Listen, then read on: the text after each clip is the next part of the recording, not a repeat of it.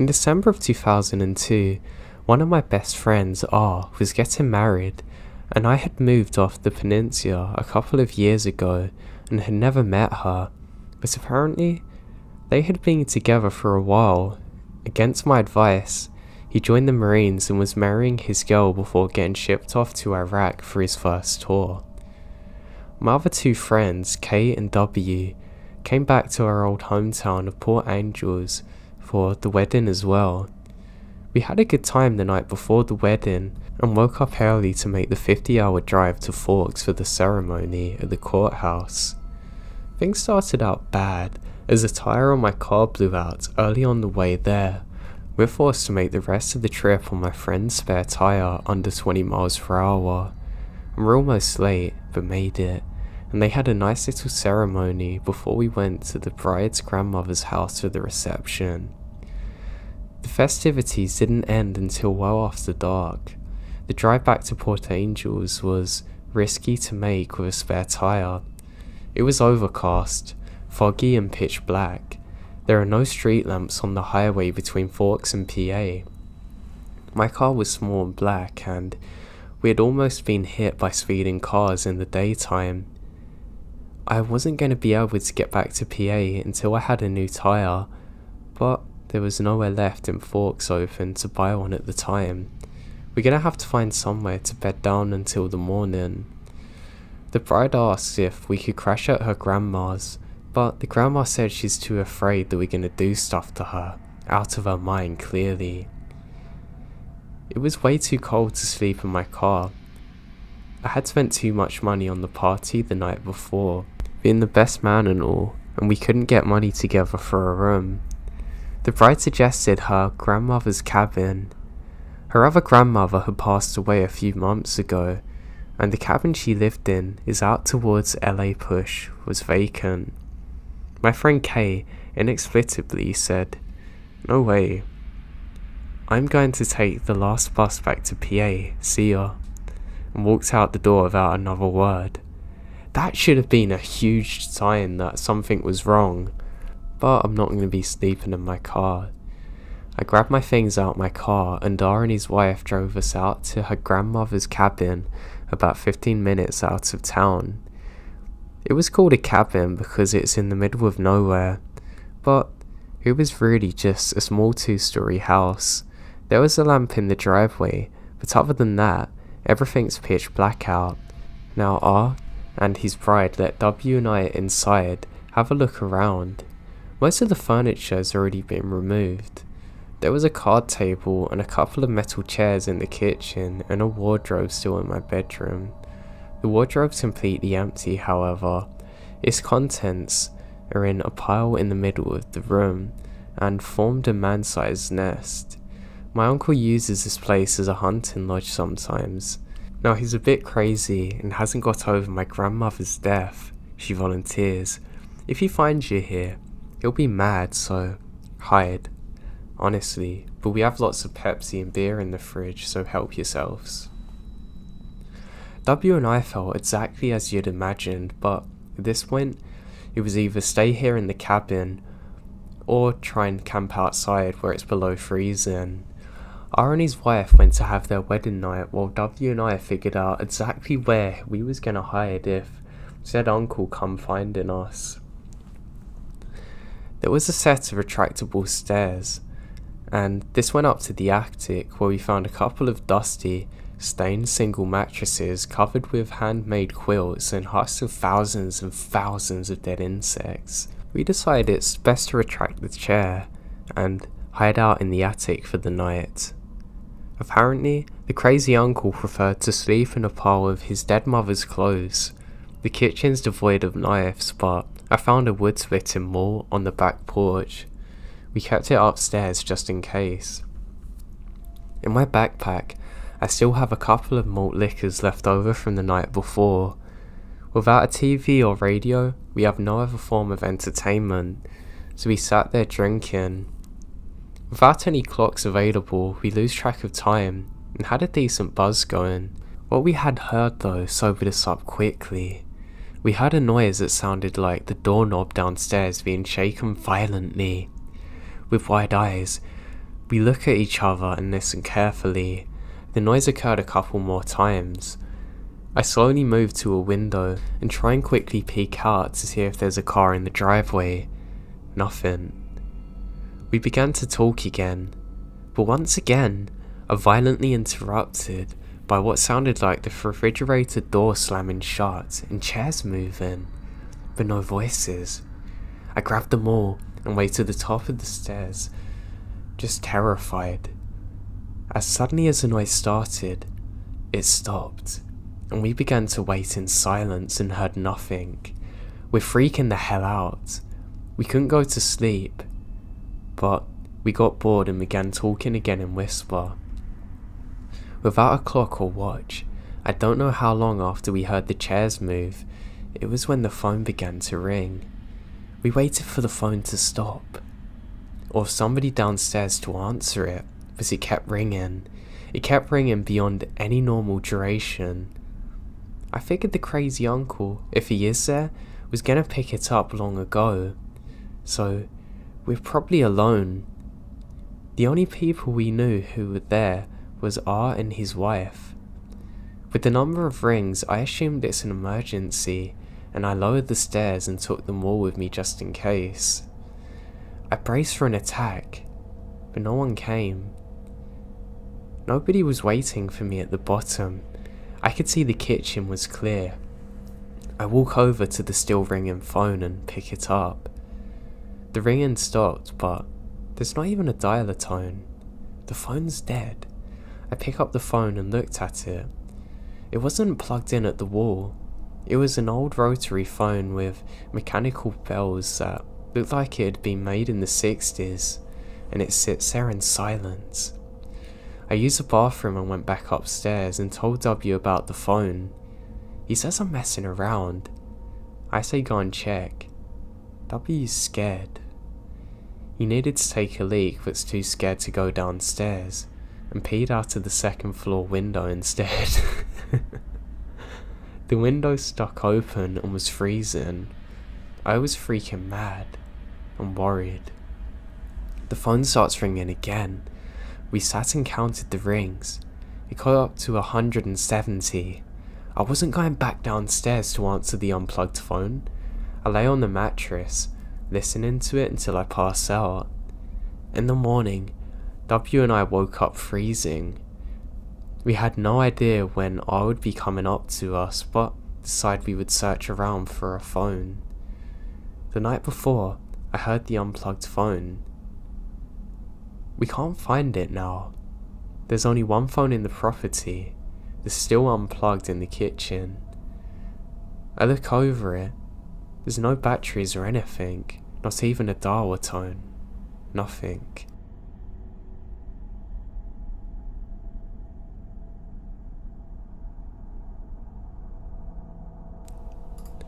There are some strange experiences from a camping trip in northern Ontario I went on back when I was a little kid with my dad and stepmom. I want to preface this by saying that, despite the things I'm writing about, it was still a good experience.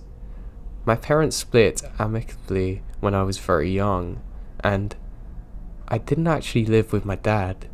I still get to see him though, and these kinds of trips are like a bonding experience and pretty fun, to be honest. I just don't want this to overshadow that. Okay, time for my story. My dad and stepmom rented a tiny cabin in northern Ontario one summer for a family friend. I don't know exactly where it was, but I'm certain it's in the north of Midland. The cabin was on a lake, and the owner ferried us there on a tiny motorboat. This wasn't an island, mind you. I think there were only a few roads to access it. Some strange things happened on this trip, and while there isn't a single cohesive timeline here, I am not an experienced writer. So the first experience, the owner had left a canoe at the cabin, and we took it out on a lot of trips to the lake. Usually later in that day. I was obsessed with frogs and fish and wildlife as a kid, and this lake was loaded with marshes, so I loved these outings. I remember one in particular. It was almost sunset, and we're heading back through one of the marshes, and I hear a faint humming sound, similar to that of a transformer from the tree line. My dad/stepmom noticed it too as it grew louder. It stopped all of a sudden a few moments later, but so does everything else. The sounds of birds, frogs, etc., and any wildlife has completely stopped, and everything went silent. Then suddenly, all of the sounds started again. I have no explanation for it, and it is creepy as hell. My second experience was the cabins on the shoreline, but there wasn't a beach or anything close to one. It was actually very steep and a rocky shore around the entire area, but once you got in the water, there was sand, mussels, crayfish around there. My dad got the idea to catch some for cooking. My dad isn't a woodsman by any means, but he's a very resourceful guy. So we canoed to a sandy area close to the shore and waded out to catch mussels on both sides of the water here. The shore's very steep, and it's like 2 floors up with thick forests at the top. At some point during our escape, I caught a glimpse of something along the tree line on the shore. I can't make it out very well, but it's white, almost like the texture of a birch, and lanky. I remember thinking it's definitely not a person, but it wasn't too far from the general shape of one. It staggered around, lethargically and slow. If it was an animal, something was wrong with it. I waded over to my dad and told him to look up, but now it's gone. I never saw anything like it again since. My third experience is one that I don't actually remember. Instead, my dad told me about it. On one of our canoe outings, my dad and stepmom decided to visit this little peninsula on the other side of the lake close to the marshes area. We got there and dragged the canoe onto that little shoreline there and walked single file. There wasn't a path, but the trees weren't particularly dense either. Enough so where you can see the water when you look back. Pretty soon after, he noticed that the entire place is covered in mushrooms, and live trees had given way to downed and dead trees further inland. This was unusual because it didn't look like there had been a fire or anything. They're just dead. It also started smelling really bad. Not wanting to endanger us by going further, we all turned back. He didn't want to let on that he was very nervous, but he told me it seriously freaked him out and he never saw anything like it again or could ever locate that again after. On to the fourth. This is something my dad told me that happened to him during a trip a couple of years ago. He went hiking by himself at some point, and when he was deeper into the woods, everything around just stopped. No sound whatsoever. No movement. No wind or even leaves falling. And it all returns a minute later. And nothing else eventful happened for the rest of his hike. But it's one thing he's never been able to explain. The fifth is we spent most nights having fires outside. And on one night, my dad and I stayed up watching X-Files on this tiny black and white TV. I'm actually not sure of how this place even had power since it wasn't accessible by road. Maybe it had a generator, or even a small PV or battery setup for all I know. There wasn't much other than a couple of lights, that TV, and a small water pump at the lake. Anyway, I was young and X-Files was spooking me out. During one episode, we both heard that humming coming from outside. Like when we were on the canoe, it was faint but there. We go outside with flashlights to see if we can identify it, but we see nothing. We didn't want to go into the woods this late either or to canoe out, but it wasn't far away. We just went back inside. It wasn't intermittent throughout the rest of the night, sometimes getting louder and quieter. In the morning, our water wasn't working. My dad went out to investigate, and apparently, the cable into the pumps had been messed with.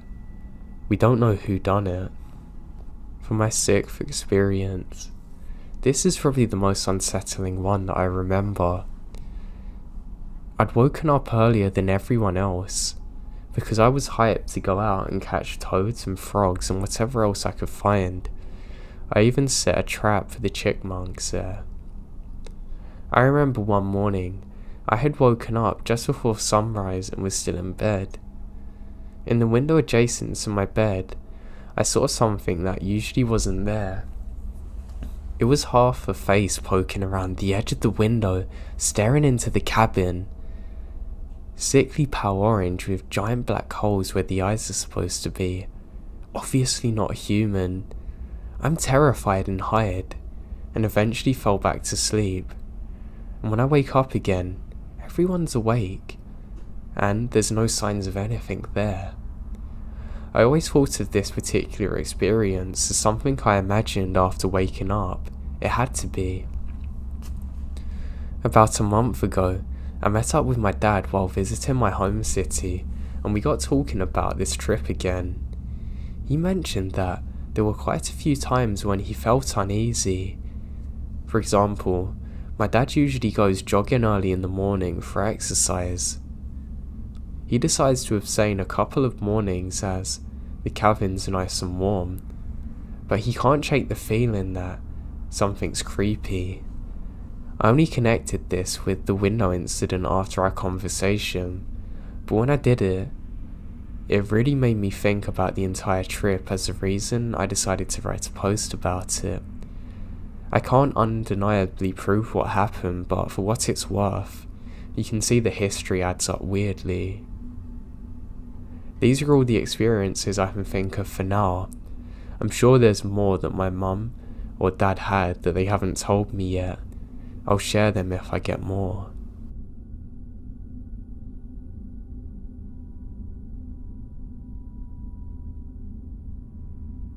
So my story begins in the sticks of Missouri at an old campsite. For a few years, everyone on my mum's side of the family would meet and stay at the campsite owned by a family friend. It lies in Mississippi and is miles away from any town. It's on about 20 acres of overall mostly cleared land, but with woods lining the perimeter, and has a pool, cafeteria/mess hall, gymnasium, and about 10 cabins. It sits next to an old plantation house that was turned into a shop on the Underground Railroad. It has a secret room behind the fireplace that held people. Anyway, my mum, her siblings, and my grandmother all went to the camp when they were about 10 to 13 years old. So, this place is about 90 years old. There are signatures all over the cabin interiors from the past campers dating from the early 20th century until present. The aunts and female cousins stayed in one cabin while the men all stayed in another, and my brother and one cousin decided to be bold and stay in one up the hills by themselves. Needless to say, they didn't get much sleep that night and were pretty creeped out the next day, but that's not their story. On one side of the room, we had pushed the beds together to make a giant combo bed. I was on the bottom of a bunk bed at the edge of the combo bed furthest from the screened wooden door. My cousin A was on the top bunk, and two other cousins were to my right in the next beds. So after the last day, we're all winding down from activities and fun, telling stories until eventually we fall asleep. A few hours later, I wake up for no apparent reason, but when I looked towards the screen, I saw a blonde/whitish hair bounce outside. I didn't think much of it because my cousins are blonde and have a blonde cousin. I figured they were just messing around and went back to sleep. A bit later, I woke up again and I saw a complete apparition of a woman standing in the center of the cabin, rapidly surveying the rooms. She's almost completely opaque white, I'd say about 90%, and dressed in 19th century working class garbs. She was looking around the room, and to me, she seemed confused as to what we're all doing in there, but I don't feel any negative presence. At this point, I was still in a stupor from having been awoken in the middle of the night, so grabbed my flashlight, shining it on her, and said, "What?" in a whispered yell. Had I been completely conscious, this wouldn't have happened, but it's a reflex. As soon as the light hits her, she vanishes. When she vanished, I felt unable to comprehend what had happened, and I just rolled back to sleep. Now, the next morning, I had somewhat of a realization / remembrance of what happened, but I didn't want to tell anyone what happened at fear of having it dismissed or no one believing me. We were all getting ready for the day and walking to the mess hall for lunch, when my cousin asked me if I'd seen anything weird. Shocked and relieved, I tell her the story. Apparently, she had woken up before and saw the woman in her room. Not knowing how to react, she slowly turned over and tried to fall asleep again.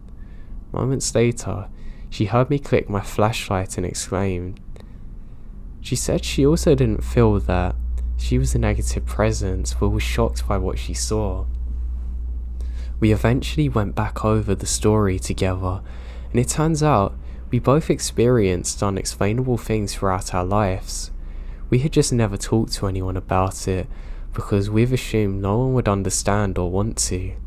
She suggested we possess some sort of negativity or sensitive thing that makes us aware of presences and energies around us. I agree with it, and we don't often share these stories with anyone. We did tell the story to the rest of the family, but they never believed us.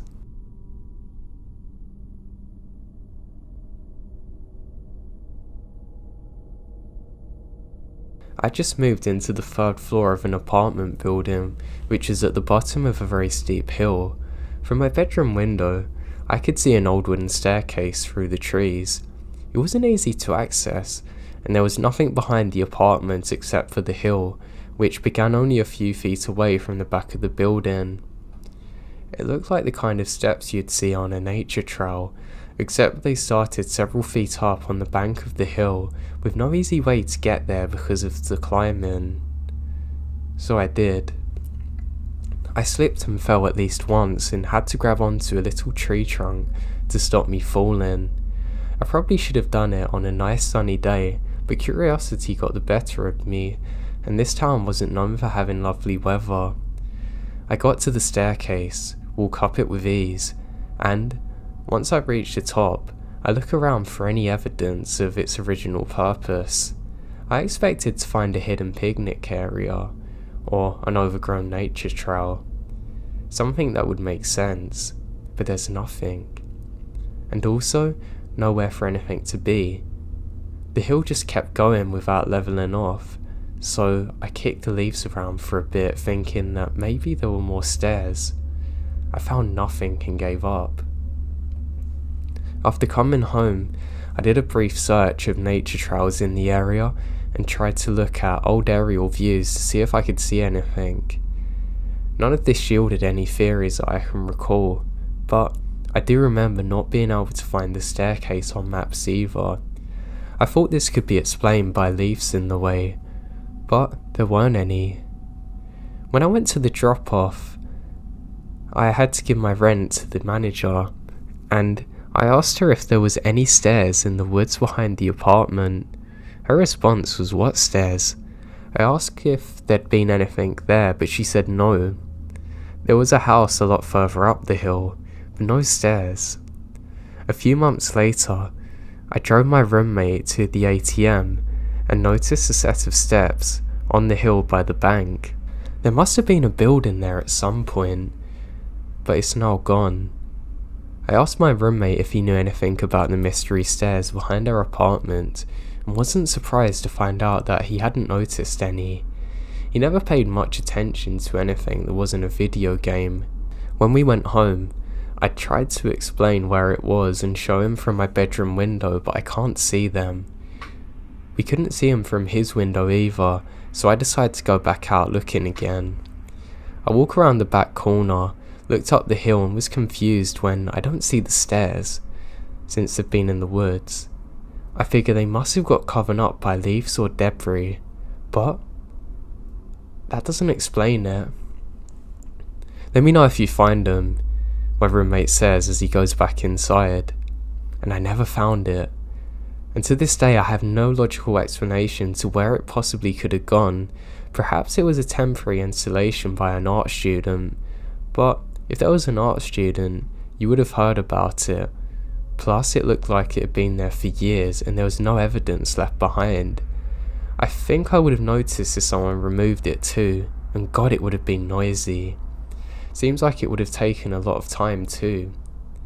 And then I would have found evidence also. I've heard about people finding strange things like stairs in the woods before, and I never thought I would see it either.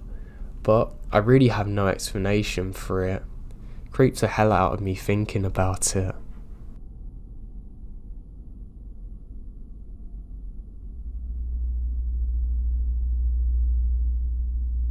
So my house is on the biggest chunk of property in this area. It's on about 110 acres and was originally kind of a park. Unfortunately, people from all over didn't get that memo that we moved in, and therefore continue to party, hunt and fish whenever they want. Over the years, these problems began to go away, minus a few. Before we talk about the perpetrators, or at least their leaders, we should discuss what was behind the property.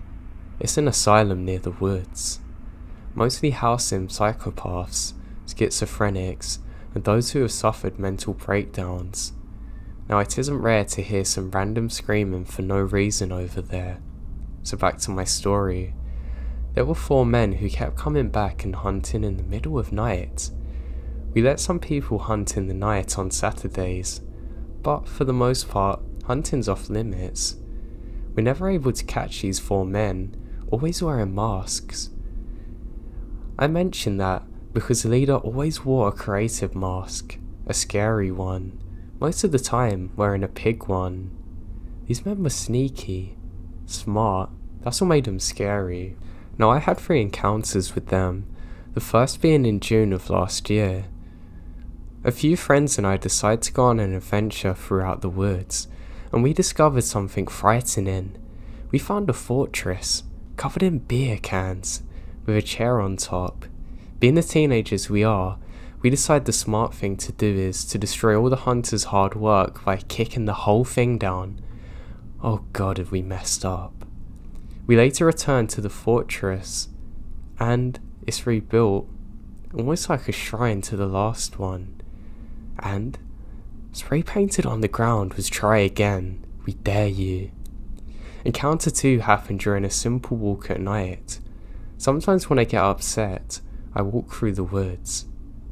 This time was at night, and it just so happened that the hunters were also out. So I was walking along, minding my own business, when I see the man in the pig mask. He sees me. He now knows my face.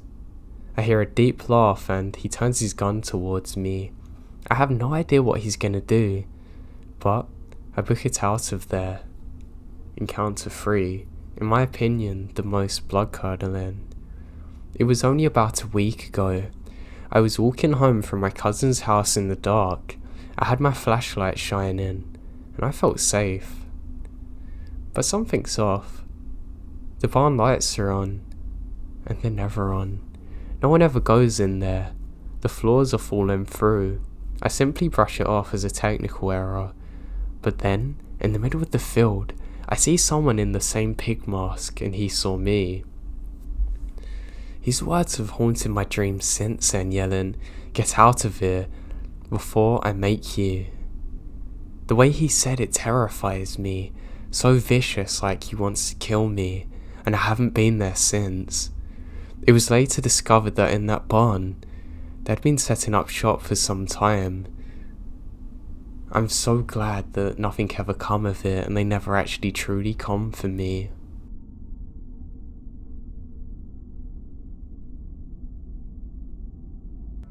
My first encounter was about 10 years ago. I had set up along a clearing and was a good 20 feet up in a tree.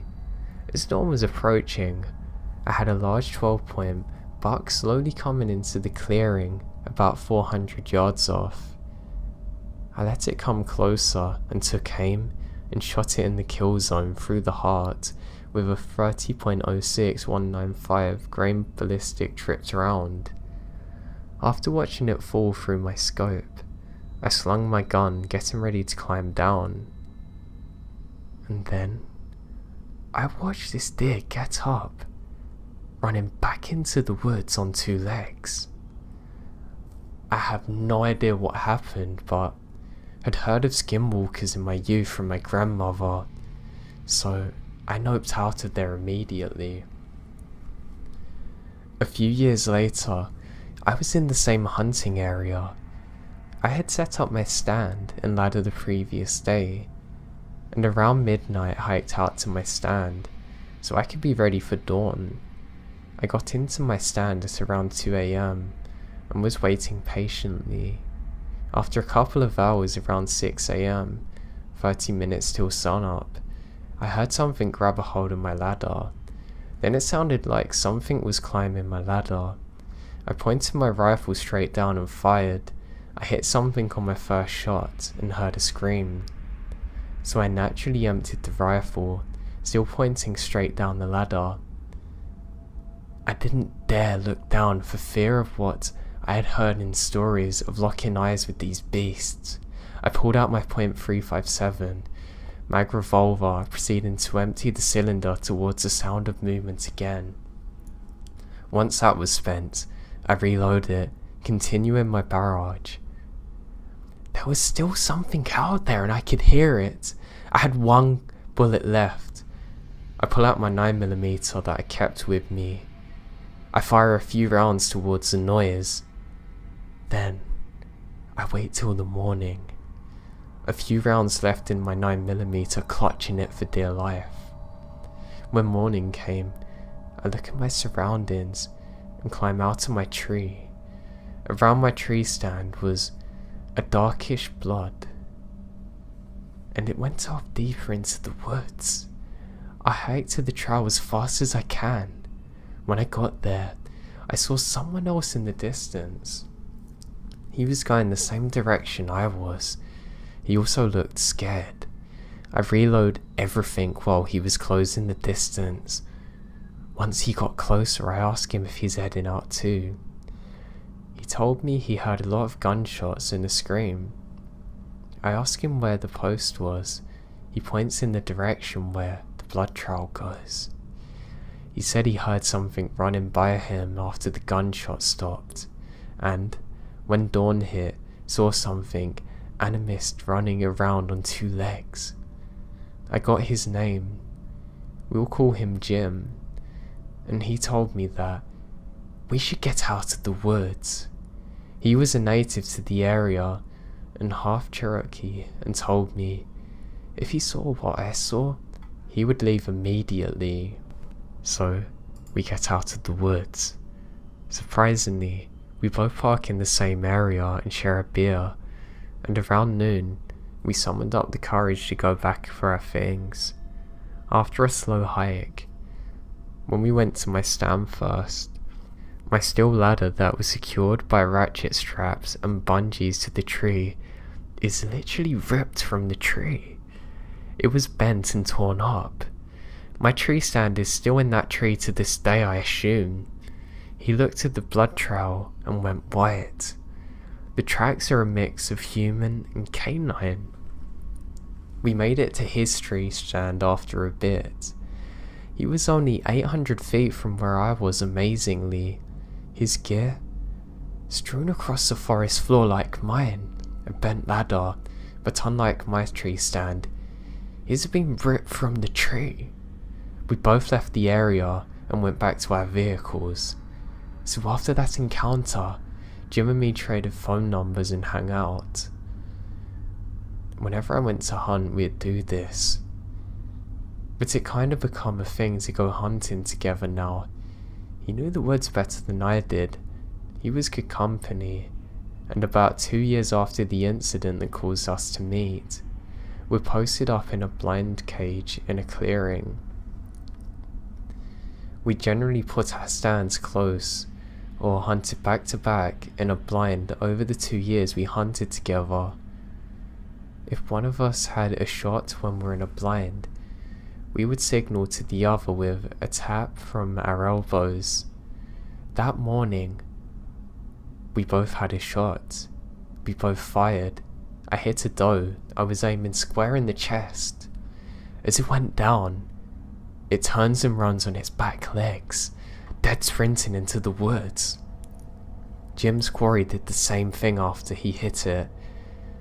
We went to investigate, and once the animals turned, the hoof sprinters got larger, and then changed to human tracks. Jim said we have to leave, and I'm not going to disagree with him. We both stopped hunting in the woods after that encounter. I have no clue to this day what happened in those woods.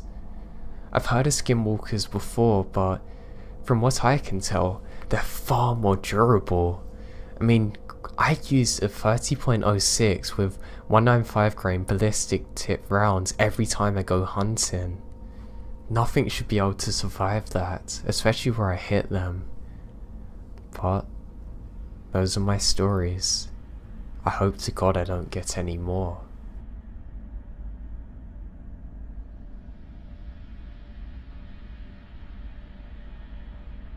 The area that we lived in initially was a slightly out of town neighbourhood near a park that was a sacred site to the tribe of the Anzi before them.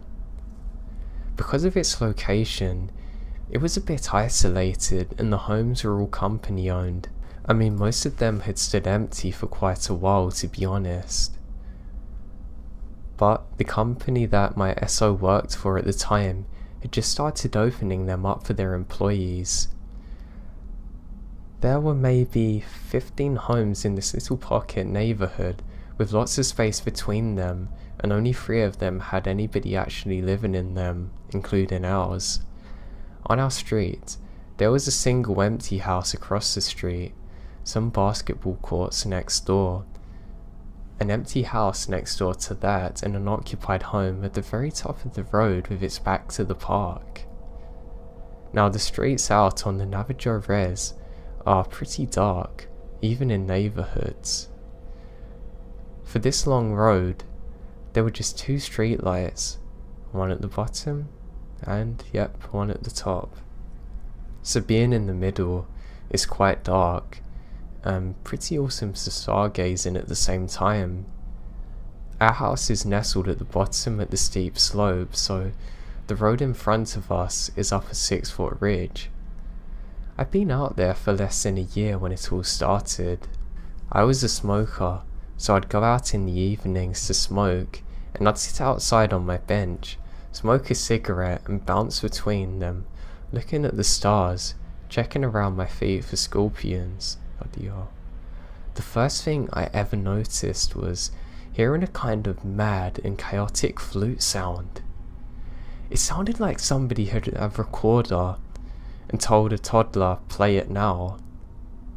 Some poor parents in this practically empty neighbourhood had given their kid a recorder and were being tortured with it. God damn. I kind of laughed at their imagined misery and didn't think much of it. The next night, at around 9:30 again, I heard the same flute sound. Laughing at the poor parents, I don't think much of it, but it's the same after that. On the 4th night, however, I was up later than usual and went outside to smoke a cigarette.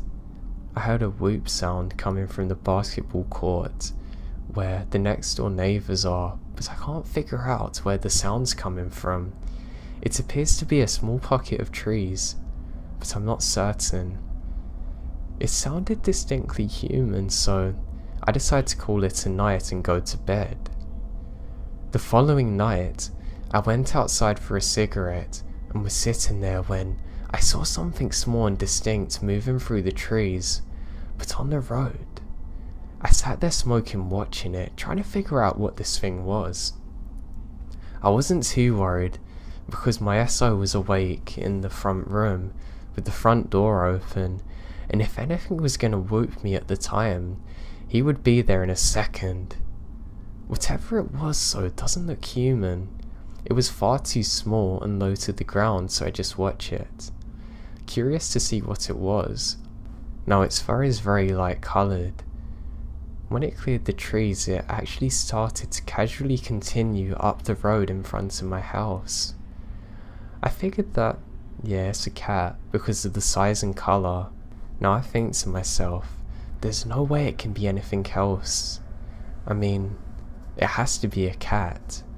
To me, it looked like somebody's cat's gotten out of their home and just got lost or something. I start to get worried about it though, because the house at the top of the road has some big dogs living there, so I put my cigarette out and decided that an investigation's in order. I made my way up my driveway and slowly tried to catch up with the cat because I don't want to scare it and send it running straight into the dogs where it'll meet its fate. There didn't seem to be much of a rush though, as the cat had taken a meandering on the road ahead of me, so I start calling it softly, trying to coax it over to me so I can rescue the poor thing. When I get within 10 feet of it, however, I realise that there's something seriously wrong with it. It had no tail, its body is lumpy and odd. It looked as though it's floating above the ground instead of walking on it, and its legs swung back and forth rhythmically instead of stepping. The head didn't even appear to have ears. I feel absolute terror. I have no idea what I'm looking at, because this is not right. Something about the whole situation is just off. I've run down the driveway, having my hand on the screen door to go inside when I stop myself and turn to look at it one more time. The not cat had stopped where I'd been sitting, with the ridge and a chain link fence between us now. I then run inside. I figured it was safe to keep watching it because I must figure out what it is at least, surely. I let the screen door go and turn to watch. After a few seconds, the not cat started working its way up the road again towards the house at the top. Just before it got to where the lights from the streetlight shone down though, it stopped in the dim light and started to roll around furiously in the clay. All I could see was fur and dust. But then it stopped and rose up, this time appearing much larger than the cat before. It moved into the light, and that's when I saw what appeared to be an elderly woman. She slowly walked on all fours and quickly positioned herself directly under the streetlight, then crouching down to stare at me. I don't know how long we stared at each other for, but at that point, my SO spotted me outside the door, totally frozen, coming out to investigate. I don't say a word, and he looked over at where I was staring. I'm now uttering some weird, scared obscenities. He grabbed me and dragged me into the house, closing the door behind me. He was Navajo, so was pretty upset that I was gawking at a Skinwalker instead of running inside and locking the door behind me like a sensible person. He was even more livid when he found out that I had actually thought it was a cat trying to capture it. I didn't sleep for the rest of the night, and had to deal with my gaming friends and even my mother, who knew I never done drugs or drank before, implying that I was somehow either drunk or high from this experience. Thanks, Mum. The rules totally changed after that night. I wasn't allowed to go outside anymore without my SO, and never after he went to bed. On our next visit shortly after this, we were eating dinner in the kitchen when My cat very uncharacteristically jumps on me. He's never done this before. He climbs on my shoulder and starts hissing and growling at something behind me. The only thing behind me was the laundry room with a small little window, and my SO and eldest saw the past gloopy white face of a skinwalker peering through it, watching us eat dinner. This can't be real. All we could really do is shut the door to the laundry room and not go outside. Out on the res where we were at, the garbage cans were kept in these elevated cages to keep animals, especially wild dogs, from knocking them over.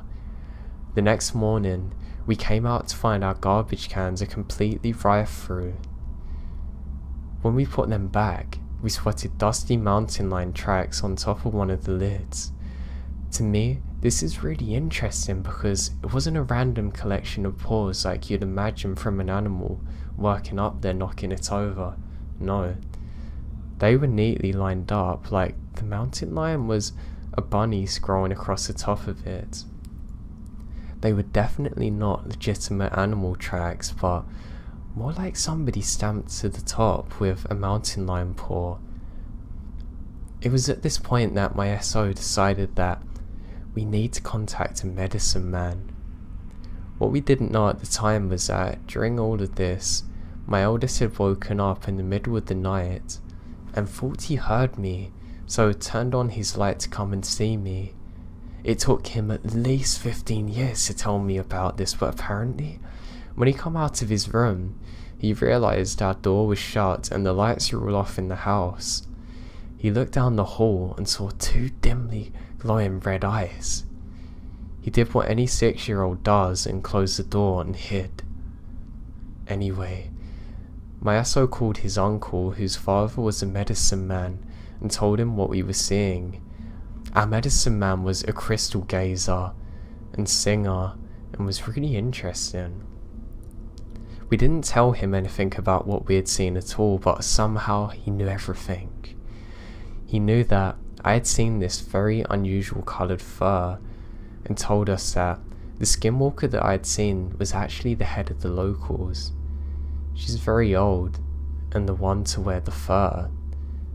Her purpose out there that night was to teach the youngers how to be better predators. Unfortunately for us, because I reacted the way I did, the elderly skinwalker decided that I must have power that she's not seen before, so there was nothing we could do. She's now interested. She wanted to find out what my power was and if I posed any threat to her.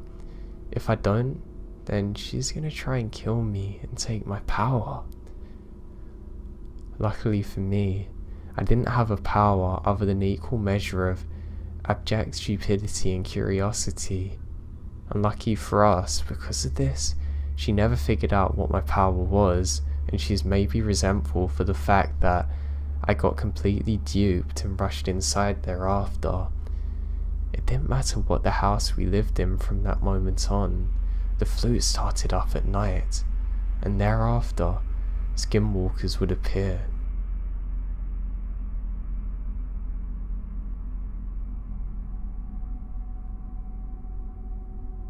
My father owns a small delivery service that operates out of Farmington, NM. We mostly deliver small packages out to the middle of nowhere that are too much of a hassle for large delivery companies to bother with.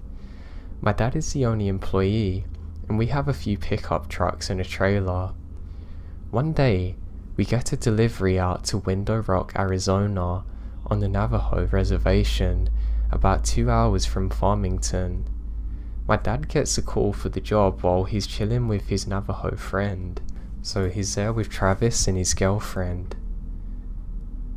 Travis mentions how he's got family in Window Rock, and he hasn't seen them in ages and suggests to go with him.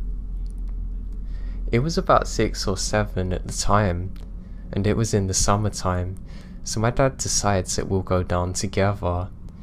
He can do his delivery really quick, then while Travis sees his family, we can go check out the Window Rock. which is a big rock with a large hole in it. It's pretty cool. Now we had to go in separate trucks because my dad's is weighed down with freight. We decided to bring along some walkie-talkies so we can communicate with one another. We spend our time in Window Rock and everything is generally uneventful, and we start heading home along the old highway with my dad and I in front, and Travis and his girlfriend in the truck behind us. Now I honestly don't remember most of the Window Rock trip, but this next part I can never forget. Now we're somewhere along the highway between Window Rock and Gallup NM. It had just rained earlier in the day, and the rock was kind of slick, so we're taking it slow.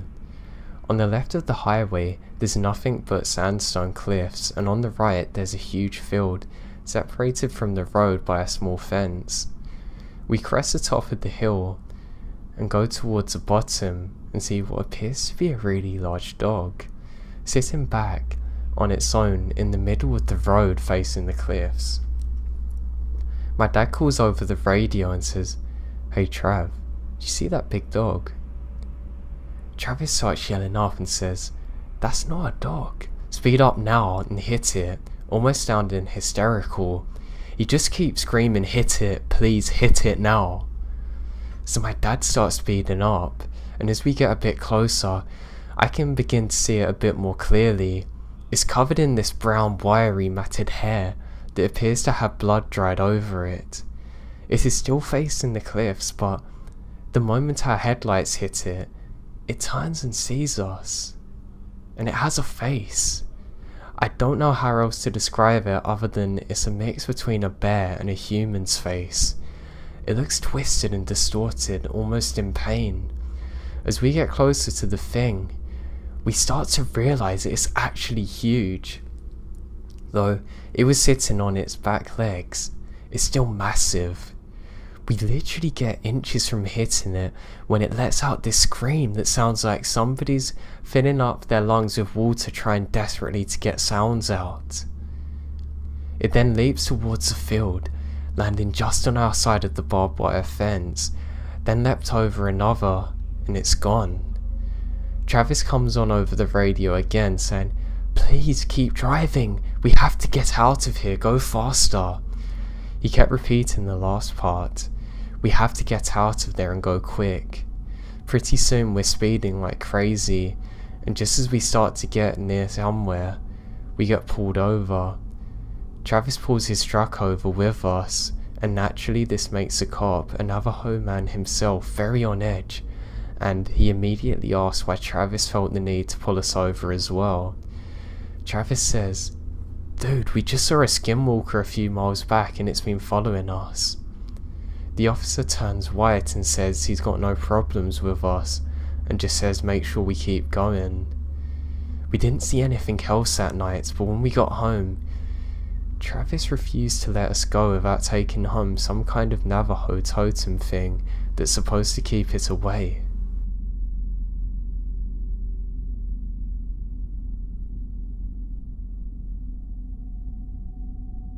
So I live in a weird neighbourhood, in the oldest house there. A rich guy built this house here as a hunting lodge in the 1800s.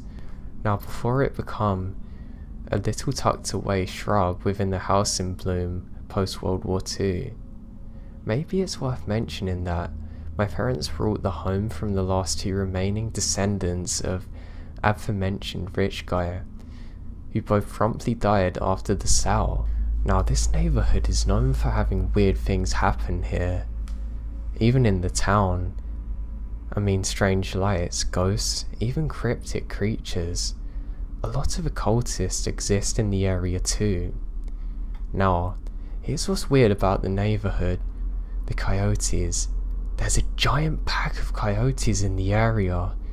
Normally in a wooded area, that's fine, because the coyotes are on steroids, huge muscular things, and they look mangy. They've been known to track and follow hikers, and often people's pets and livestock get mauled or killed by them at night. They're just huge. To someone who isn't local, they think they're wolves. At night, they howl, bark, scream and yelp, starting almost like clockwork at 12. There's rumours that they aren't exactly coyotes, just because of how strange they look and behave. Now, I actually spoke to a native friend of mine who said they sound an awful lot like his childhood stories of skinwalkers or wendigos. I did some research, but I didn't know if it could be related, really. He told me to remain inside at night and don't investigate sounds. Normally, I've avoided the pack's troublemaking. I have no animals that go outside, as my 4 indoor cats always stay in. The main hangout seems to be the farm or ranch up the street. However, until the other night, now full disclosure, I've been smoking, but not really enough to trip this, but regardless, there was a single coyote in the neighbour's yard across the street.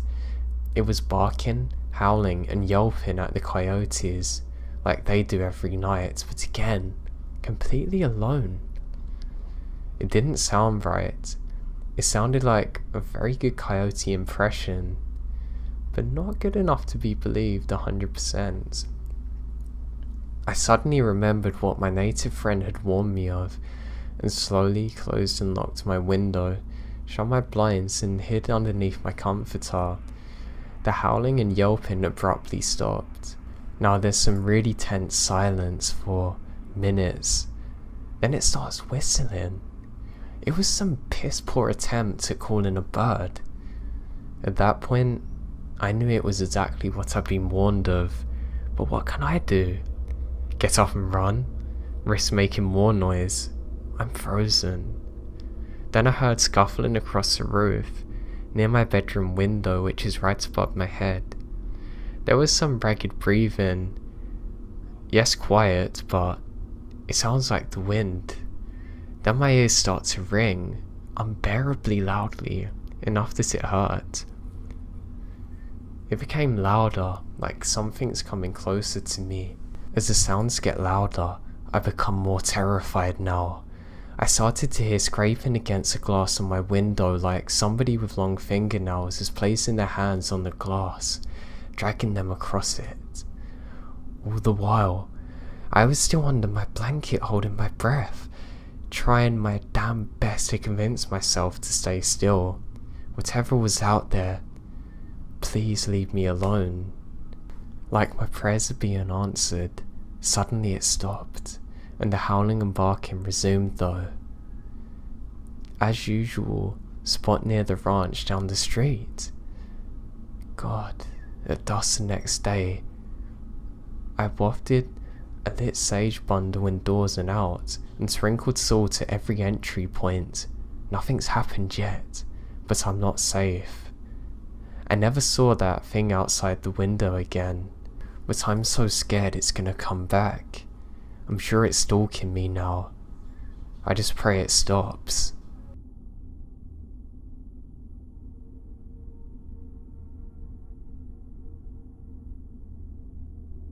I was driving home from work.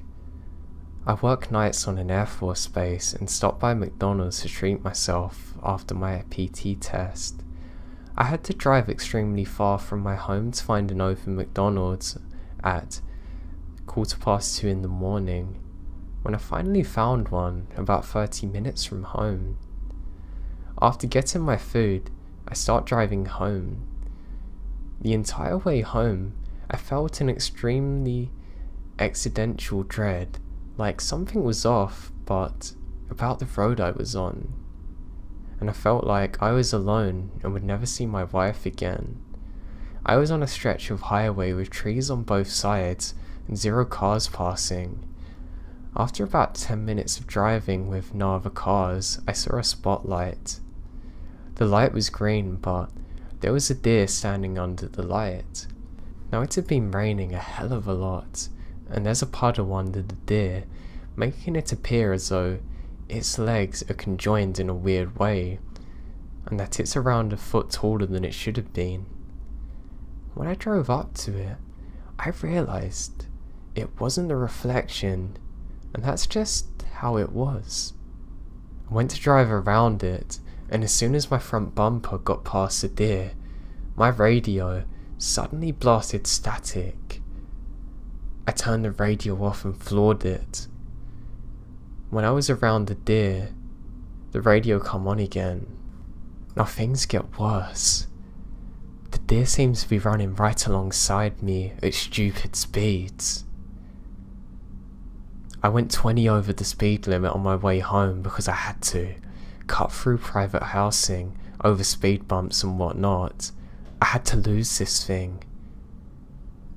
I got to my driveway, sprinted inside, shut all the curtains and locked the doors. And since then, I've been too scared to even drive at night again, let alone go out on my own.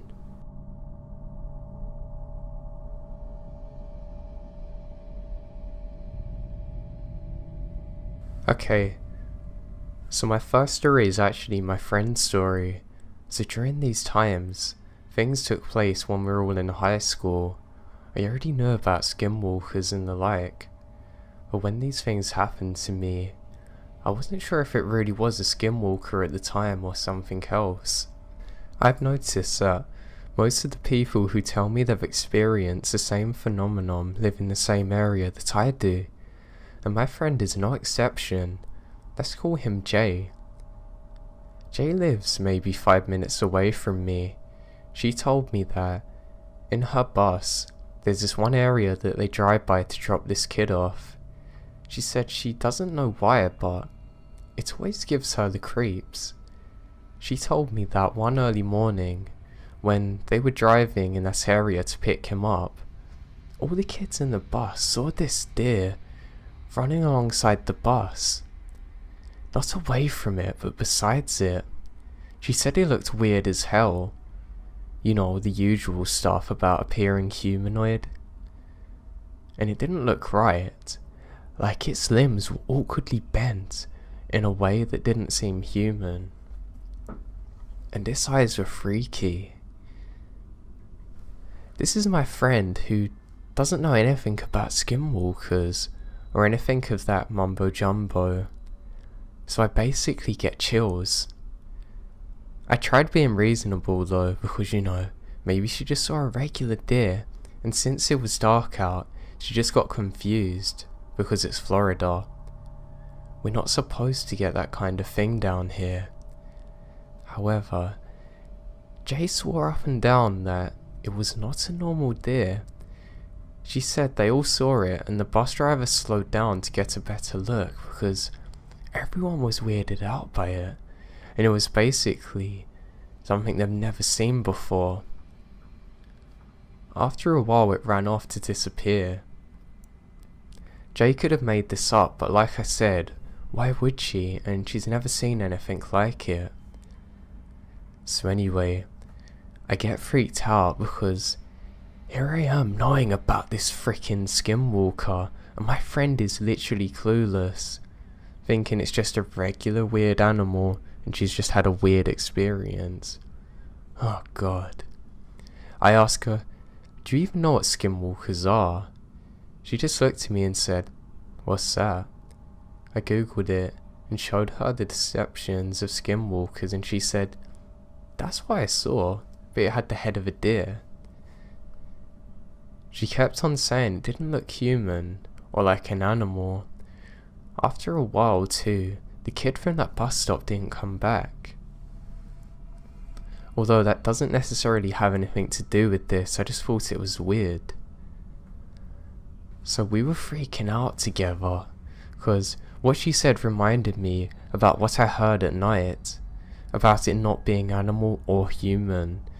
See, a couple of years back before she told me the story, I found myself one night sitting in my backyard like really early, maybe 3 in the morning or so, because I was thinking about things due to personal reasons, and I'm kinda just chilling and enjoying the silence when all of a sudden I hear this really freaky echoing scream from far away.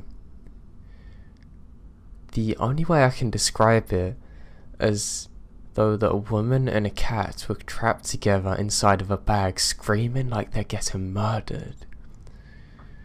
I know mountain lions, foxes and owls are a thing, and they make the weirdest calls, but I looked up that stuff and it's just not the same. Like, usually you wouldn't be able to tell if it's an animal, right? It's just common sense, like my friend said. But that don't sound like animal or human. It sounded really unnatural and weird. Now, me being me, I was really upset at first. Now, the thing was really far away, and I actually thought that they might even be killing someone in the streets at 3 AM. That thing travelled so fast though. It sounded freaky as hell, and it was getting closer as it got to the more weird and unnatural sound. It only took me a couple of seconds to realise that this isn't a woman and this ain't a cat. Because while this was going down, I was going through it in my head like, what the hell is that thing? The first thing went from sounding like a good couple of miles away to being in my goddamn neighbourhood in 5 seconds. It was so weird because 1 second it sounded far away, and the next, it's on my street. I had a heart attack.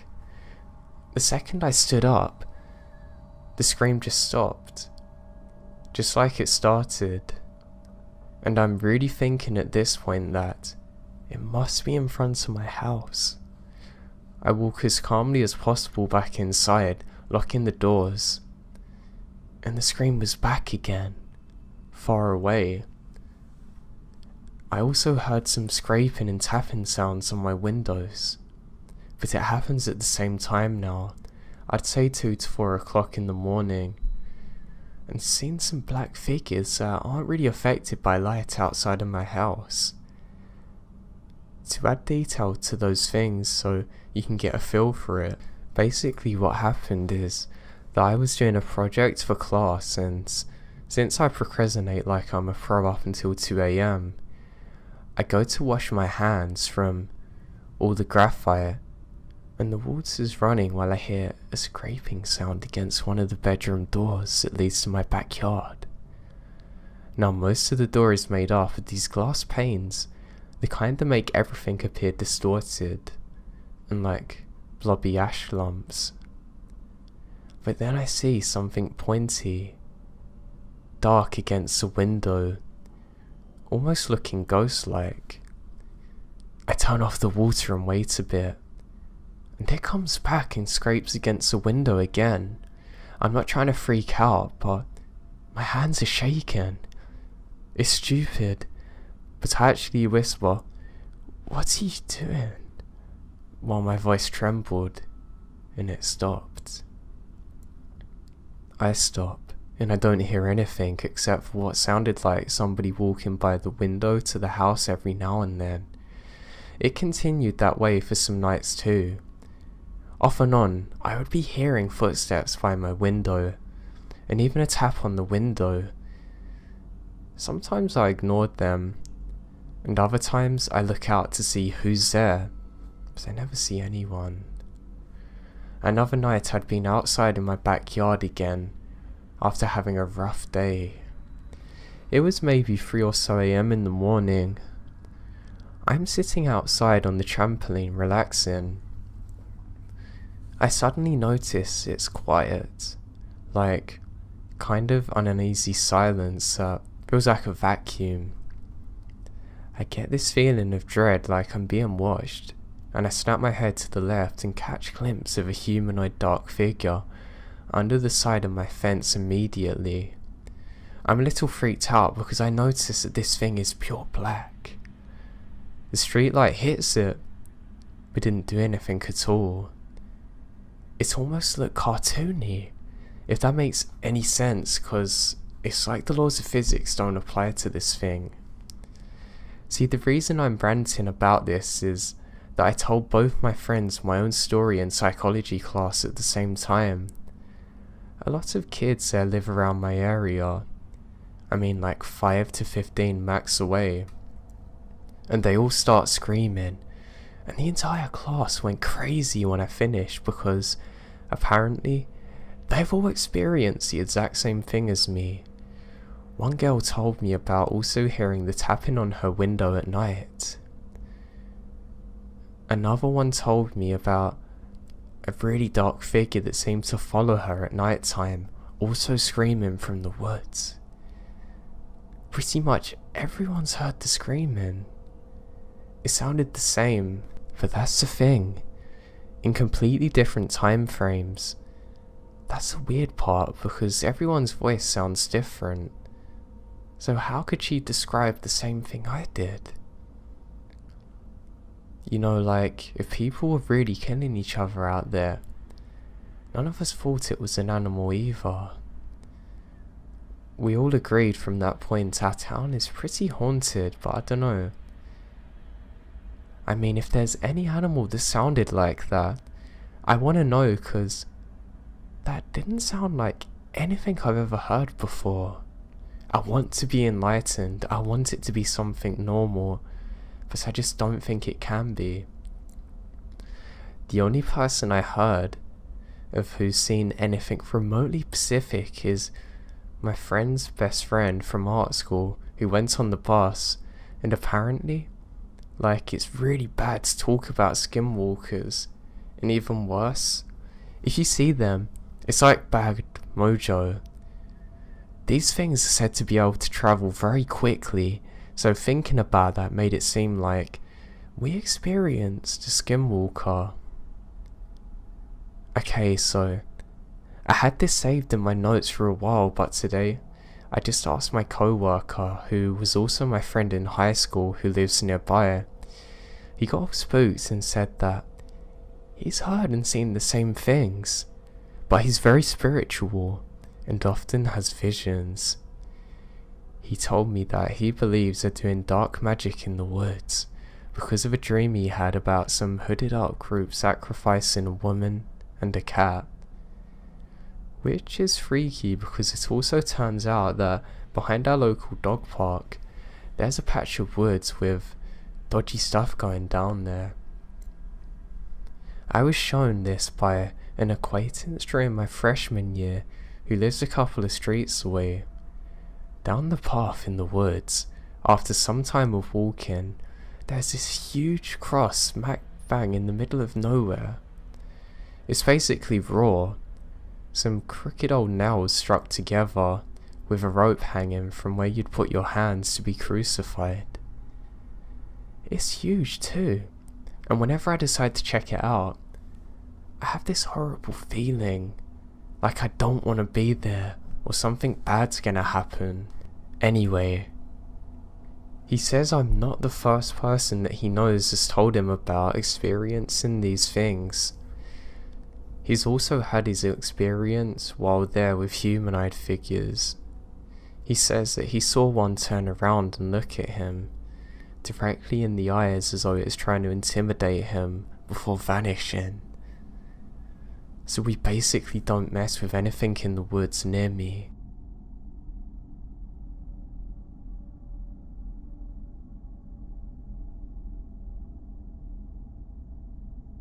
My father died about 5 years ago, unexpectedly from a heart attack. To say it was hard on my mother would be an understatement. Our old house in Knoxville just didn't feel the same anymore, and about a year later, my mum and I made plans to take ourselves and an elderly dog, Ace, to move further south to a small town situated about half an hour from Atlanta. Just a few days before we slated to move, I had one of the most vivid dreams I've ever come to experience.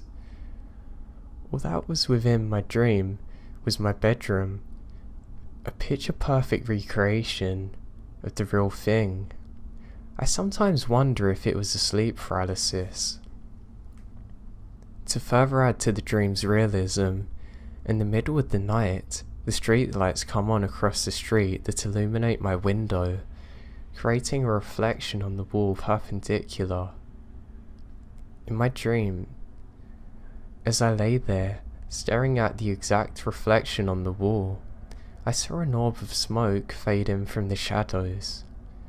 Goosebumps chill across my skin as I lay there panicked, afraid to move a muscle. Suddenly it stopped moving and steadily hung in the light's reflection as though staring at me. Without a warning, it spoke to me in my dad's voice. "I'm sending something to watch you."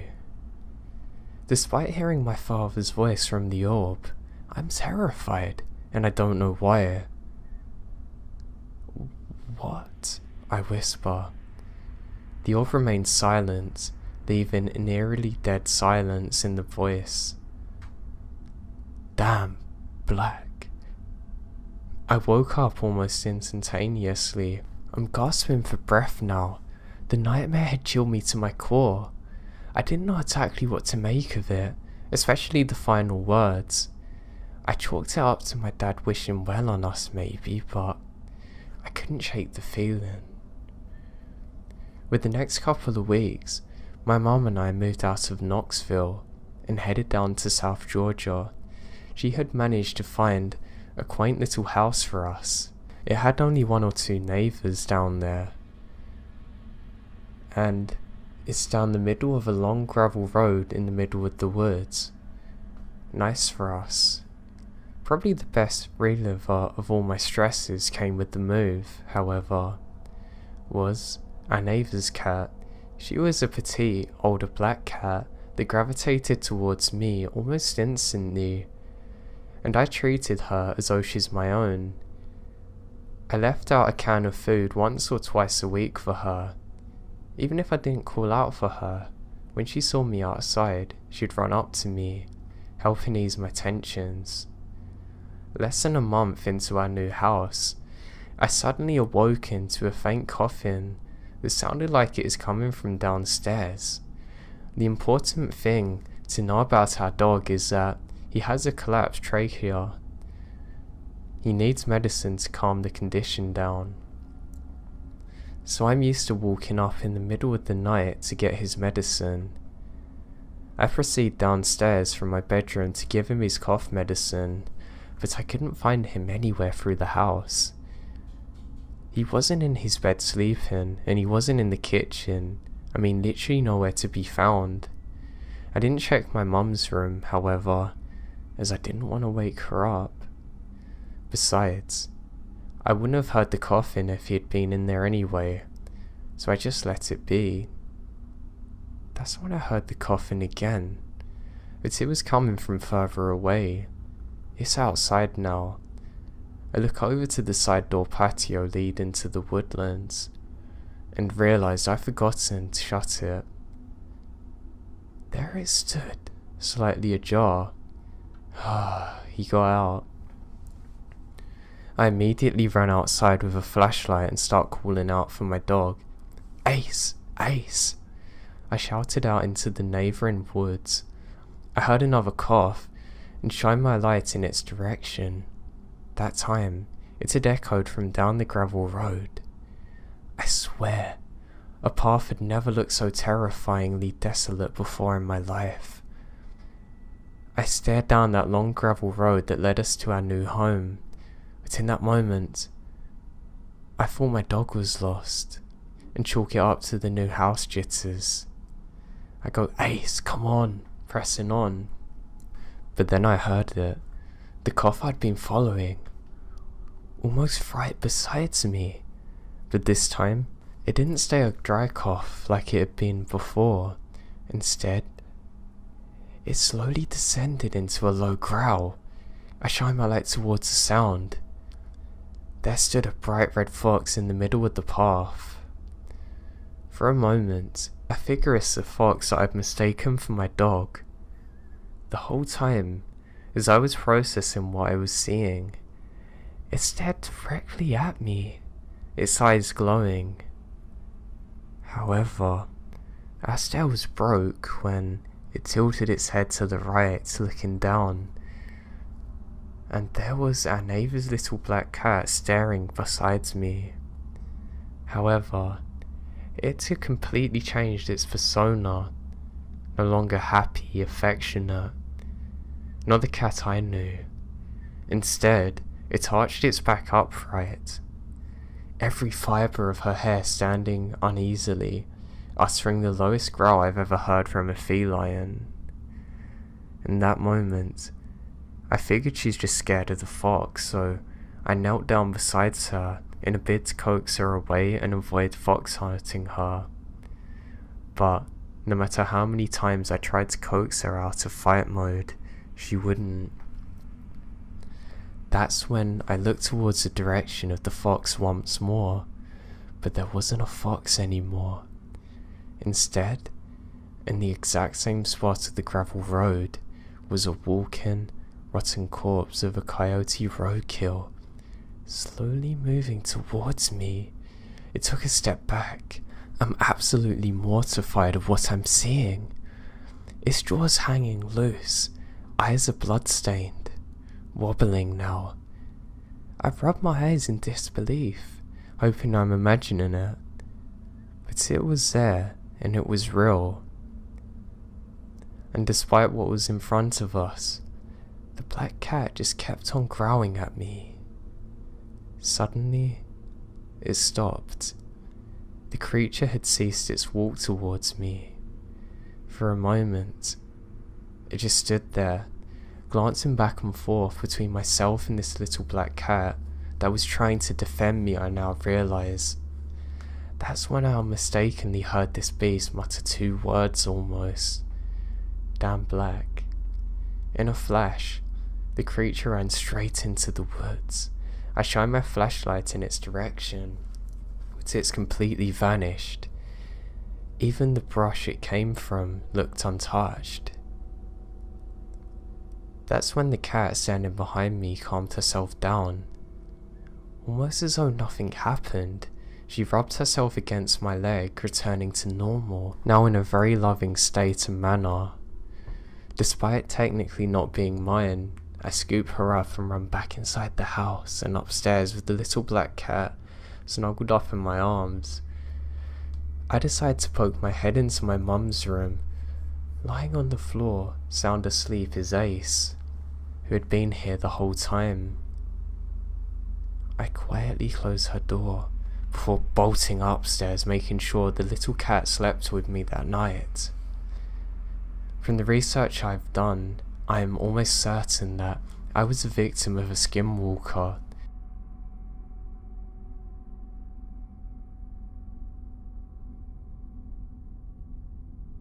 Okay, I posted a Skinwalker encounter yesterday. I found it helped me, getting it off my chest and out into the open. Now this story goes into some of the details about injuries. The details are not too bad in my opinion, but you've had your warning. Now for some background, I was 16, around 2016 when this happened. I live in Massachusetts, which is where this happened. The day starts normally. I went to school, had a test in vet tech, and I took the bus home. Both my parents were at work like normal, but after 3 hours when my mum should have been home, I got worried. Around 5 PM, I got a phone call from my dad who told me that my mum's in a car accident and they're both in the hospital and they're going to be there for a while. It got very late, almost 10, and my parents weren't home, so I decided to put my younger brothers to bed. I stayed up waiting for my parents to get home. I spent my time reading and writing an essay for school until around 1 in the morning. I got a call from my dad who said that he wasn't coming home. He was staying in a motel that was closer to the hospital. I just got off the phone and finished that part of the essay that I was on. I gather my stuff and walk through the kitchen, heading towards the stairs that leads upstairs when a terrifying loud moaning screeches through my ears. The moaning came from outside. I mean, it's super loud, but would stop occasionally. Like whatever it was had a voice crack, almost sounding pained. I turn on the outside light to see an ugly sight. Sitting in the yard just feet from my house is a coyote, horribly injured, Its head's caved in, its paws bleeding. This was evident by the pool of blood. It appeared that it had a long, deep gash all down its back. I reached in my pocket going for my phone, only to realise I left it on the table I'd been working on. Oh God. I turned and rushed back to the table. I was planning on calling a local vet clinic that I knew was open 24/7. When I reached the table, the moaning got much louder and more pained. Then it stopped. I grabbed my phone and ran back to the window. At first I was confused as hell. The coyote's gone, replaced by a common tabby cat. It was odd. The cat was sitting in exactly the same place that the coyote was sitting in. Weird. After the initial shock, I noticed that the tabby cat had the exact same injuries. Same part of the head caved in, same bleeding and gashes. Now I couldn't pinpoint the difference for a good few minutes, but then I realised that on the right shoulder blade it is exactly the same. I dropped my phone. As soon as my phone hit the floor, the cat starts meowing loudly. I'm now stuck here terrified as it meows at me. It's not even blinking. After a good 10 minutes, I slowly pick up my phone off the floor. I straighten back up and look out the window, and the cat's gone. It had only gone for a few seconds, and in that short time, it vanished. Some unknowing feeling come over me. I don't know what it was. Worry for the animal? Curiosity? Maybe. Hell, it might have been something that the animal made me feel. I have no clue. Now outside, I first walked to the blood puddle and looked for a trail of blood, and I found it. I started to follow the trail and found that it ended as soon as it got past the gates. To make sure that I just couldn't see it in the dark, I pulled out my phone and illuminated the ground.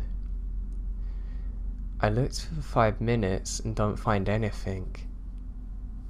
Like the cat and trail had vanished. I called the veterinary clinic and they sent out a car.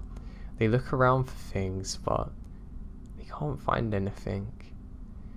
At the time I didn't think anything of this, but thereafter I realised there's no trail of blood leading to my house. I have no idea what this thing was. None of my searches have come up with anything. I'm honestly completely dumbfounded as to what this creature was. I only hope it wasn't a Skinwalker attacking these.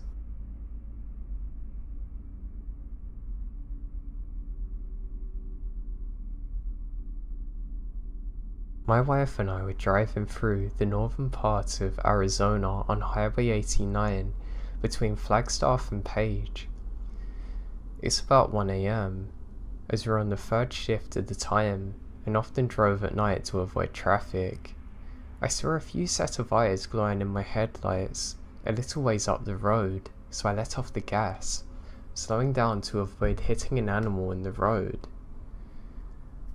When we drove by, we see several dogs or coyotes on the side of the road, and I hit the gas and drove by. After we passed, my wife said, "One of them was running next to my car," and I looked over and saw it, probably 20 feet off the shoulder of the road. I floored it,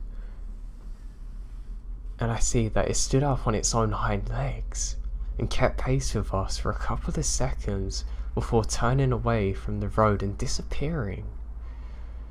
The whole event probably lasted no more than 15 seconds, but God, it is the most terrifying 15 seconds of my life.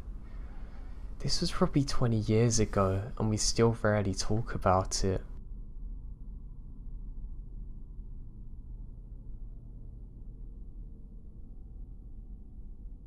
We live in a rural community on the Navajo reservation. My aunt and her 2 brothers were home alone While my grandparents had left for the evening to attend a chapter house meeting. They were in the house, and like many people from the reservation, they don't have electricity. And like many people there, they've been outside in the dark for about an hour, and my aunts and uncles are getting ready for bed. Outside, they hear noises, as though someone is moving things around them. My oldest uncle then went outside to see what's going on, and he saw a figure outside the truck. This was immensely out of the ordinary because the closest neighbour is miles away. Whatever it was opened the truck door and began to dig through personal items. My uncles and aunts were frightened by the sight and knew they must take action. They took out the rifle and steadied themselves to hold it up. They flung open the door, aiming the gun at the figure in the dark. They're shaken at this point. The figure then turned and starts towards them, totally unfazed by the weapon. My uncle pulled the trigger, but nothing happens. The figure drew closer and my aunt began to smell something like a rotten corpse. It's so strong she began to gag. My uncle continued to pull the trigger, no luck. The figure came closer and closer, but now, off in the distance, headlights are approaching. My grandparents are returning. The figure looks towards the lights and starts to move away and tucks itself behind a tree near the home. My oldest uncle ran towards a truck with the gun. My grandfather got out of the car and my uncle pointed to the tree. That thing was poking out its head to observe what they're doing. My grandfather ran into the house and over to the stove, grabbing a handful of ashes and rubbing it over the gun, and placed an ash-covered bullet to the chamber. He walked out onto the porch and fired towards a tree. Whatever that thing was did not expect the gun to go off. The gunshot echoed, and the figure began running. My grandpa chased my aunt inside and my uncles and grandfather went after it. There weren't many roads or paths, so as my grandfather and uncles chased after the figure, the truck was bouncing and the headlights were not fixed on one particular spot. My uncle swears that whenever the headlights would hit, the figure he saw a woman. Not only that, whatever it was running on its fours like a bear. My grandfather must stop now as they're nearing a ditch with a 30-feet drop. He got out and began to yell in Navajo. My uncle says that he was yelling about a local woman. He yelled that he wasn't scared and he knew it was her to leave the family alone. After a few days, there was the news that the woman that my grandfather was yelling about had passed. I've always been told that if you know who the Skinwalker is, say their name and it will kill them.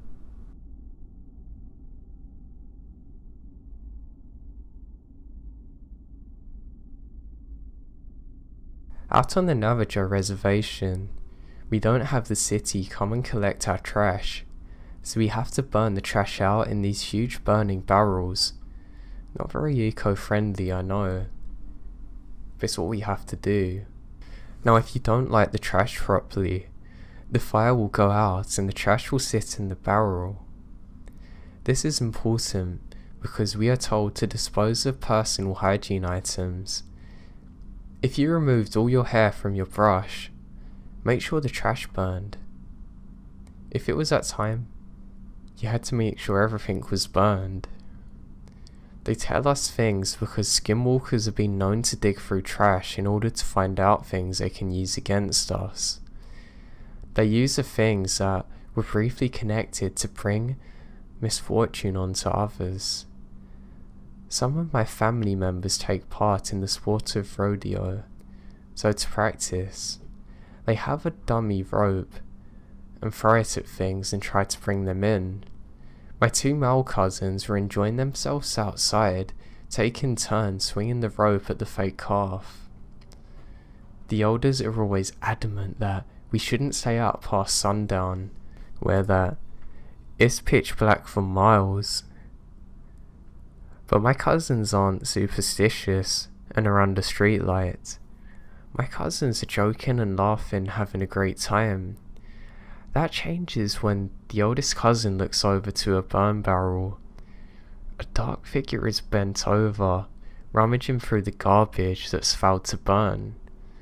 My cousins devise a plan that they're gonna grab weapons and chase it.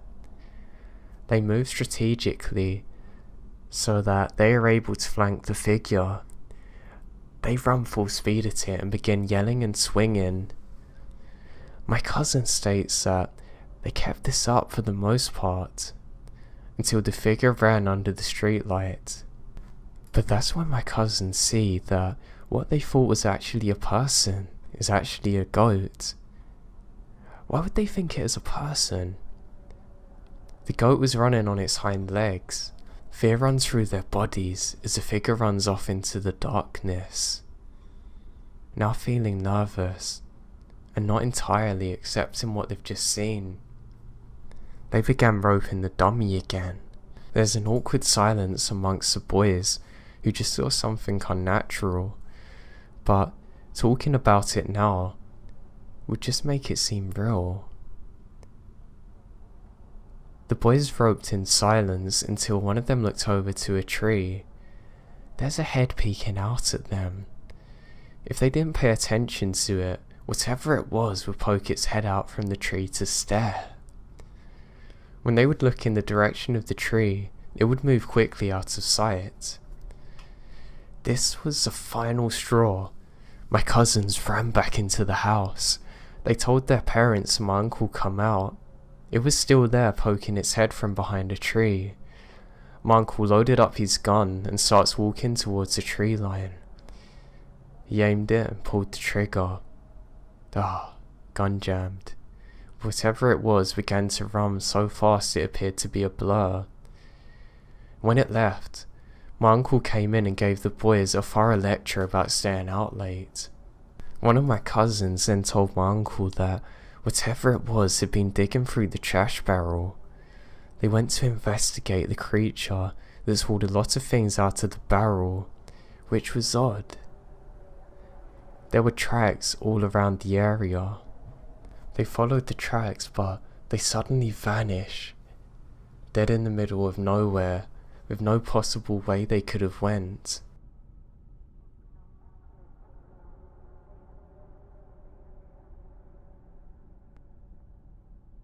The Navajo Reservation is the largest reservation in the United States. It goes into New Mexico, Utah, Colorado, and Arizona. This story takes place in the northeast region of Arizona, near Indian Wells. This was told by people from around that area. If you're heading west on State Highway 15, out towards Dilton, you come to a stretch of road that goes into a small valley. I remember going down this road in my youth. If you ever looked at the horizon, it would seem as if the road kept going. Then suddenly your car would be pulled down by gravity as though being followed by the road. It would always give me butterflies when we would get to the drop. When I heard about this story, it made my stomach feel different. A man was driving home one night and it's very late. It was a drive that he had done before, so he wasn't bothered by it. When you're driving on the reservation, sometimes there isn't any way to keep cattle from getting on the road. No fences means that you need to be extra aware. I always get told to look out for black horses. If you see a black horse, then you'll be able to see anything else that may wander into the path of your vehicle. So this man is driving home, not really paying much attention. He drives down the slope, but when he gets to the bottom of the valley, he sees it. He doesn't have time to react. Suddenly, a horse comes out of the darkness. He slams his brakes but can't stop. The impact is enough to deploy the airbags. The man is tossed around a bit. He turns on the emergency lights and gets out of the car to assess damage. The front of the car is crumpled and one of the headlights is destroyed. He cursed out loud. This was the worst place to have an accident. He didn't have signal for help. Then he thinks of the horse. This man went into his cab and got a small keychain flashlight. He starts shining around looking for the animal. He heard noises, but they don't sound like a horse. But he was absolutely positive that he hit a horse. As he approaches the sounds, he could see the animal's fur moving from its ragged breathing. As he got closer, he began to realize what it was. An elderly woman wrapped in a large spelt. She was moaning from pain. The man stopped dead in his tracks due to fear. He stumbled back to his truck. Although it suffered plenty of damage, he was able to drive off. Once he got signal again, he called the authorities. An ambulance drove out there and recovered her. She's then driven to the local care facility. Due to the fact that many of the healthcare staff were Navajo, no one wanted to touch the woman. The woman known in the community was thought to be bedridden. This was shocking because she was so far from home, and the state she was in was off-putting. She had on her attire when she arrived. The nurses called her family to come in. When she got there, they removed her jewelry. When her family got there, they were frightened. But there was some non-Navajo staff in there that provided care. She only had bumps and scrapes, which didn't make any sense at all. She's able to get up and walk around the same evening. She went home with her family that night, but apparently vanished after a few days. In Navajo culture, if you find out who a Skinwalker is, you have the power to destroy them. After the community around India Wells found out, or more fittingly who she was, it was certain that her end come.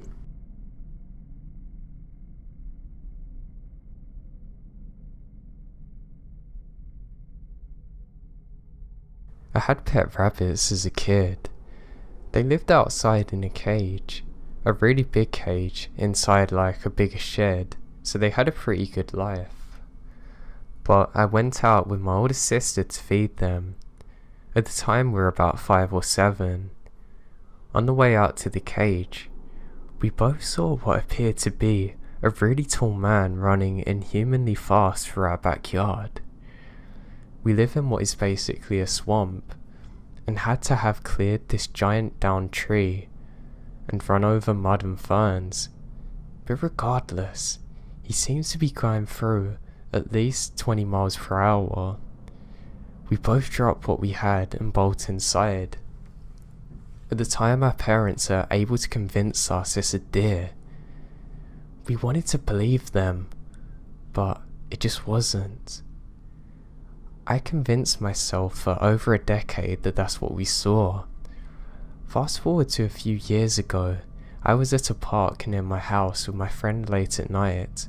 I pulled into the dirt road drive in my Outback and parked facing the old practice fence. Now we go to the field that was too foggy to see across, except for a split second. We can see what appeared to be a very tall man running across the field. We drove as fast as that Subaru could take us out that park. Now a couple of years ago, I was at the same park under similar circumstances. This time, it was clear but very windy. Now from across the field and into a field, we heard a crash and a scream. Not a crash then a scream, but simultaneous. It was the most shrill, terrifying, god-awful screech I've ever heard. More human than a fisher cat, but far louder and more sinister. Again, we noped it out of there as quick as possible.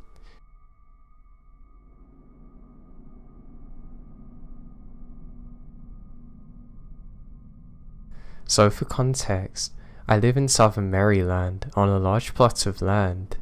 We have 3 large farm dogs, 2 of whom are German shepherds. They're very used to the various animals that pursue our property, and very rarely get spooked or upset. We also have lots of livestock, and it's uncommon for us to lose a random animal or find a pile of chicken feathers in the corner of our property. However, we've always been able to explain it or add extra protection for our flocks. Around 8 months ago, we started losing chickens at an alarming rate. They would disappear. Even our shepherds couldn't send them anywhere on the property. For a while, we figured it's just a barred owl or some other bird of prey.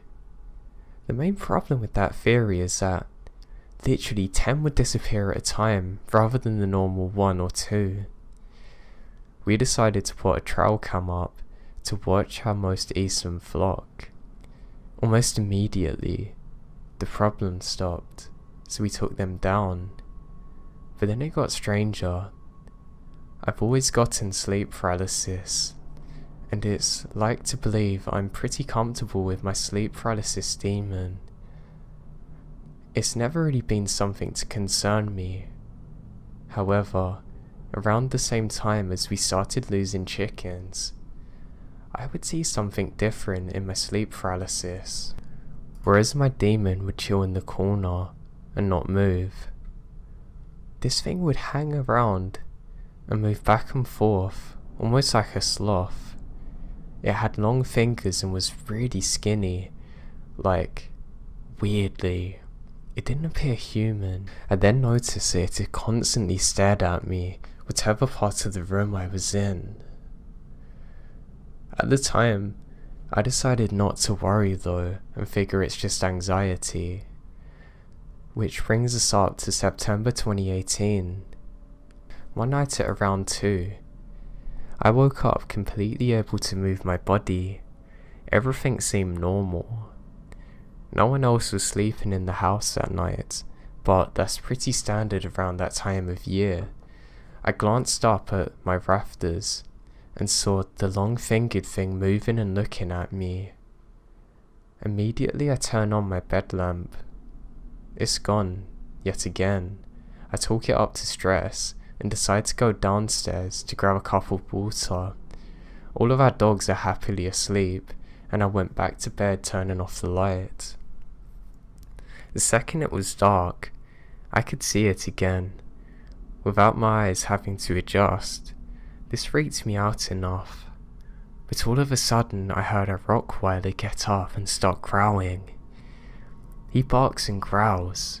I call out, but he kept going. He got louder and louder until the other dogs joined in. Now, I turned the light back on, grabbing my hunting rifle. I went downstairs and took 2 of the dogs outside, and I swear to God, I've never heard a silent night like it. I moved my flashlight slowly around the perimeter looking for the shine of eyes, or anything. All of a sudden, the chickens are going haywire. Like so loud they distract the dogs, who sprinted out towards them. I followed them only to find no chickens, and our fence is torn down. There's no animals in the area that could even try to do that, so we quickly get inside and camped out for the evening. It was quiet after that, and when the morning came, the chickens are safely back home. I stupidly figured the problem solved and decided not to worry about it. The only thing was that I started seeing the long-fingered rafter thing every time I turned out the lights. Eventually I get so freaked out, I decide to call a shaman. She told us that we have a Wendigo problem, that she would come and sage the house. We opened every single window and door, letting her do her thing. But since then, we've had no problems. The issue now is that when we walk our dogs at night, or put the chickens inside, I swear someone's watching me. I've had a couple of other people bring up that they feel weird at night, and nobody goes outside alone anymore. Whenever we walk our dogs at night, they get so paranoid and don't want to move, especially not towards the forest. The creepiest part though is sometimes at night, we hear screaming. We assume it's often coyotes, but every once in a while, it's just off enough that we get scared. A couple of times it's been a lone shriek, which is very uncommon for foxes or coyotes. And a few nights ago, we were asleep in bed when we heard a scream from directly outside our window. My partner says that he's worried that someone was hurt, so he opened our window and yells, "Is anyone out there?" And we hear a lot of shuffling, like somebody scrambling off. It sounded heavier than a bird of prey, but way lighter than a person. Our dogs start barking, and within a minute, we hear another scream a good mile away.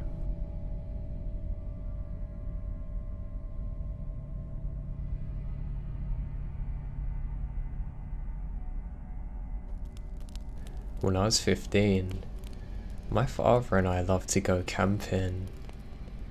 This is something we did whenever we had the opportunity. There was some really good forest around where we lived, full of life and sounds. Probably the most peaceful part for my dad at least was the sounds of the nature. It annoyed me, but my father loved it. It made a difference from the mechanical sounds of the job where he worked.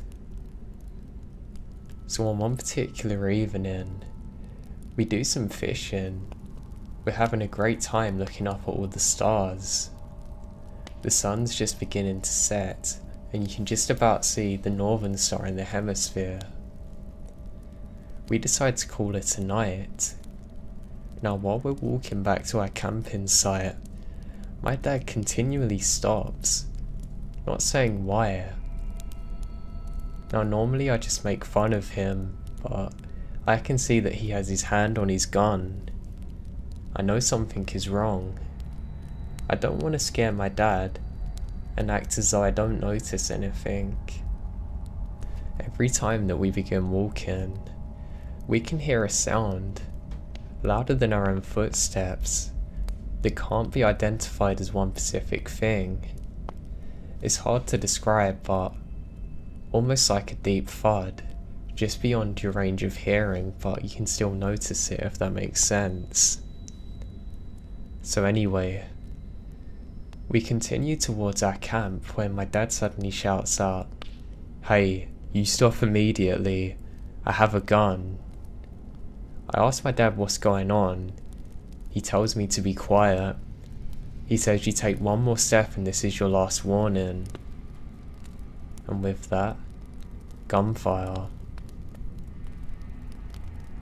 There's a few moments of silence before my dad grabs my hand and tells me to run. I don't know what's going on and begin crying in fear. What's more strange is we run past our campsite. We run all the way back to where our car is and speed out of there. He tells me to never tell my mum what happened and that he'll explain one day. Now as you can imagine, this is the most terrifying experience in my life. Eventually my dad did tell me. He said he thought we were being followed by a very large man, but he eventually caught a glimpse of something in the moonlight. Now it looks like a person, yes, but upon closer inspection, he can tell that it's definitely not a normal person. He describes it to me as a Skinwalker. Now I don't know too much about them, just so they're to be avoided. He said that's when he pulled the trigger. He knows he landed a direct hit on it, or at least within an inch of this creature, and it didn't even move an inch. This is when he made us begin running.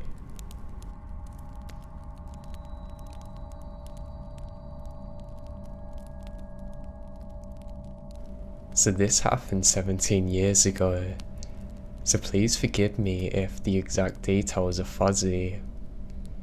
So it's the summer of 1999. I was spending the vacation with my mother in New Mexico. I was a 12-year-old at the time and had a severe attitude. I made friends easily with a few girls that lived just around the corner from my mum's home. We spent every moment together that summer. We're a group of 4, all of us thinking we were older and smarter than everyone. Nikki, Katie, Julie, and myself were the last generation of home phone lines, playing outside on the trampoline until dark and sleepovers. We would watch VHS tapes, listen to cassette tapes on our Walkman. It was okay to let your children walk around town at night, and we very rarely locked our front door. We had no cell phones or internet. My backyard had a concrete wall around it and a gate. Now behind the wall was desert as far as the eye could see. Just a barren wasteland of dirt, cacti, shrubs and mountains way off in the distance. This town had a major railroad track running straight through it. There was a major street that had a gas station, restaurant and hotels and attractions. We all received the same warnings from our parents. Stay out the desert, stay away from the tracks, and don't walk the main strip at night. Do you think we listened though? Absolutely not.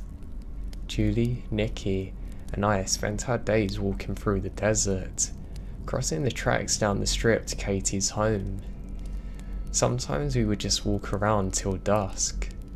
Some days, we would go to my home to jump on the trampoline. This particular day, we get to Katie's house prepared to stay the weekend because her parents are out of town. We were gonna have a party. The first few nights, the girls would jump in from a spiral staircase to a giant beanbag. I refused to participate in this, due to my extreme fear of heights. When we got down to the sleepover business, so to say, and decided to watch the original Exorcist, you know, the one with Linda Blair, I didn't sleep. The second night, we all told our parents that Katie's mum was going to drive us to the movies.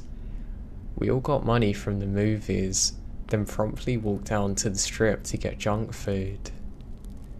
Now, I wish I could say that we're aware of the surroundings, but we're not. We were absolutely oblivious of the man who followed us all the way back to the home. I feel that I should mention that Katie's parents are loaded.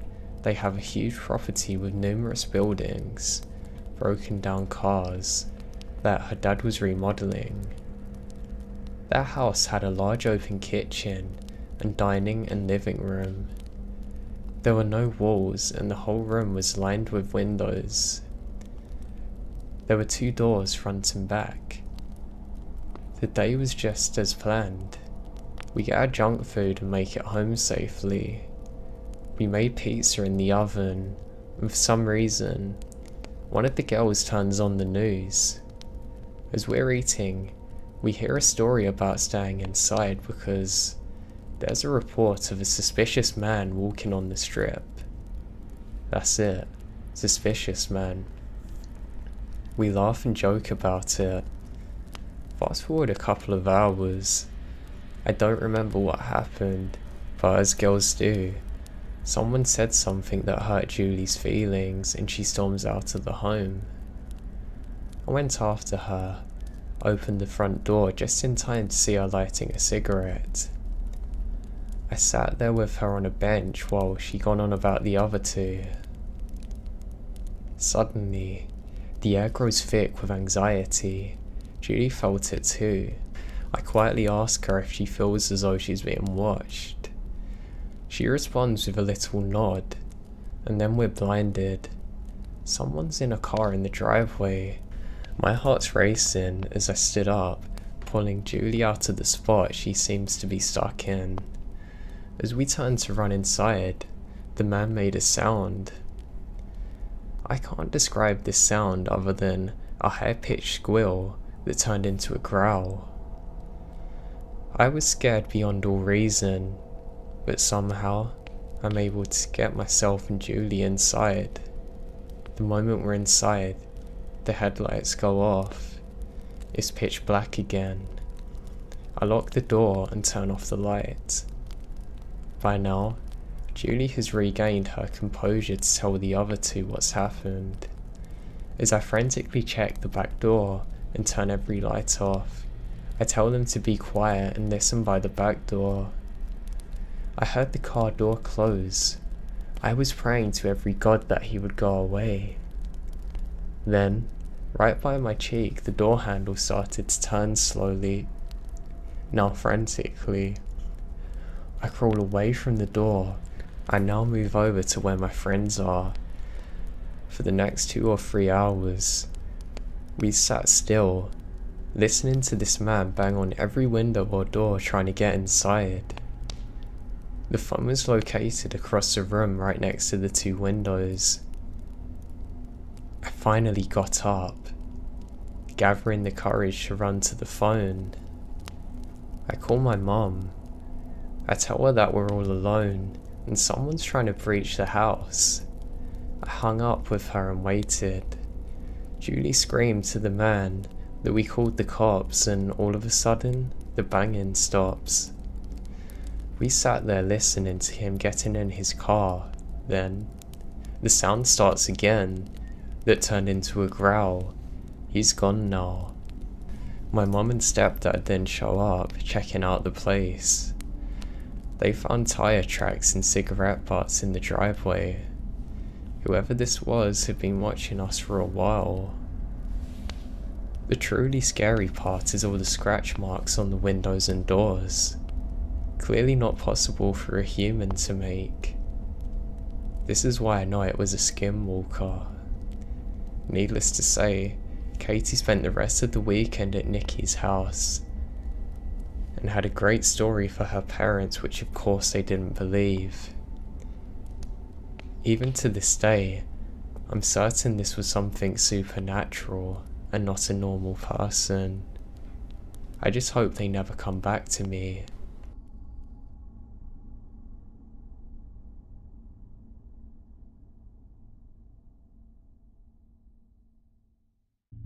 For context, I've been a junior firefighter for a little over a year now, and I've been working at a very old and arguably haunted firehouse. Junior firefighters can go on calls. However, we are not interior firefighters. We provide exterior support, and we search for anything that survived when the fire's been put out. Well, my first call happened 3 months into my career. I was excited and nervous. I rode with the chaplain, another junior, and 3 interior firefighters, not including those in the front seats, one of whom I didn't recognize. I thought this was because there were still people I hadn't met, and that was true. I still only knew a handful of people at the station. So I sat in the extra seat you have to pull down. Also on the truck and engine, we put on sound-canceling headsets to drown out the loud siren and to help us communicate. They're a bit weird, and you have to hold the microphone less than half an inch up to your mouth to talk and to be heard. On the way there, the other junior said something, and I couldn't hear it, so I just assumed he said something about this being my first call. Something along those lines, anyway. We arrived on the scene, and the first thing I noticed after the fire was the crowd.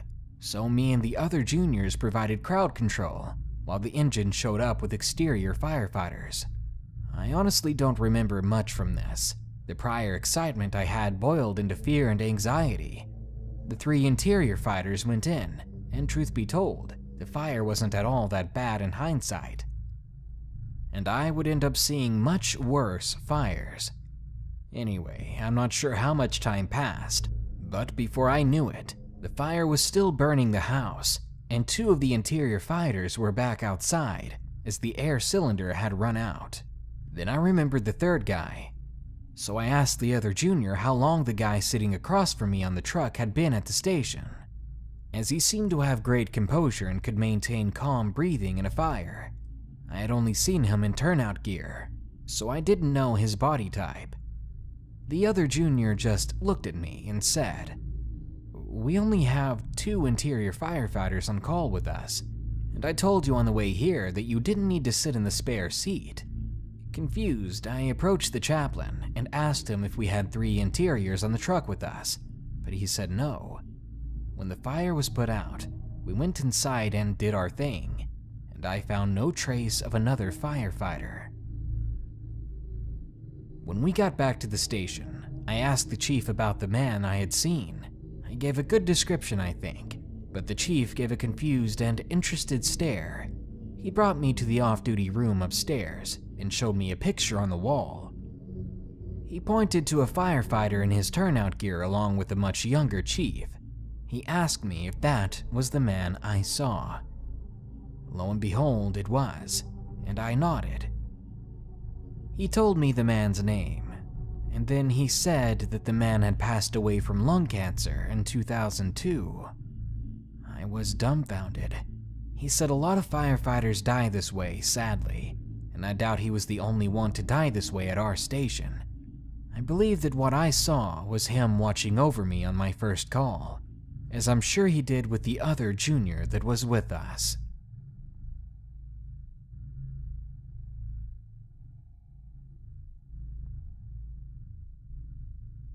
I was in the Philippine Navy ROTC, Reserves Official Training Corps. I was training for NAVSOG, which is Naval Special Forces Operations Group. Basically, this is how it works. We're dropped off from a boat and we swim towards an island. Follow the instructions that we're left with on the island to find something. It's usually just a flag, or sometimes they like to troll us and leave things like cigarettes around for us. And our job would be then to survive with the 9-man squad, and at the same time make sure that nobody infiltrates the island or steals any of the treasure that we have. This goes on for about 2 weeks. We're dropped from a boat with a small survival kit that's waterproof with a small packet of biscuits, 1/4 of a litre of water, and 2 sticks of cigarettes. We have to make our own fire and whatnot. Anyway, fast forward to the night that I was on watch for the far eastern side of the island, just silently staring into the sea where I can see stuff from miles away. I suddenly hear some water splashing, then some whispers. Procedure is to let them slip through me and sort of ambush these infiltrations. If this happens, we're easily able to loot them, and obviously we got a good lead on them, so I'm just sitting there in silence. But as the clouds cleared the moonlight lit up the place a bit, and I could now see into the distance and see what looked like about 20 men.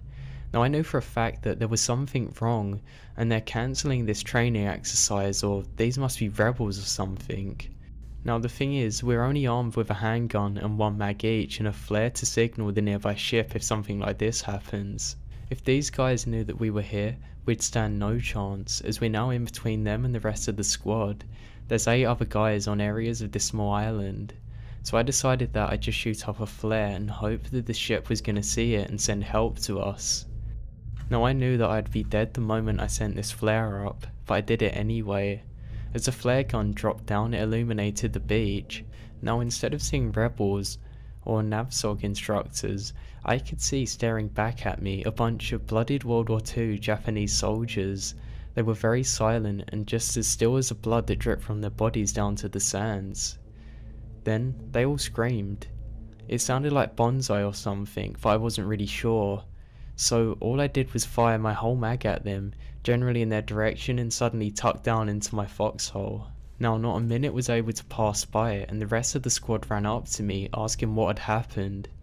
In the distance I can hear the motors of rubberized boats getting closer and closer, as well as a patrol ship spotlight illuminating the entire beach, and there was literally nothing there. No footprints, no blood, nothing. They even launched a helicopter from the ship and called in another Coast Guard helicopter to search nearby. They actually sent a party into the island. They saw nothing. I just lied there, pale and shaken.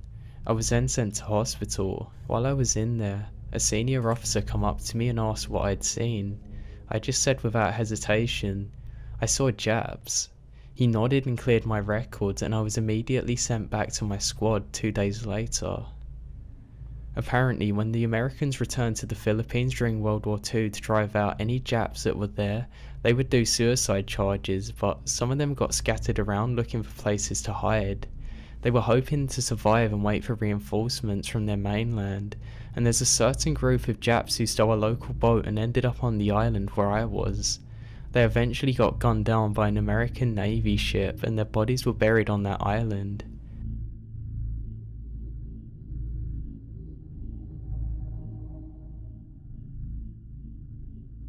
I was working overnights at a small 24 PT psychiatric ward in a medium-sized hospital built in the 1950s. Everybody says that the floor that I was on was haunted, but I've been working there for 10 years and I've never had anything happen myself. Anyways, it's about 1 AM and a tech that was situated outside the door of a sleeping PT's room, just outside of the observation bit, comes to the door of the nurse's station with another tech in tow. They both say that they've seen a shadow person walk out of room 610, down the hall and walk into the assistant director's office. I then look at my monitor tech. Her job is to watch the panel of cameras on the unit. She nods and says, "Yeah, I saw it on camera too." Now I'm super jelly. Everybody's always talking about the stuff they see, but I've never seen anything. I decided to walk down there and peek into the window in the next door so I can see what I can. Well, I immediately regretted it. Let me explain. I've been down that hole 1,000 times, no, 10,000 times, probably more, but something is decidedly off. Yeah, it gets cold, colder than it's ever been, not even in winter, but it's more than that. Each step is harder to take than the last. I can feel something oppressive, something heavy. I'm starting to get tightness in my chest. I feel hate, the feeling of something haunting, pure evil and hate. Whatever this thing is wanted me to know that it isn't human, it never has been, and it hates all humans. I'm starting to consider turning around. I look back and the entire crew is standing at the nurse's station peeking their heads around the door watching me. I can't chicken out now in front of that many people. I keep going. I get about 5 feet away from the door and I have the feeling of impending doom. I'm almost sure that I'm going to die right then and there. I can't will myself any closer to that door. About that time the blinds in the window and the door open all by themselves. I see it. A face. An outline. It's got a cone-shaped head. Like somebody in a hooded robe maybe? And a mouth frozen in an eternal scream, with giant holes where eyes should have been. I turned around and started running, back towards the nurse's station, back towards others. I never looked back. When I get back there, they tell me that I'm as white as a sheet, shaky, mumbling, and cold sweats.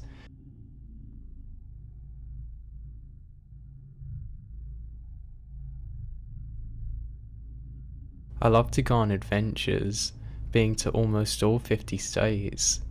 Now I've seen my fair share of diversity with nature and people. My main reason for travelling is to explore the wilderness. Sometimes I will backpack to the Rocky Mountains, drive through national parks and then drive through the desert. Now where I grew up in the East Coast, I didn't really get an experience of the desert much, so I tend to favour a desert drive over a mountain range. I've been doing this for a couple of years now, and haven't experienced anything too odd in the desert other than the sheer feeling of loneliness. My favourite time to drive in the desert is at night though, because the stars illuminate the desert floor. About a month ago, however, I saw more than just sand and stars.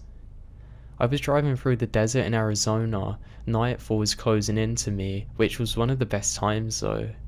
The sunset across the desert brought me a whole new place. Sometimes I would even jump out of my car, because in sense, I loved how alone it was out there. Normally I'd have a dog with me, but my parents were in town and decided to look after him. So I was all alone this time again, and night was approaching. I didn't know whether to camp out or just drive home. At this point, I thought that my parents would probably be worrying about me and want to see me, so I decided that I would do the hour-long drive to get to their house.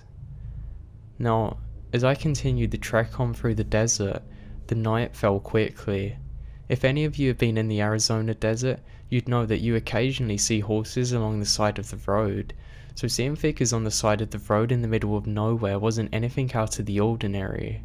With only 45 minutes to get home, my eye had been picked up on a different figure on the side of the road. This time it looked like a person. Being overly generous, I pulled over to the person to see what was wrong. As I approached, I noticed that the person wasn't moving though, they were just sitting upright. He didn't seem to notice I was even there. He never even turned his head. "You okay?" I said. No answer. He didn't even move, or acknowledge that I'd said anything. The man was poorly dressed, rather pale, but surprisingly clean-shaved. He was oddly skinny though, and the more I focused on him, the more I realised how abnormally skinny he was. I was driving by and I noticed you. I just wanted to check up on you," I told him. Still nothing. He was just staring at the ground. I then just stood there awkwardly for a couple of seconds before he finally moved his mouth. "Can you get me some water?" he said in this weird deep voice that didn't sound like a normal person. I can't quite explain it, but he just sounded off. Okay man, let me grab you something out of my car." I started walking away as fast as I could, and my car was about 10 or 15 feet in front of him. I then reached to the passenger side of my car and went to get him some water. Before I could reach it though, I just sensed something was off. I jolted my head around to see where the man was sitting. He was gone. I'm panicking now, but for no real reason. He wasn't a threat to me, but I have no idea where he went. I closed the passenger side door and took a quick look around. I heard a movement from behind a rock about 10 to 20 feet off the main road. A man emerged from behind the rock. This wasn't the same man though. This guy looked crazy, and he was holding something in his hand. He started running towards me. I jumped into my car and floored it down the road. As I looked back over my mirror, I realised that there were more of them, maybe 5 or 6, all emerging behind some rocks right behind the road. Literally all of them were staring at me as I sped off. Now I had no intention of slowing down. In fact, I would be happy if I got pulled over by a cop. I would have felt so much safer. Within a couple of minutes though, I soon relaxed. I felt a lot safer. I actually started playing some music and took one last glare in my rear view. Then I was in complete shock. I saw the man that I had just offered some water in my back seat just staring at me.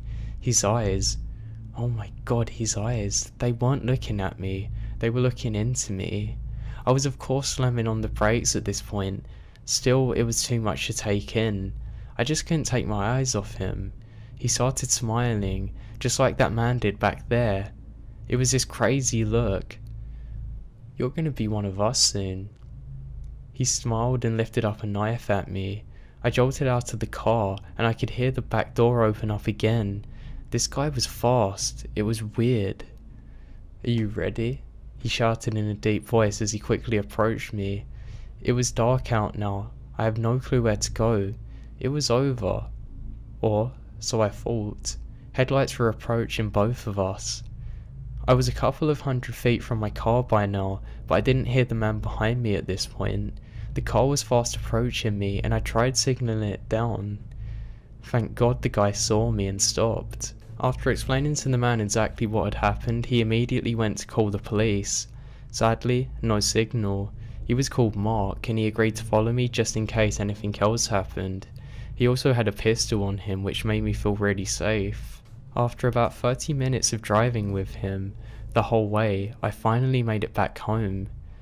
After thanking him, I went to go and check the back of my car to see if everything was there, or if he had even left anything. Luckily, everything of mine was there. However, there was something of his. Some paper in the back seat. "You're safe. You'll soon be one of us," the note read. A chill ran through my body. I heard a footstep in front of my car and jolted up. "The dog threw up," my mum said, standing right in front of my car, and went back inside. But I didn't bother saying anything to my parents. They're not the people who would believe any of what I would tell them.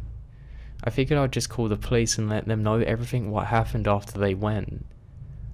"Oh yeah, and some guy stopped by looking for you about 20 minutes ago," my mum said. "Who?"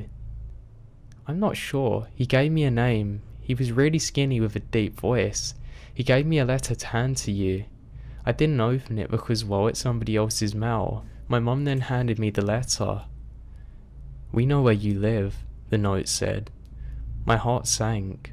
After calling the cops and explaining everything, they investigated for a little while. Sadly, they found absolutely nothing.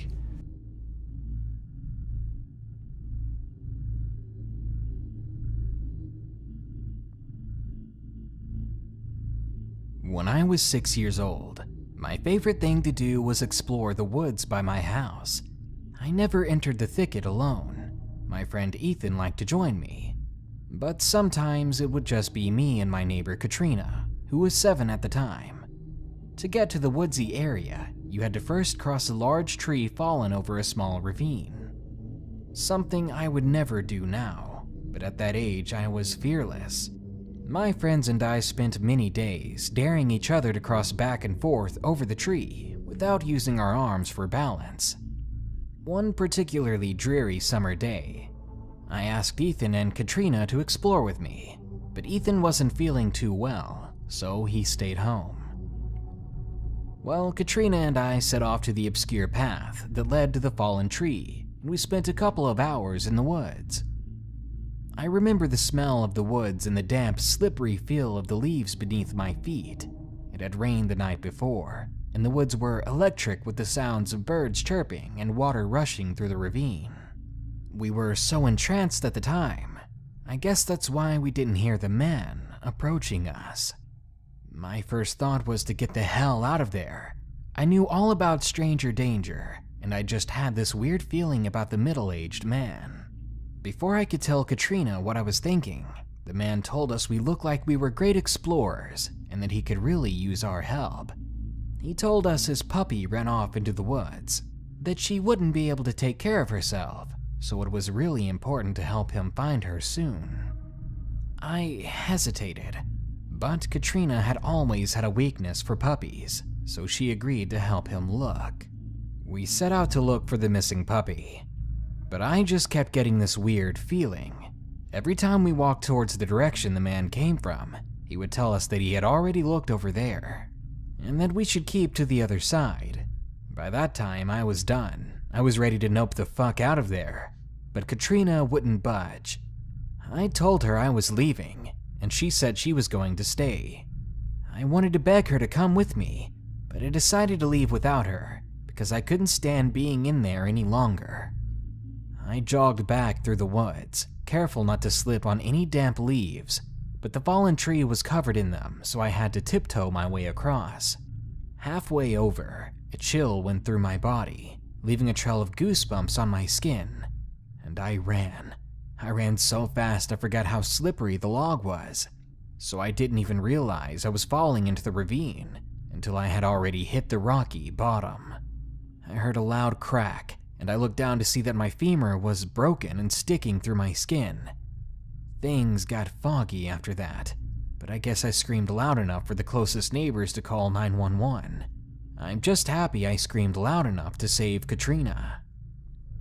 The police and EMTs found me lying in the ravine crying and grasping at my broken leg. The last thing I remember was pointing towards the woods, telling them to look for Katrina. I woke up the next day with my leg hooked up to the ceiling in traction and a world of pain. My mom was holding my hand, and she said that when I was ready, The police were wanting to talk to me.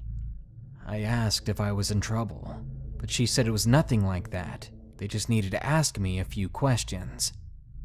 A policeman came in and asked if I had seen a man in the woods before I broke my leg. I recounted the events that happened and asked if they had found Katrina. Thankfully, they had. That day when I abandoned her, the man had started asking Katrina about her family and if she had any big scary brothers that would come looking for her if she was out too late. Their conversation was cut short by my screaming, and Katrina immediately ran towards the sound.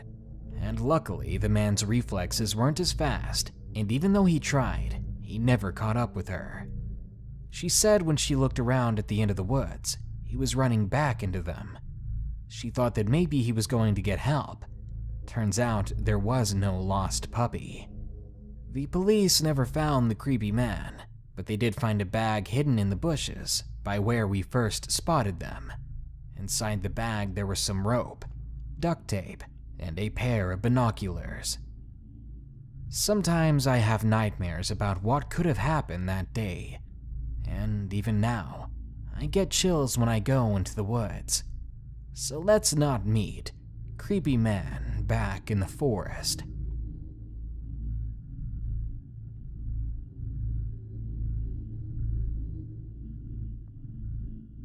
So a few years back, when I was cruising around with my brother, cousin and a few friends, we decided to go down this creepy back road. We got to the end of it and there was a trail that continued off of it. We decided to get out and walk the trail even though it was pitch black out. We didn't really have a good feeling about the place, but we pressed on regardless. Now let me just say that if anybody else had come down the road, we would have seen their headlights in the woods. So after walking for a little bit, we all got back to our cars. My friend John stopped and said, "What's that noise?" We all stopped and heard a hissing sound. He then realizes that all of the tires on his car have been slashed. We all panicked because nobody else would have been at this dead end in the middle of nowhere, especially not this late at night. We all then jumped in our cars and sped off. Now not too far down the road, his car was undrivable and we had to squeeze him into our Jeep. We then went to a gas station to get some snacks, and when he come out, the Jeep's tyres had also been slashed. I just don't know how this could have happened. So it seems like somebody had followed us and then slashed our tyres.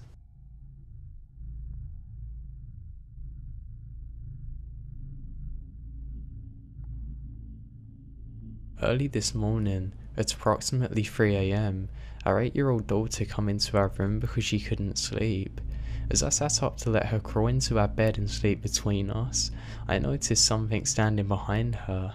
It's hard to explain. It was 5'8" or 5'9"-ish, slender and see-through, but with an outline. I hope this makes sense. Now, I didn't bother saying anything to my girlfriend because I don't want to scare our daughter. I simply lay back down hoping that if I ignore it, it will go away. About 2 minutes passed by and it says my name. I turned around to look at his face. I sensed we make eye contact and it disappeared. I turned back towards my daughter and hold her. 2 hours later, as my girlfriend and I are making breakfast, I mentioned this to her. She states that when our daughter come into our room, she saw another person in the room. She originally thought it was me standing behind our kid. I then explained to her that I never got out of bed, and she asked if it sounded like a male or female voice. I couldn't tell. We both kinda stopped talking about it and went on about our morning. About 15 minutes ago, I sent a text to my girlfriend regarding this earlier incident. She described what she saw as a tall, white, slender, female-shaped figure with a black face. I've now ordered a camera off eBay. I'm going to be setting it up as soon as it arrives.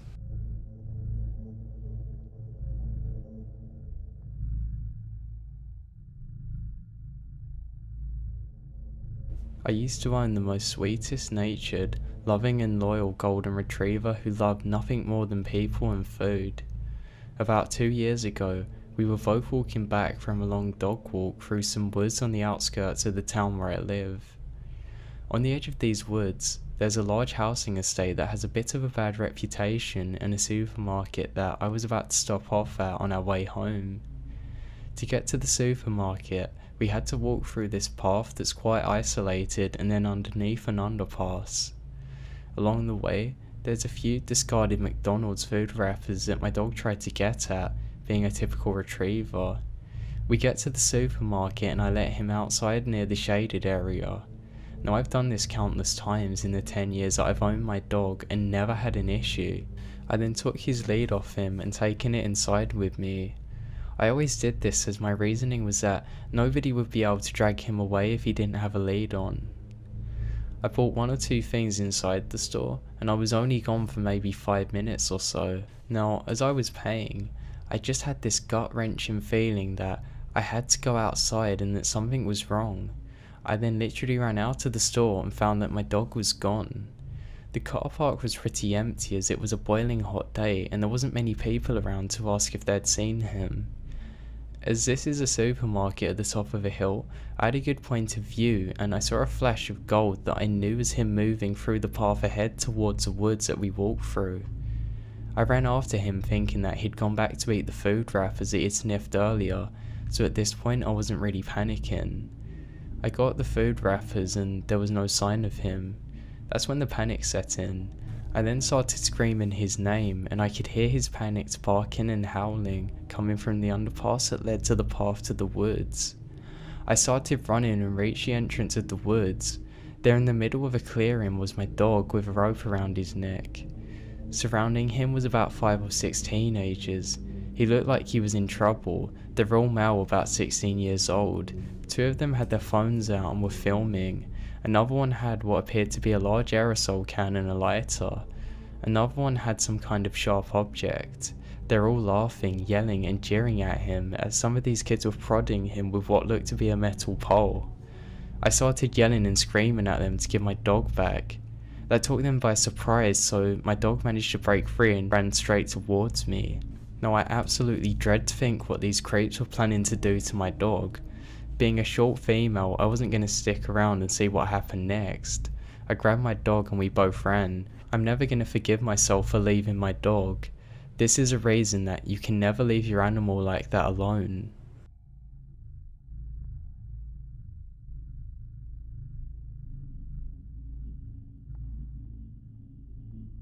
I told my daughter this story the other day, thanks to being a little too inebriated on a bottle of white wine. Well, my name is Jennifer, and this happened in 1985, when I was 17 years old. I was the youngest of my graduating class, and all summer I'd been looking at colleges across the region. This was long enough ago that there wasn't any internet, and if you wanted to go to college out of state, and you didn't have much money or connections, you would usually have to take a trip. I was born in Seattle, but at this time my family had been living in Mount Shasta, which is a small town in Northern California. I was unable to attend college on time with the rest of my friends because I ended up having to stay home and take care of my mother. She ended up being diagnosed with cancer at the end of the summer, and my dad had to work 10-hour days in order to pay the bills. And in the meantime, I took care of my mom for the year while Dad worked. Luckily or unluckily, my mom didn't have to suffer for long. The cancer had progressed so far by the time they caught it that my mother passed away in the fall.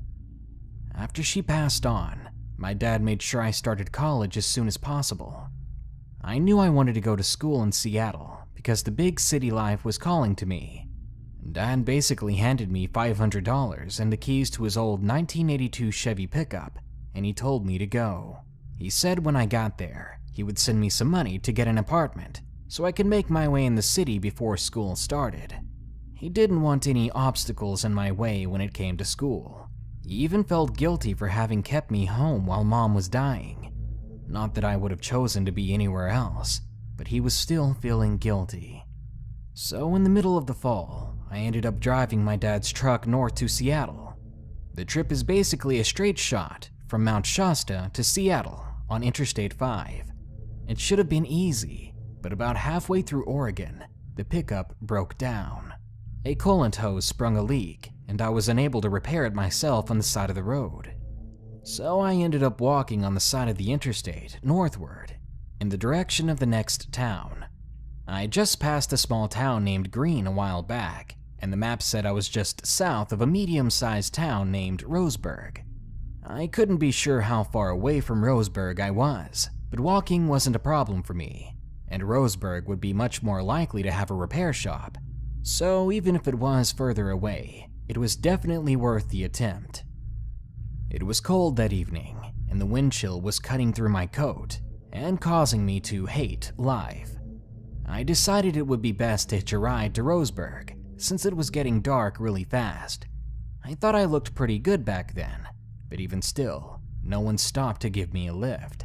I kept walking north, putting my thumb out every time a car came by.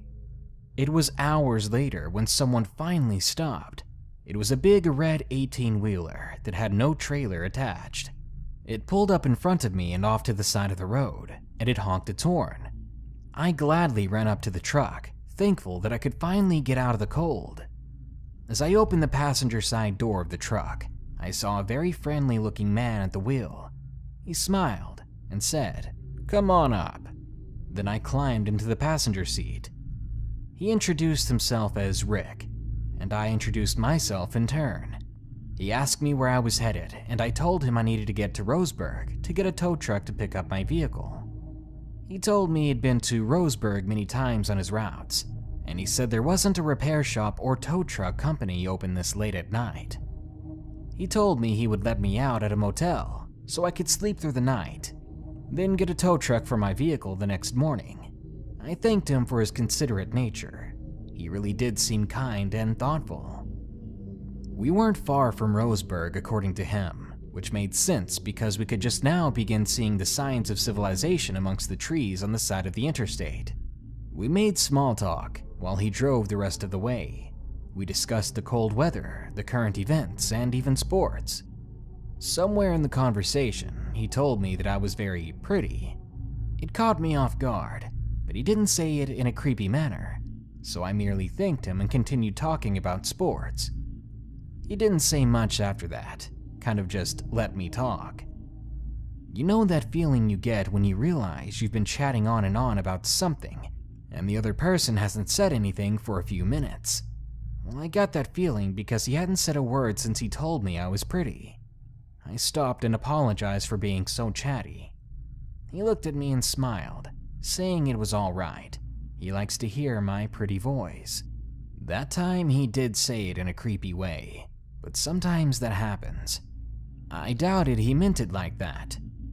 I kept quiet in hopes that he'd start talking and we'd discuss something else. Instead, we didn't say a word. He watched the road and I just sat there. In a minute, I began looking around the cab, and I ended up looking in the back of the cab behind me, and what I saw puzzled me. In the back, there was a large brown blanket, some clothes I'm sure were dirty, and some shoes. The thing that puzzled me is they weren't all his clothes and shoes. 2 pairs of the shoes were obviously little girls, and some of the clothes were little girls' clothes, something you would see on a 10-year-old.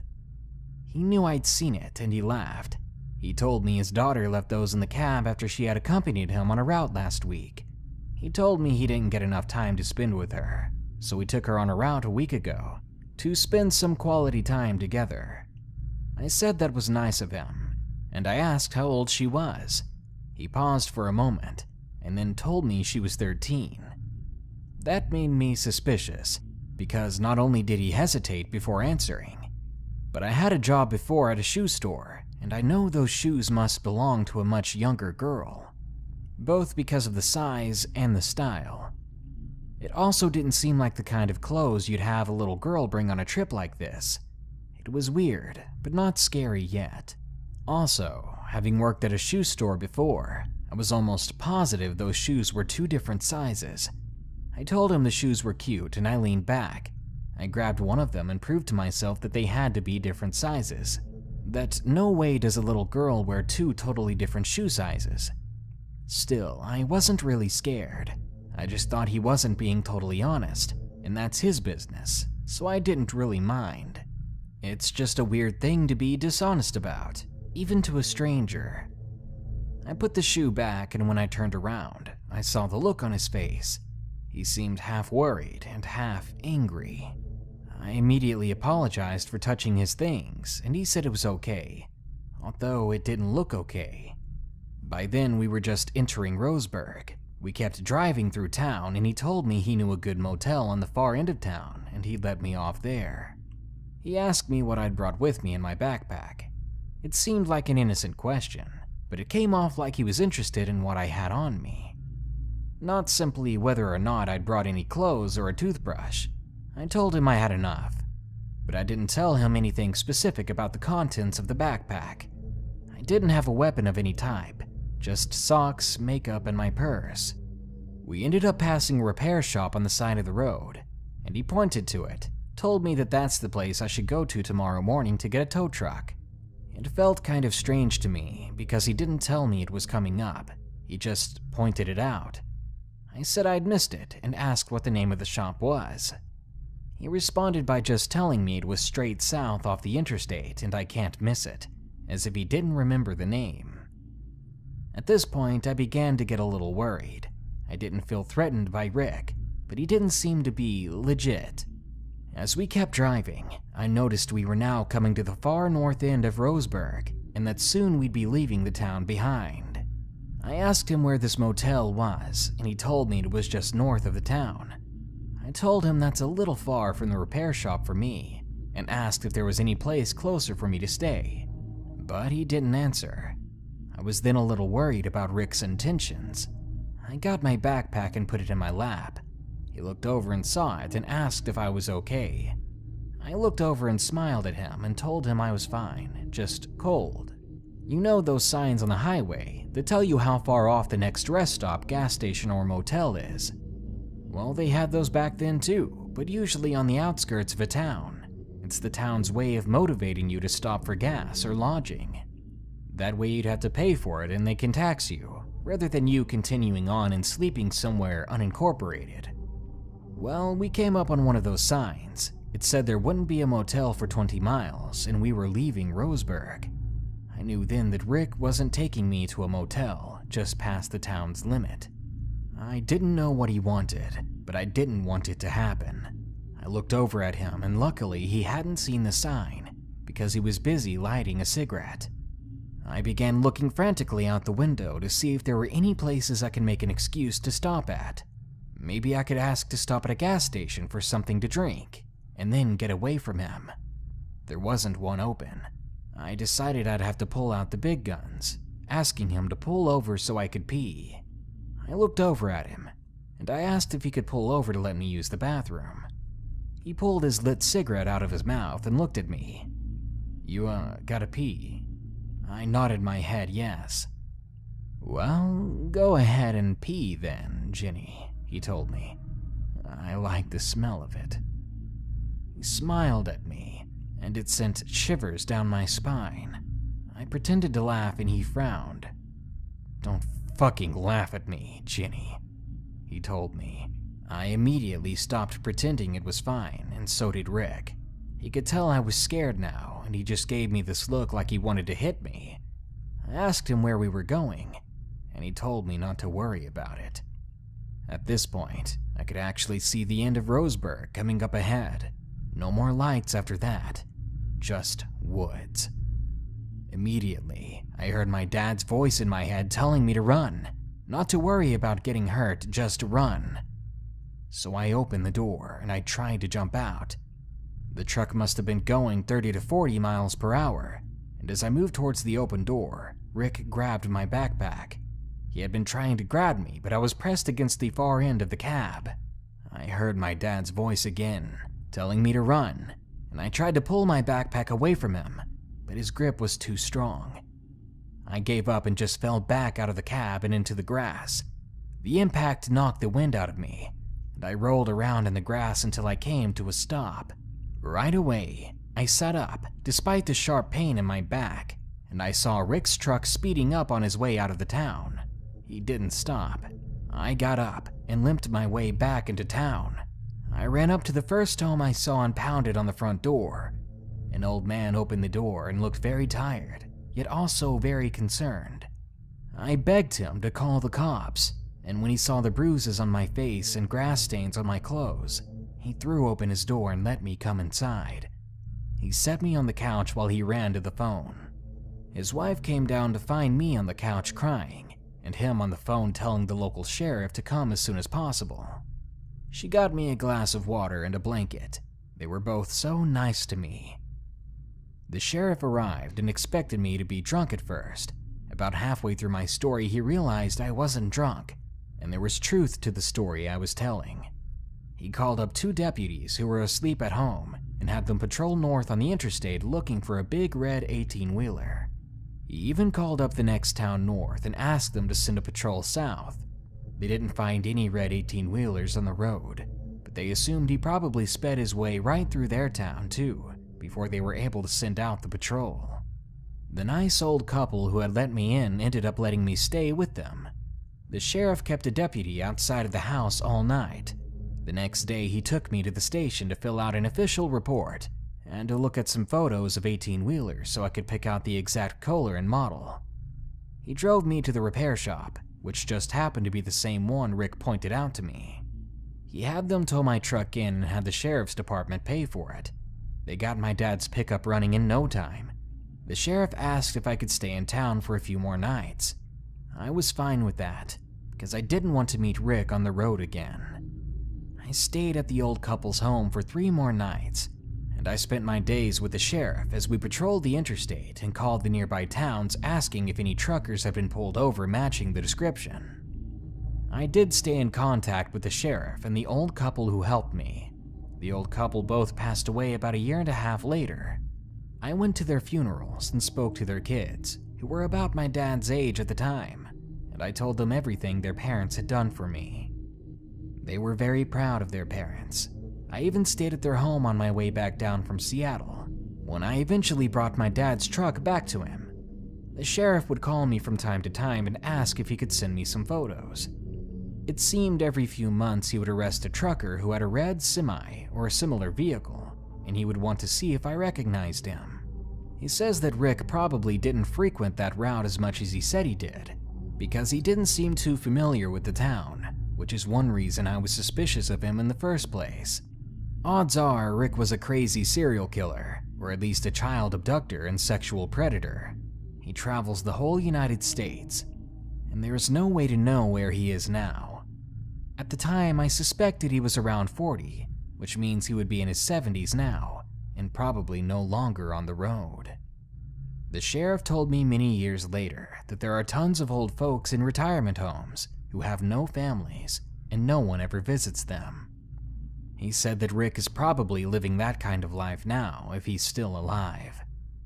Wherever Rick is now, I hope he never really hurt anyone, or at least I hope he never hurt anyone again. But if he did, especially if he did hurt the 2 little girls whose clothes were in the back of that truck, then I hope that wherever he is, he's suffering and he's alone. To this day, we never found Rick.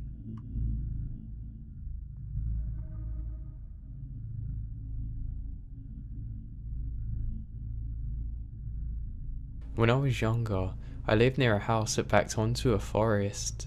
One day, I was playing outside like I normally did in our backyard, and a man approached me just as it was getting dark.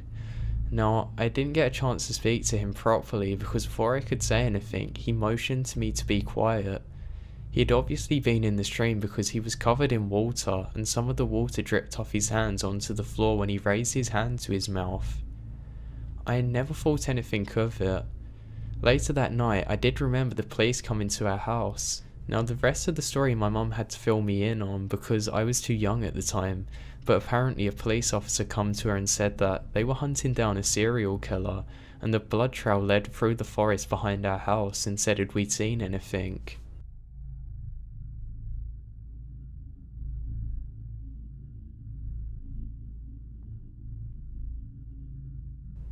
It was summer. I believe it was the day after the 4th of July. My husband and I were in the middle of a cross-country road trip. We were driving through Texas, and for any of those of you who have driven across the entirety of Texas, you know that it's very long and barren. Sometimes we go hours without seeing anything at all, and the towns that we did pass weren't consistent. They were maybe just an old gas station as well as a few little houses. Looking out of the window, you would swear that you were just driving through the same 5 miles of desert again and again. I started getting a headache and my husband suggested that I took a quick nap. I remembered allowing myself to doze off as I watched the beautiful colours of the desert sunset. The slowing of the car woke me up, and the first thing that I noticed was how dark it was. I believe it was around 10 PM. My husband had stopped the car because he wanted to go to a shop near a gas station. He said to me, do I want to go to pee because I might not get another chance for a long time. So I decided to go. Both the men's and women's restrooms were a little bit down the hall from the open area of the shop. I was groggy and tired and realised how badly that I needed to pee, so I shuffled into the restroom. As I got in there was only 2 stalls and one of them had a woman coming out of it. She didn't quite look homeless, but she was definitely messy looking. She had wild grey hair, almost shoulder length, and it was really sticking out. It looked like she hadn't seen a brush for weeks. She had raggy clothing. She just didn't look fully homeless, but was wearing the right clothes to have been. She had several layers on, one of them being a large coat. Now keep in mind that this was Texas in the middle of July, and the jacket was just hanging on her shoulders like she couldn't be bothered to spend 1 second to put it on properly. She was also carrying something tied up in a plastic bag. I gave her a quick smile as our eyes met and she just stared at me. Then her face looked wild and angry. Her eyebrows were raised as if she was mad at me. She looked at me like she was hungry, and this is when I started to feel that things were wrong. I tried to brush everything off and quickly went over to the stall, taking my time to open the door because there was something off about her. Even the posture of her in front of the mirror was odd. She was standing with her body more angled towards me, but her face was towards the mirror. Her body was tensed, legs slightly crouched as if she was ready to attack or something. Her hands were not up by her face or trying to fix a mess of hair. I wasn't sure why, but I suddenly felt very uncomfortable. I regretted leaving my cell phone and purse behind. I shut and locked the stall door and took my time using the toilet. I wanted her gone before I got out of the stall. I stayed there long after I'd finished, but as the woman was still there, I decided to wait even longer. Finally, I heard the smacking of her flip-flops as she made her way to the door. I heard it open and then slam closed. The door was pretty heavy and slammed the same way when I entered. I stayed for a moment and allowed for a wave of relief to wash over me before I looked back. Then, paused. Fingers only an inch from the door. I stayed silent as I could manage to confirm what I'd just heard. Yes, breathing. The woman had only pretended to leave. At this point, I was scared and confused. Why had she tried to trick me into thinking she was leaving just to stick around? I knew something was very wrong, so I stayed in the store even longer. This time it must have been at least 20 minutes, but I had no way of knowing for sure. I could tell from the direction her breathing was coming from that she had positioned herself in the far corner right next to the door. It was just far enough away that I couldn't see her feet. Finally, I heard her leave. This time I waited even longer to make sure she wasn't tricking me again. I slipped out of the stall, quickly washed my hands and rushed down the hallway to the store. It was pitch black outside and I have no idea where she was. She couldn't have been far. A large man was then checking out of the register, so I waited near a window display. He left the store and I quickly slipped out the door behind him. Sure enough, crouched right outside the open door is this woman. She seemed surprised as she stood up and turned away, quickly going around the side of the stall. My husband was waiting in the car and asked if I was alright since I'd taken so long. I said I would tell him all about it once we got away from there. Nothing else ever come of this. I don't know what she wanted or what her intentions were. I'm just lucky that there was somebody else to leave with. Who knows what she could have done to me in them seconds when I left the store if I was alone.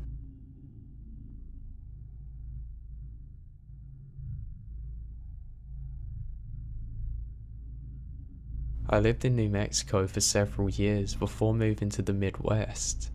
My friend and I, Amy, who were both females, would spend many days exploring the remote corners of New Mexico, discovering abandoned ghost towns and enjoying the quiet scenery. One afternoon in March 2010, we were travelling from Rhodesia to Albuquerque. Always up for exploring, we took a back road rather than travelling the more direct highway. One leg of the journey led us onto the NM55. It's a remote, teeny tiny 2-lane highway. We love those types of roads though, even so up until this day. This part of New Mexico is flat and pretty desolated. You can see for miles and there is virtually nothing except dirt and rock between the towns that are miles apart. So we're on the NM55 going north. After a few minutes we see a white pickup truck ahead of us going the same direction. Suddenly, he stops his truck sideways in the middle of the highway, blocking both of the lanes. Now we're about a mile away from him, and as we get closer, we begin to get very uneasy. We could see he was there for no reason. We were the only other vehicle out there, and we began to wonder if we should turn around or just go off the side of the road to avoid him. It didn't make sense why he was forcing us to stop. We're about half a mile away from him when he suddenly pulled over to the opposite side of the highway.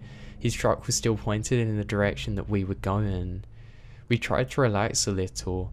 Surely this guy was a rancher or something. Maybe he was checking out his land.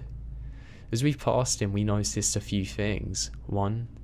There was only one person in the truck, a middle-aged guy who never took his eyes off us. 2. He was on a walkie-talkie. A few seconds after we passed him, he pulled back onto the highway and started following us, but he never got close. He would get within a few car lengths and then drop back a little and then speed back up again. We were getting nervous. We realised how lonely we were. We'd seen no other traffic on that road and haven't told anyone about our great idea to take this detour. We both quickly checked our cell phones, but neither of us had a signal. This only made our situation worse. Amy was driving and speeding up while I frantically checked the map, hoping to find a road that would have more traffic. The problem was, there literally was none. We would have to travel this road to get to the next town. Turning around to go back the other way didn't seem like a good option. After a few minutes, we then saw another pickup truck coming towards us. He was going very slow, 20 miles per hour if that. This pickup was an old beat up one, whereas the new one was actually behind us. Amy had us up to 75, which isn't typical for us as these are 55 limits, and we blew past the old pickup. As we passed it, we noticed that there was another middle-aged guy in it, and he was also on a walkie-talkie. After the white pickup passed him, he pulled a U-turn and pulled in behind it. As we watched all of this, we could see the white pickup truck guy talking into his walkie-talkie as well. No doubt they were talking to each other and were deliberately following us. And for the first time in my life, I actually felt hunted. They strayed right behind us. We watched for obstacles in the road, and truly thought the old beat up pickup guy had set up a trap in the road, or would somehow disable our vehicle. Because of this, we started driving into the fields around us, but this was obviously their territory, and we were afraid that something would happen if we went off the road and got cornered, so we had to stray back onto the highway. But now white pickup guy was right on top of us. We could see him talking into the walkie-talkie, and he stayed right on our bumper, and the old beat up pickup truck guy was right on top of him. The three of us sped down the highway. The white pickup got closer. His manoeuvring and edging closer made it apparent that he was trying to bump into us. I watched helplessly as he got within inches of our back bumper. Amy floored it. We were passing 80 miles per hour now, closer to 90. I mean literally, any little wrongdoing would have sent us into a catastrophe. We were absolutely not going to slow down though if we could help it. The white pickup pulled into the opposite lane and started to gain speed. The only thing we could think of was that maybe he wanted to pass us and get in front. If he got in front of us, his buddy would have been behind us and they could box us in. We then both frantically looked to the rocky desert on both sides of us. Our only option was to off-road it. Should we risk it? We could speed through the desert and make it in one piece maybe. As we topped a small incline, we saw a sign that said San Luis Pueblo, Missions National Monument. It was pointing to a road on the left of us. Right at that moment, a blue pickup truck pulled out of that road onto the highway in front of us. As we come up to the blue pickup, we saw the plates that said US Park Service. We looked at each other and we looked behind us. Both pickups did a U-turn and went the other way. We followed the blue pickup up to the Mountaineer and then made our way to Albuquerque. I don't know exactly what those guys' intentions were, but they weren't good. There was something seriously wrong there. I notified the state police and they said that they were going to keep an eye out for us. Now, this area is near Belen, NM, which is near where Tara Kalisho was abducted. It's also about 100 miles away from Elephant Butte, NM, which is where David Parker Ray had his secret torture laboratory. We didn't put all of that together until later though.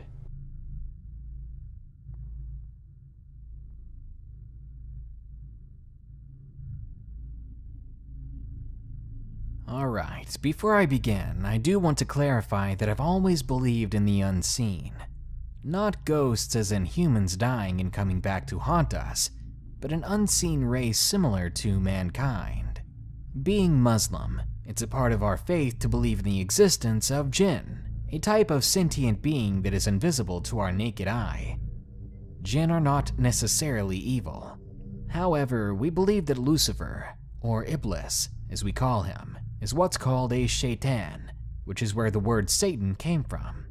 Shaitan are basically jinn that are evil and work for Iblis. In my opinion, many paranormal encounters are just jinn encounters, because although jinn are invisible to us, many of them have different abilities. Abilities like shapeshifting into animals, objects, and even humans.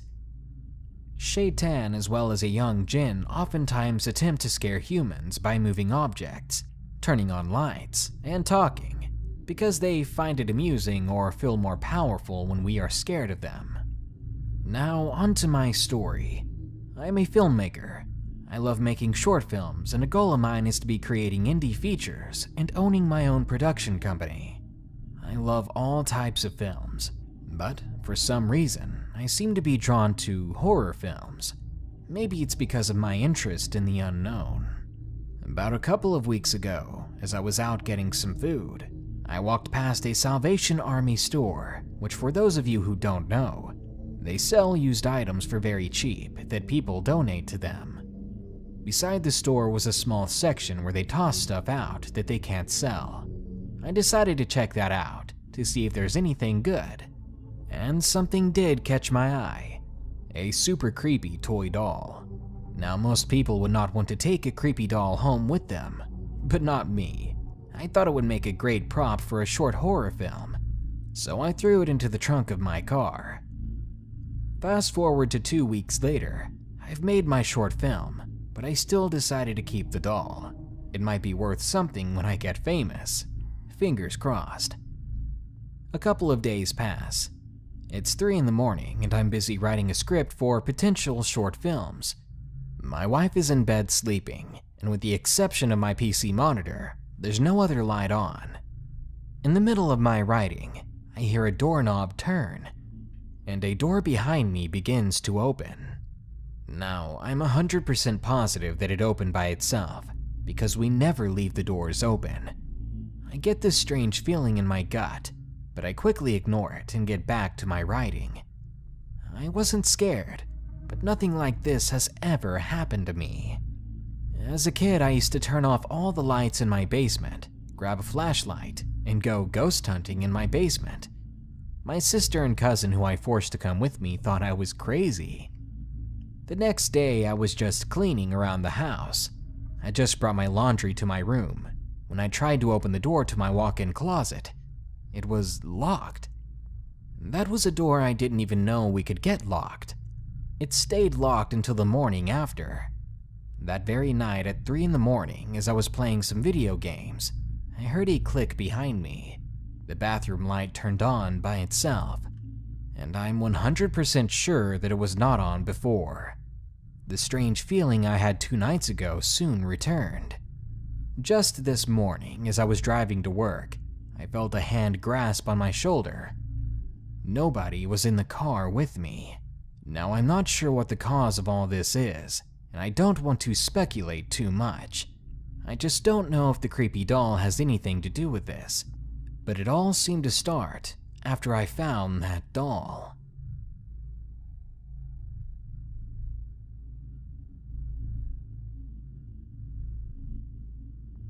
When I was a junior in college, my friend invited me to attend a ballet with her and a teenage girl that she knew from back home.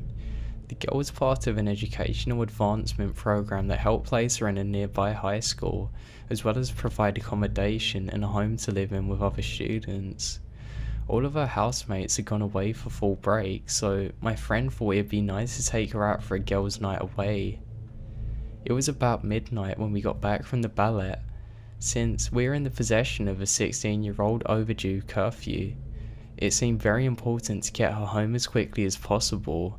The girl's house was fairly close to a student shuttle stop, and it wasn't far from the end of the campus, so we figured that we'd just walk her home and then double back. While we were walking back into town, we realised that you could easily take a shortcut through the slight wooded area to get to the campus easily, rather than walk all the way round, so we decided that the best option would be just to go through the woods. We didn't have a flashlight, but my friend's iPhone could do the job.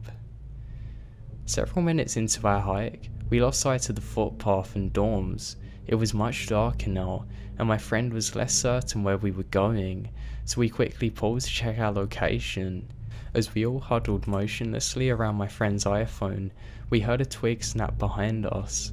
We turned around to find a young woman. We think that she is probably a student, standing only a few yards away. Her hoodie was all the way up and you couldn't see her face.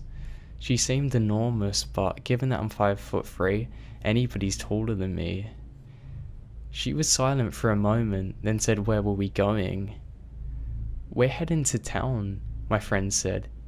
"Where are you going?" "What do you need in town?"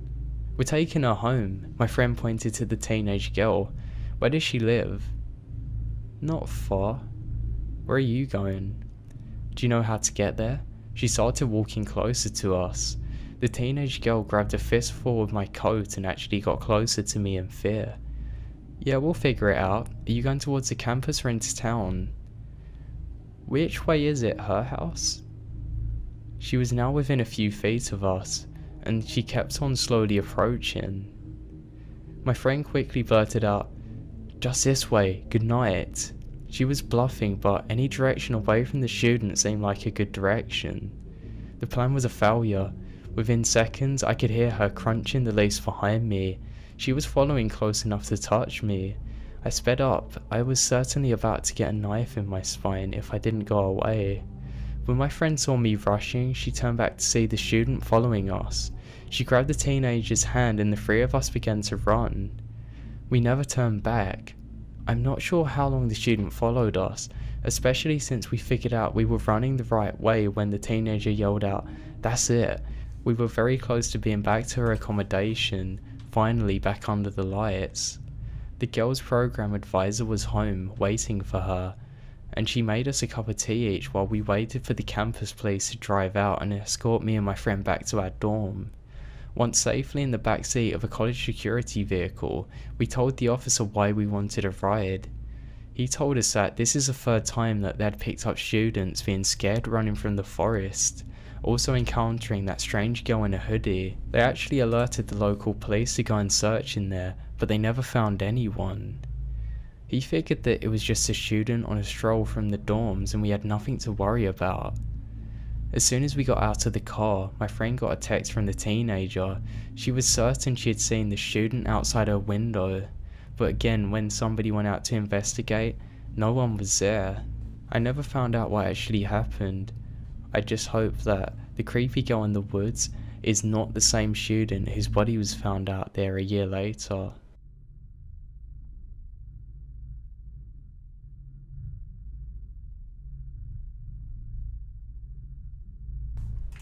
Around March, me and my roommate at college decided to go camping at a place just above our college in Eastern Kentucky one day. We had got up there and unpacked our tent and soon realised that we had forgotten the poles. So we started to pack up and started to head down the mountain. At this time it's about to storm. It's around 9 PM at this time and it's dead silent in the woods. My friend had fallen and hurt his knee, so I grabbed some of the gear he brought too and called for a buddy to meet us at the bottom of the mountain.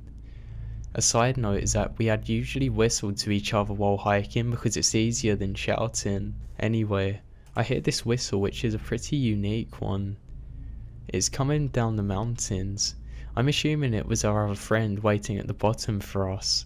I then whistle back until he calls us and asks if we're whistling at him. We tell him, no, I just whistle back at you. He then tells me that he heard 2 distinct whistles. Then I hear the same whistle coming again from behind me up the mountain. At the time I didn't really think much of it. Later on I smelled ozone around the mountain, and when I described this to my fiance, she was getting chills and told me about the Skinwalkers, or the goatman of the Appalachian Trail, that supposedly smells like ozone and it mimics its potential victims. Now I'm not sure what it was. Maybe it was another person. Maybe it was something different, paranormal. I'm just damn sure that it wasn't a bird.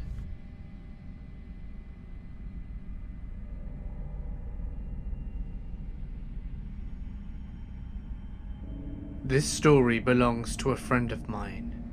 He told me this once, and I simply have to share it.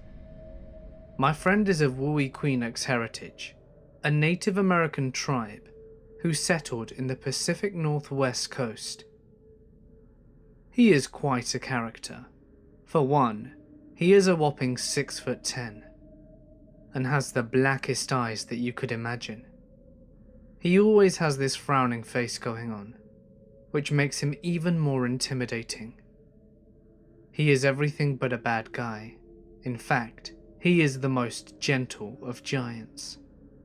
He was working at a gas station up in North back in 1992. He has pretty much always worked the graveyard shift, from 11 PM to 7 AM. Business wasn't exactly booming at nights, so he was usually watching TV or reading magazines between customers. And there were a few. This area he lived in and worked in was deeply associated with all things Native American. There was a potent sense of pride in the surrounding communities, but also a very distinct presence of superstition and old traditions. My friend was no exception. He was a firm believer in all things of the old.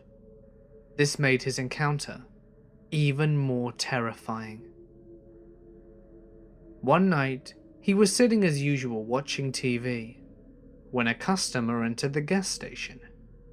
The customer paid for his gas and a pack of smokes, and some soda, and returned to his car. Nothing unusual. But as my friend looked out the window towards the customer's car, he spotted what looked like a huge dog sitting by the edge of the woods. Now the window is located out on the side of the building, some distance from the sliding door, and overlooks the pumps and the roof covering it. On the sides of the roof, there are pretty strong halogen lights, which shine in to the gas station. This gives the gas station not only eerie lighting, with the blinds casting long, stripped shadows, but also blinds the teller to an extent. As he peered through the window trying to focus on the dog, it was gone. He didn't think much of it. Even if it were a wolf, he was inside, and wolves don't tend to rob gas stations at night. Wolves were common here, but this wolf was huge. He brushed it off and returned to his mindless show on TV. A couple of hours go by, and not a single customer had entered since the last. He was about to refill some condiments, when he heard a large thud coming from the back. It wasn't inside, but he could hear it. It came from the back, and behind the building they kept the garbage. The gas station has been visited before by scavenging homeless, but my friend didn't really care. It wasn't his garbage, and it was just garbage. Let them take it. But it kept getting noisier. He decided to grab a flashlight and a gun from the office, and circle around the back to tell whoever was venturing there to leave. He had had enough. His presence alone would have scared off anyone. but he wanted to feel safe just in case. He exited through the sliding doors, walked past the window he was sitting by, and as he turned the corner, he shines his light towards the dumpster. As the cone of light hits the dumpster, my friend instantly drops the flashlight and the gun. It's the huge dog he saw before, scouring through the garbage. It wasn't a dog though. It clearly stood on its hind legs, reaching the same height as himself. It could not be a bear. It was too gaunt. The creature's eyes had been glowing in the light of the flashlight, making it even more terrifying. He ran inside the gas station, and he wasn't followed. He locked the door and stayed in the whole night, and quit the very next day. My friend is still convinced that he saw a Skinwalker, a shape-shifting shaman of sorts that are common occurrences in Native American lore and culture. I don't think he ever plans on working nights again.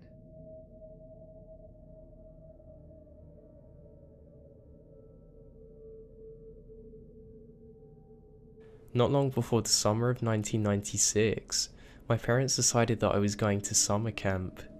My input was not taken into account. I was overweight, becoming more so every day. They thought spending some time in the great outdoors was going to fix all of this. I did have one friend, Max. My parents convinced his mum and dad that Max should accompany me. Max was overweight like I was, and he hated the idea just as much as I did.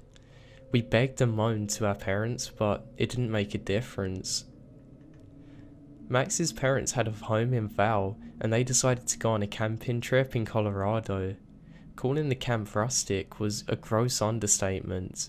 The cabins had no electricity or running water. The showers had to be used sparingly, and they weren't exactly hot. And the thing was, it was supposed to be at the discretion of the campers. I never understood this. The daily activities consisted of hiking, horseback riding, riflery, rock climbing, rappelling and water rafting. Normal activities for children, but I didn't like any of this. I was overweight. We stayed at Max's family home in Val for a few days before leaving towards the camp. We enrolled for a 3-week term, the shortest on offer. So for several days in Val, Max and I ate as if the world was ending. With any luck, we would come back to our parents only slightly less fat than before when they hatched the plan to begin with. So there we are, we just arrived at the camp, stream of trunks full of clothes and assorted equipment. We had some normal stuff, like backpacks, flashlights, canteen stuff, portable cookware, etc. Now to reach our cabins, we had to haul our trunks 1 mile up a hill. Now, we had no idea in advance just how bad that our accommodations were going to be. We were also practically in tears when we heard that we were only going to be allowed 1 care package during the 3-week term. Our first impressions were unsurprisingly that of a poor one. Max and I both recognised how pathetic our attitudes were eventually though. Our distress quickly disappeared. However, many of the kids in our cabin had similar tastes in music and movies, so we quickly become friends. Our counsellor was a stout hippie named Storm. I don't recall his age, he was likely in his mid-20s. He was a really nice guy, and we just all talked to him straight away. One of our bunkmates had a little more difficulty settling in. He was called Dustin. He was a runt, thin, pale, and sticky looking. We initially thought that he was just painfully shy and that he had some kind of anxiety, but thereafter we realised that he was just weird. He was glassy-eyed and almost looked otherworldly. We did try and connect with him initially, but eventually we just let him fade into the background. Now at night, we would lie in our beds and tell stories for about an hour or so before falling asleep. At this time, Dustin engaged in a weird routine. He would leave the cabin and go walking in the dark. The terrain was very diverse. There was lots of ditches that were actually a few feet deep. There were bear sightings every so often. Now I'm quite sure that there was no shortage of other weird creatures out there, and for some reason, Dustin had his best interest in roaming around there with them. None of these complications deterred him though. Oddly, Storm took no issue with it. "Do your thing, man," he would say to Dustin routinely. About a week or so into our 3-week term, we went on cabin campouts. This consisted of an elder of the boys teaming up with the younger cabin. The age range was from 8 to 17 years old, hiking anywhere from 20 to 30 miles away from the cabin and then coming back. Storm was bouncing with the opportunity. He had the perfect spot. He went on to describe a valley that was absolutely bouncing with colours. There was loads of wildflowers everywhere, and it was just beautiful. He called it Horse Mountain. Now we're all fairly certain that this was a product of drug-induced fantasies, but Storm proved us all wrong when he led us to the exact location just like he described. We explored during the day, and at night time, we would huddle around a fire, eat dinner, tell ghost stories. On the 4th night, we implored Storm and Dave, the counsellor of the older boys' cabin who accompanied us, to tell us about skinwalkers. For those of you who may be unaware, there is a legend that the spirits of deposed and murdered Native Americans would disguise themselves as animals and seek revenge by indiscriminately attacking anybody who come across their path. So these are skinwalkers. The counsellors refused initially. The camp had apparently fielded numerous complaints from parents that younger campers were being scared to death by the ghost stories.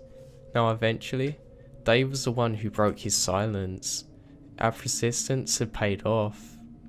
As he began his story, Dustin, maintaining his weird attitude, began standing up, walking around, and Storm called out to him, "Dude, would you at least take a lantern so we can see you?" Dustin obligated and slunked off. The little light from the lantern was becoming dimmer and dimmer as he made his way across the valley. Dave resumed the story.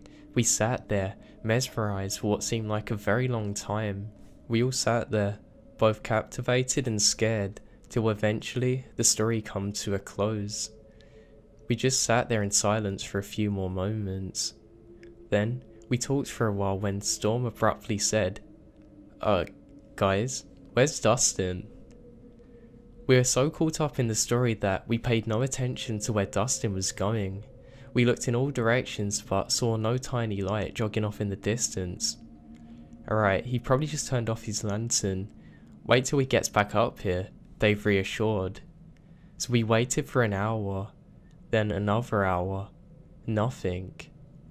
At this point, we broke into 3 groups. Max and I attached ourselves to Storm, and we set off down the valley. "I bet Sleepwalker got him," Max murmured. "Stop that," Storm snapped back. It was the first time I'd ever seen Storm say something like that. He'd never been foul before. At this moment, I realised that Dustin could be in serious trouble. We all looked throughout the night. A feeling of panic befell all of us as the sun began to rise. Storm and Dave argued. They should never allow Dustin to go off on his own. After some intense arguing back and forth, they decided that Dave would hike to go and get some help. We all sat there, in this terrifying silence, and we waited for his return. He come back hours later, with law enforcement and mountain rangers in tow. They asked us questions and then instructed us to return to the camp. When it got out how that they let him walk off unaccompanied, the ranger was disgusted. Another was in absolute rage. We then rode by van back to the camp. Storm was asked to leave.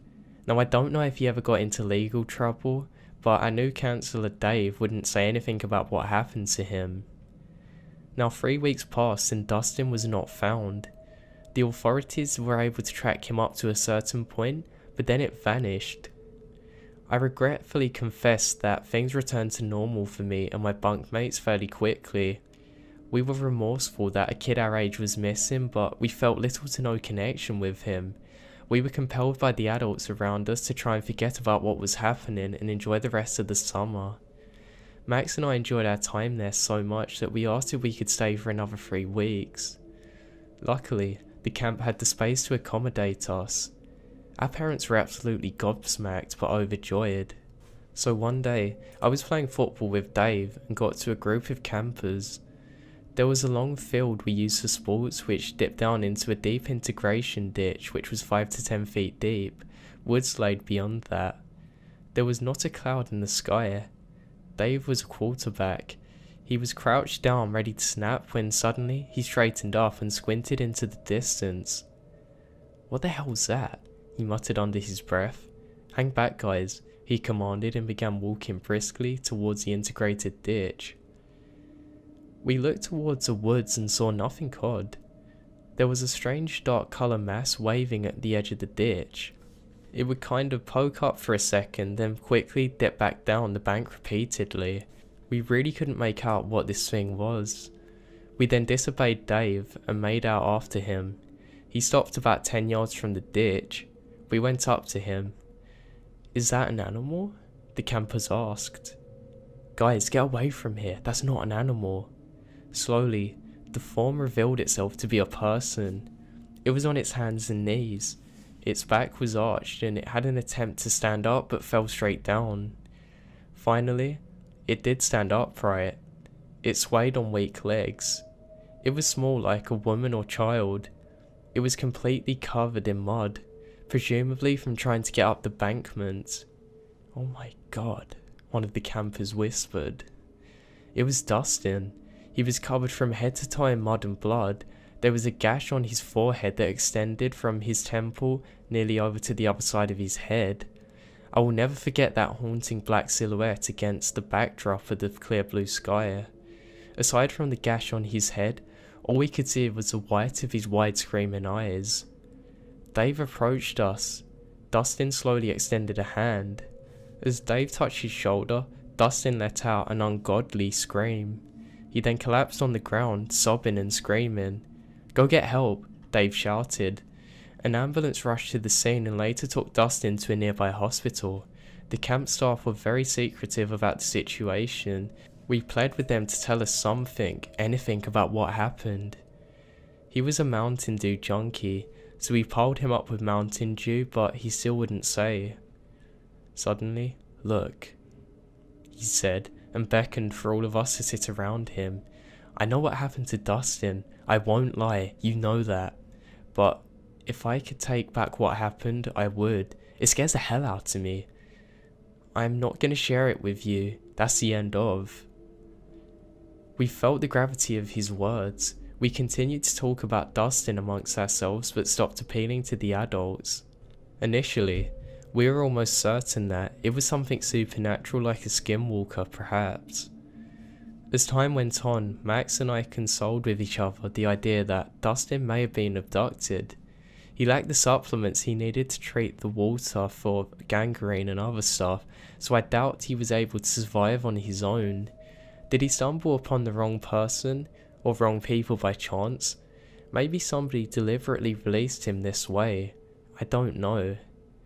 Max's mother knew Dustin's parents as they're all part of a small community in Val. Many years later, she told us in addition to suffering from shock, Dustin had severe burns on his body that doctors thought were the result of being doused with boiling water repeatedly. His appearance back at the camp 3 weeks later after his disappearance is also a mystery, but it also seems to point to the wickedness of others. Maybe he was returned to show us how bad he suffered. Over the years, Max and I remained friends and we returned to the subject at odd intervals.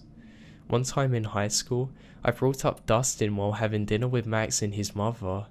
She made an offhand comment about some people don't have the parental instinct. I pressured her about what she meant.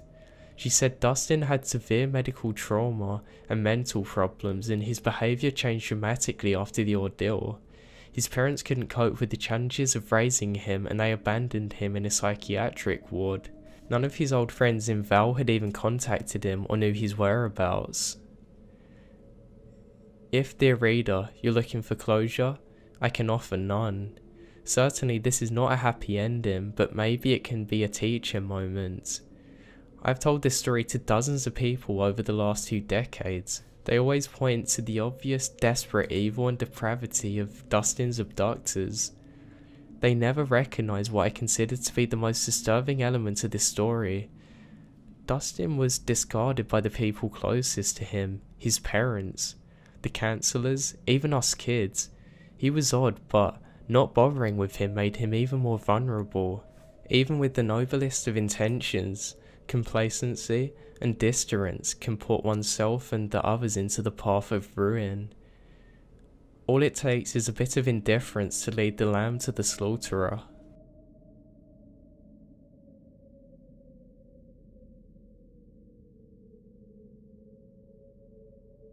A Navajo tribal police officer was driving west on what used to be officially named Highway 666. It was lightly snowing, maybe a quarter of an inch, which was a lot of snow for home, and he sees an old woman walking on the side of the road. How she got there or where she was going was not apparent, because she was so far into the middle of nowhere. He didn't see her right away, but as he passes he noticed that she's dressed in traditional clothing, a shawl, dress, and her hair is in the traditional bun. Not too odd. Many elders still choose to dress traditionally. But why was she out in such cold weather, and at this late at night? Hitchhiking maybe. He passed her too quickly, and now had to turn around. As he made a U-turn, he notices that she's nowhere to be seen. This is a fairly flat terrain, and he's sure that he's seen an old woman walking. He pulls the squad car over and steps out with a flashlight. Confused, he manages to find the woman's footprints in the shallow snow. He stops the footprints until they suddenly turn into what looks like dog footprints leading away from the road in a hurry. He immediately jumps back into the squad car and meets up with another officer near his patrol. He's a little shaken up, but asks the other officer if he's seen anything like that. The officer tells him that he has, and he also explains that sometimes it's an old woman, sometimes a very beautiful young girl, but always on the road and always in the snow, waiting for the right good Samaritan to let her in their car. I still get nervous driving up these wide open spaces at night. I keep my eyes strictly on the road and turn my music up high. I rarely pick up hitchhikers, but I never pick them up at night.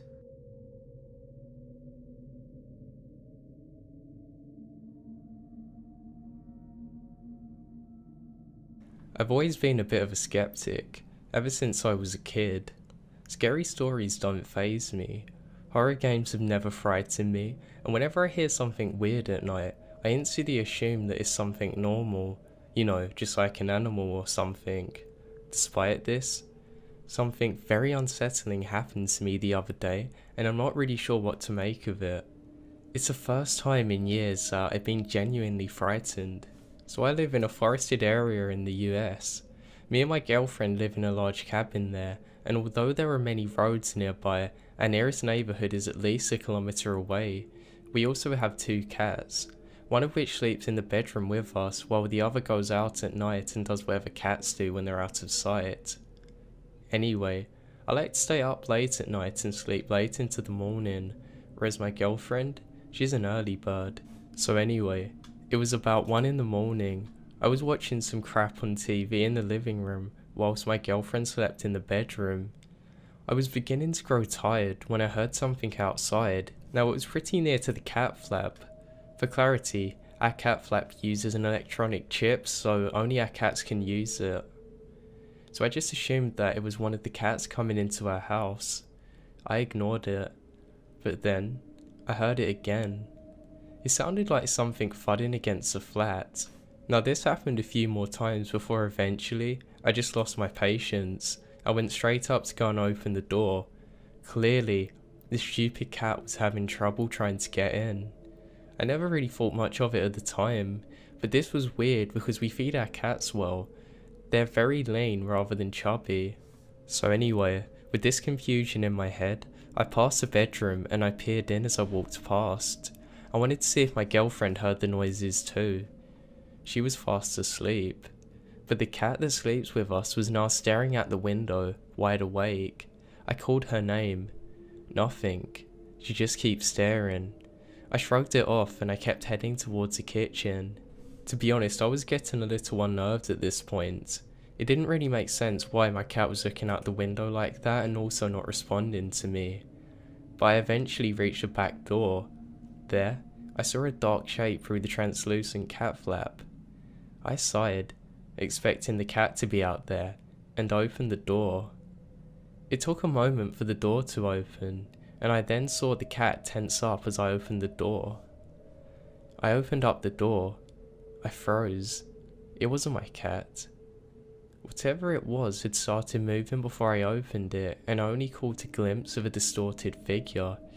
It was kinda like a tailless dog. Now, this thing was moving quick. Bolting, absolutely blazing out of there.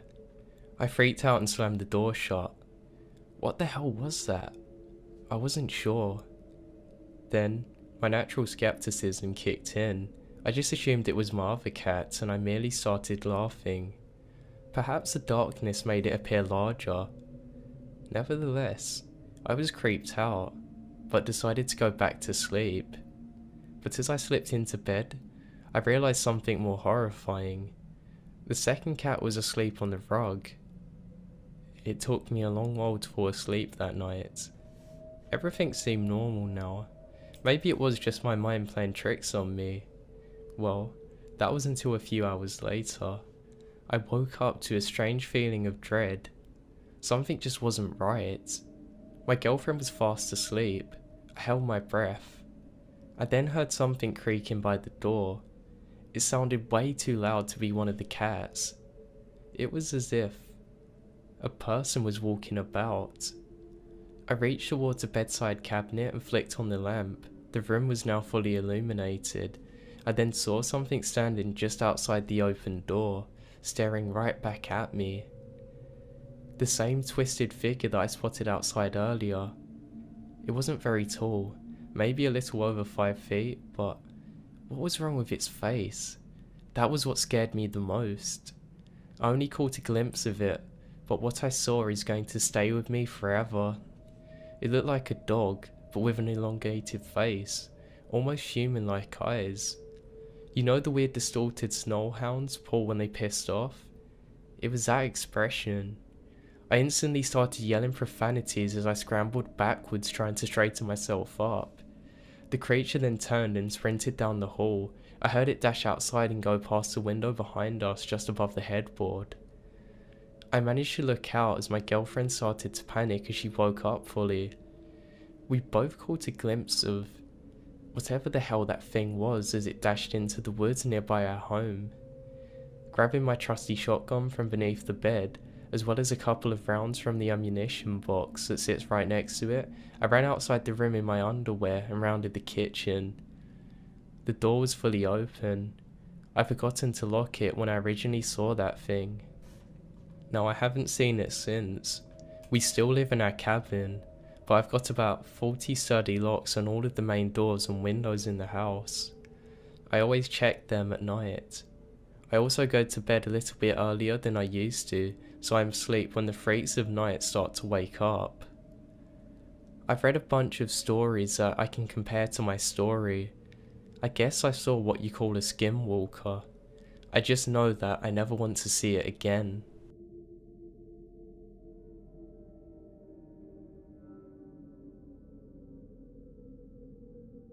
My grandfather told me a story once, as we sat around a campfire in his backyard, in the cool night of the Arizona desert. The horizon was clear, and each star twinkled in a purple sky, with a full flat moon hanging over the mountains. His voice was raspy and gravelly, the result of a lifetime of smoking cigars and drinking whiskey. The fire danced and shined across his dark, wide eyes as he settled into his seat, ready to tell his story.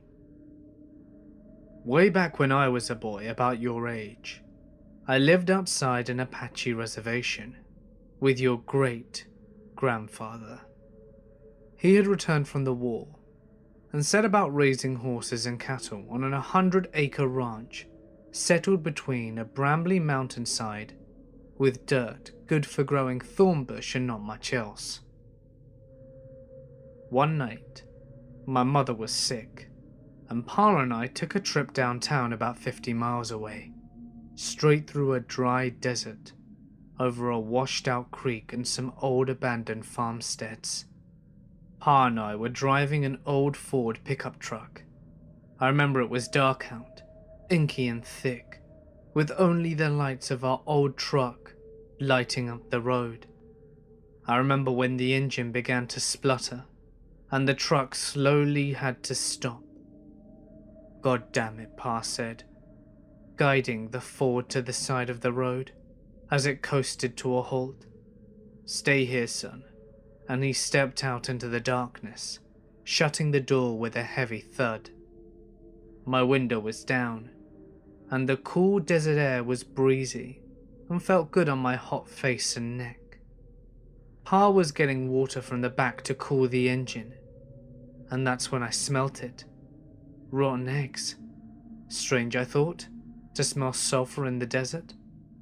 My nose also picked up carrion, like one of those dead, bloated cattle that would drop from the heat and lay there until the crows pecked enough holes into the hide that the whole thing would explode.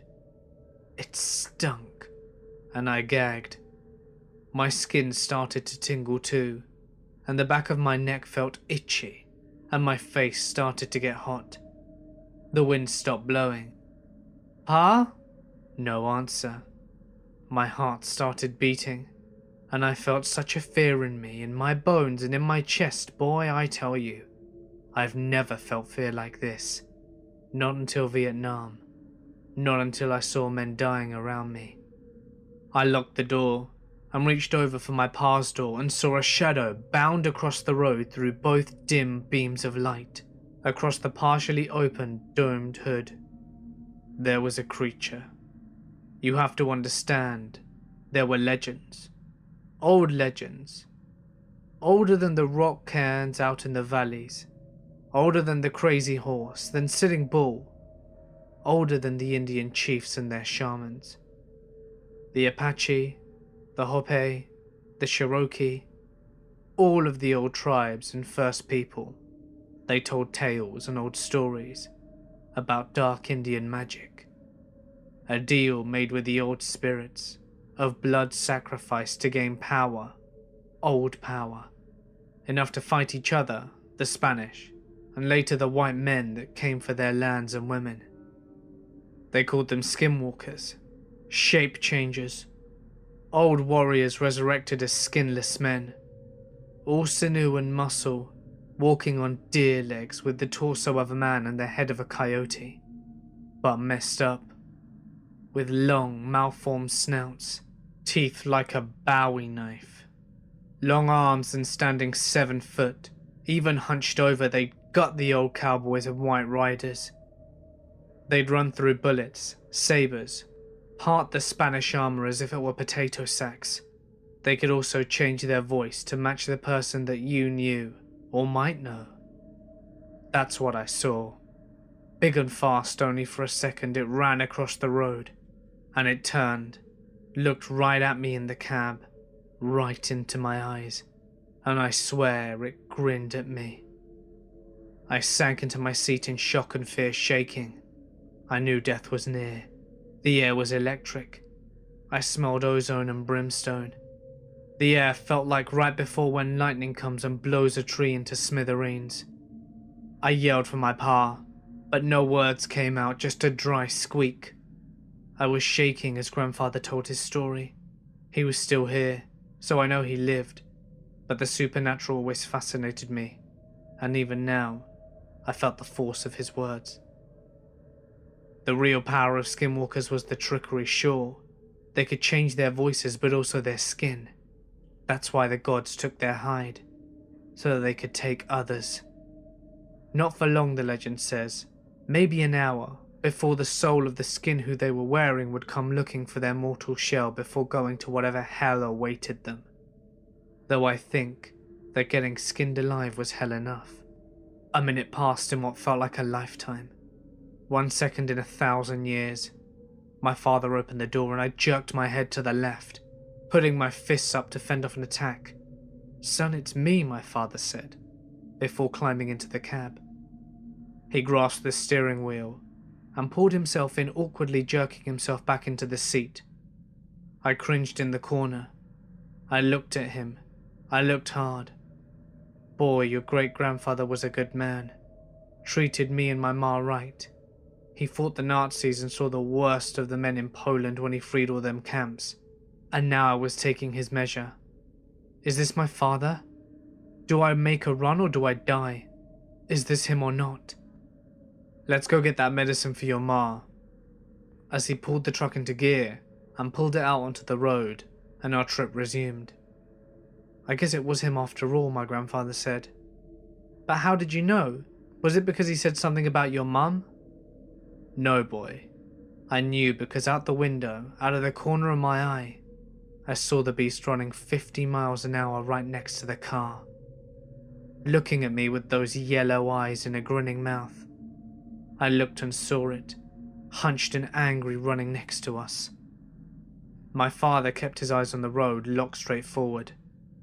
He said to me, "Son, don't look at it. Don't look at it." And that's how I knew.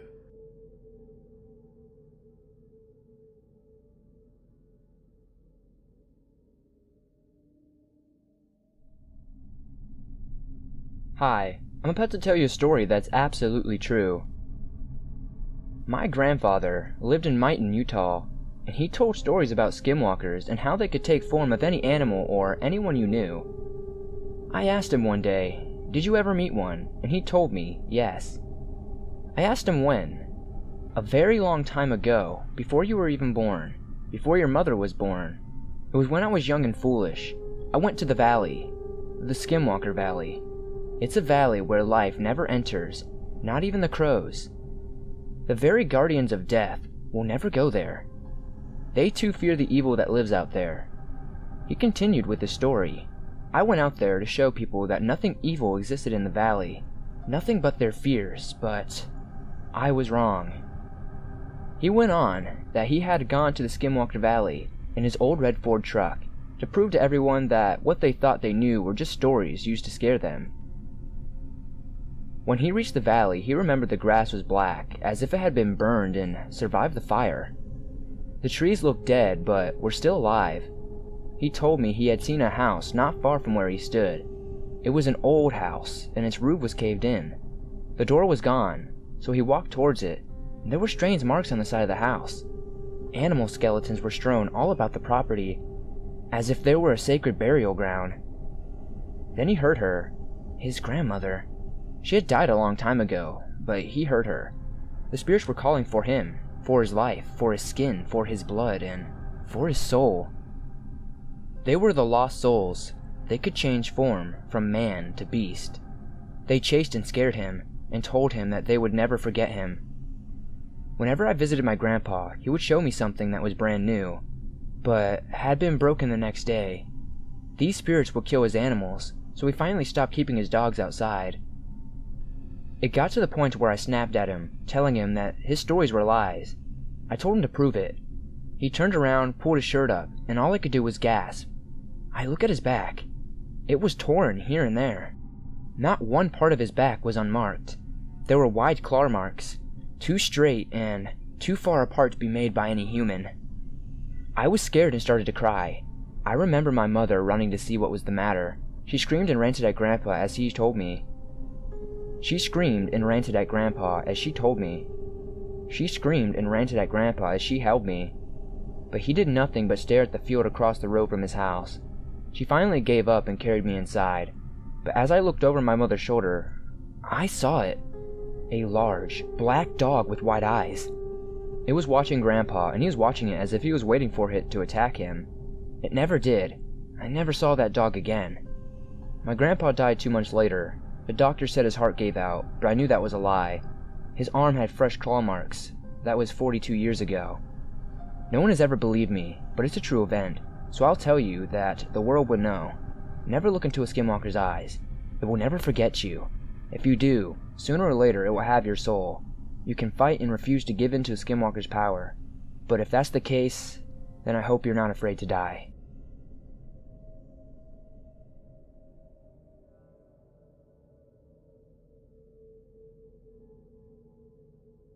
It's an experience he had with a Skinwalker on the Navajo reservation. When I was about 11 or 12, we lived in a small house made out of mud and stone, a lot like the house we have now. It was two of my brothers and I in the house at the time. Everybody else had gone to James Fest and that left us to tend to the sheep. We were getting ready for bed when we suddenly heard the dogs going crazy outside. Thinking it was nothing more than coyotes howling in the distance, we just told them to be quiet. We began to drift off into sleep, and the dogs would not shut up. Somehow, I was able to go to sleep for a few hours. Then I woke up later into the night. It was very quiet and still in that house, save for my brother snoring and breathing. I realised soon that I needed to use the outhouse and woke up my brother to take me there. He teased me about being scared, which I certainly was. We went out with our flashlight to the outhouse. The dogs began with their crazed barking and started snarling. They were going from one place to the next, just rushing to the bushes. I was now waiting for my brother to come out of the outhouse as he went first. While waiting, I tried to follow the dogs with my flashlight. Suddenly, there was a very loud whine from one of the dogs. Then everything went quiet. It was really too quiet for that time of year. Not even the sheep were making noise. Suddenly, I heard a few of the dogs going completely mad by the truck. When I looked over, there was this man. He was unbelievably tall, leaning one arm on the cab roof of the truck. He was looking at the dogs a little, suddenly kicking one of them. They all scattered into different directions. The thing then looked up at me and I saw its face. It was a pure white face like a full moon, with two burning red eyes, a slight smile that was pure black. I couldn't move or make a sound. This thing, whatever it was, then began making very tall long strides towards me, until it finally towered over me. As soon as it approached me, all I could see was a colour of blood red. I kept getting deeper and deeper lost into its eyes. I could faintly hear my brother coming out of the outhouse. With this, the thing looked up at him. Reality came rushing back to me. I noticed that my brother was too distracted with his buckle to realise what was going on. I then realised that this thing had its horrible looking, long fingernails, just inches hovering above my head. Its skin was black ashy, and it smelled like a bloated dead animal in summer. I was still unable to move or speak. The Skinwalker began moving towards my brother now. Finally, noticing this, my brother became just as paralysed as I was. Closer and closer it drew, reaching an extended arm out towards my brother's head. Suddenly, something finally snapped in me. I became unbearably angry. I broke from my trance and lunged at the Skinwalker, raising my arms like a wild animal, baring my teeth at it. A growl came out that I knew I couldn't have made normally. I became more and more angry at the thing trying to hurt us. I kept that smile at first, but the angrier I got, the more my smile faded. Finally, with everything I had, I began to make this primal roar at it. It fell backwards and ran away into the night. The next morning, my family returned from the fest. After replaying the story to my parents, they quickly hired a medicine man.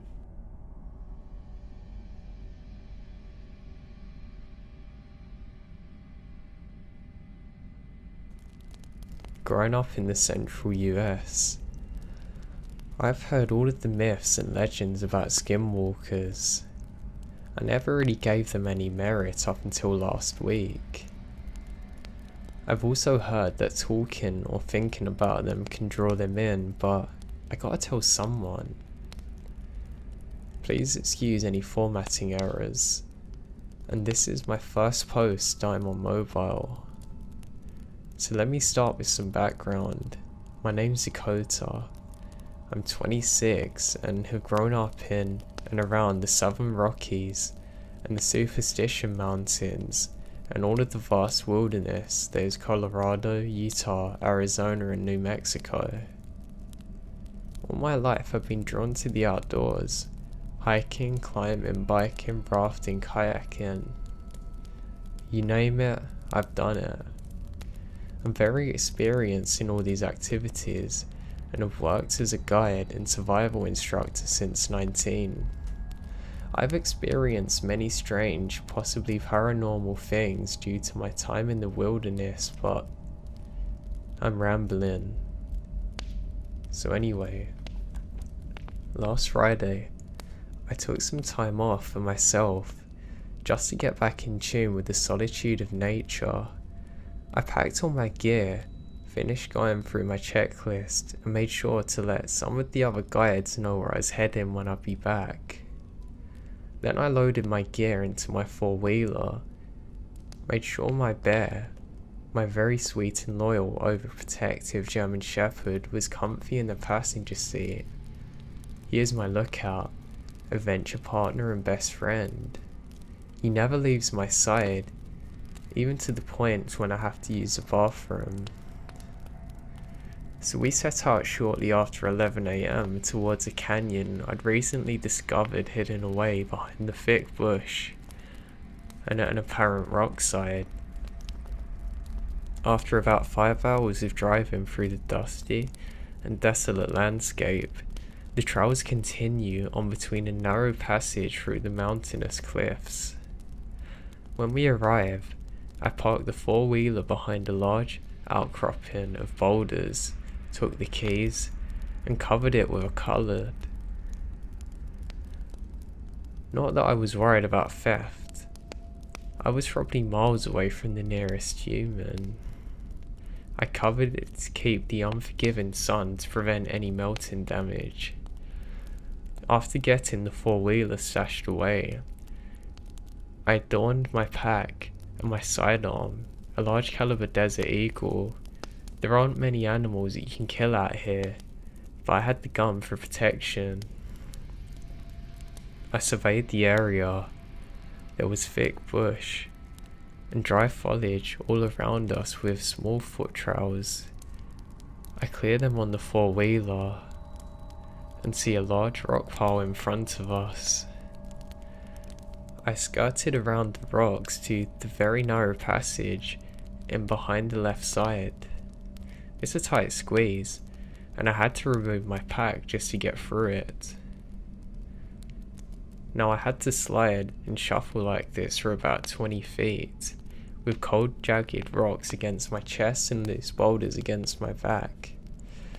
The trail narrowed near the end, and I had to suck my chest in and wriggle my way out in a large opening in the rocks, where Bear happily waited for me with his head cropped to the side with confusion. He was confused why I struggled so much and he passed so easily. When I finally freed myself from the narrow rock, my jaw dropped.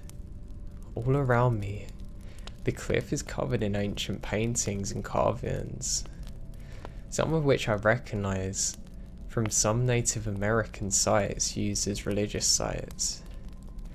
But many of these symbols were new to me. The most notable was a large painting near where the trail continued on. It depicted a large figure whose head and antlers resembled that of a deer, but the body was long and narrow, strangest of all, bipedal. It is at times like these that I wish I'd brought some piece of technology like my iPhone, but I usually leave it at home, bring in only an emergency satellite phone. Intrigued, I left the opening and headed on the trail. I was surprised by the steep downward slope that seemed to the heading down further and further into the earth, and I was even more surprised when the trail ended at the mouth of a large cave. It's actually a cave that I didn't know about. This couldn't get any better. I set down my pack, pulled out my flashlight. It was getting pretty dark, so I figured I'd just check out the opening, then settle for the night.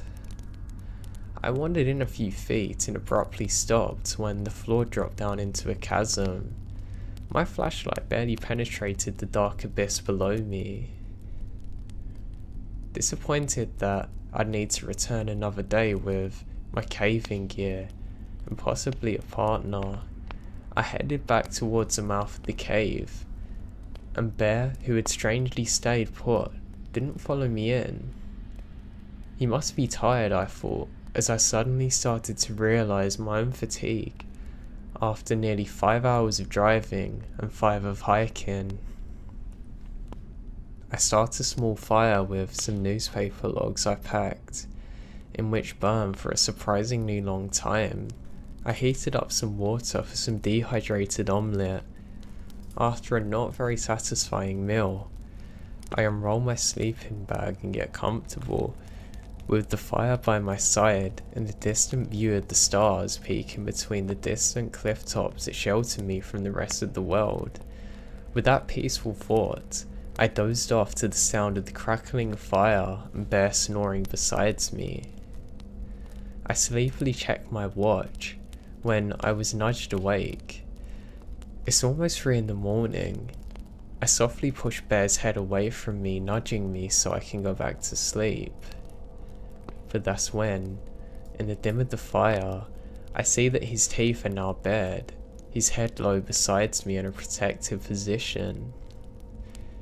He was starting towards the mouth of the cave with a deep growl emanating from his throat. More alert now, I clumsily grabbed my flashlight and unholstered my pistol, my finger ready to switch off the safety. I mentioned to Bear to be quiet, which was a very handy skill that had taken a lot of time to learn. On command, he quieted, but still snarling at the dark hole in the cliff. I illuminate the edge of the drop-off, my gun aimed with the beam, and we listen. For a few minutes, all I heard besides silence was my heartbeat. Then finally, I heard it. I still can't describe it, but I'll try my best. It sounded like the belt of a goat and the yowl of a wild cat coming together to form words that are broken and foreign. Quiet at first, it's now accompanied by a clacking and scraping sound, getting closer and closer. I strain my eyes to the edge in the light of the beam. What I saw next, I'm sure has been burned into my mind's eyes and I'll never forget it.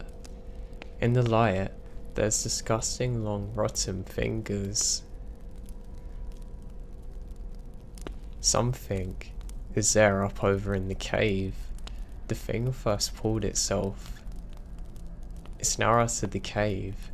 It's about 6 feet tall, with long deer legs, too skinny to support the weight. The body appeared to be semi-human, but a skeleton draped with rotting flesh, with patches of mangled fur and ribs protruding from its chest. The smell was wretched, and I wanted to look away to vomit and run, but I'm paralyzed with fear.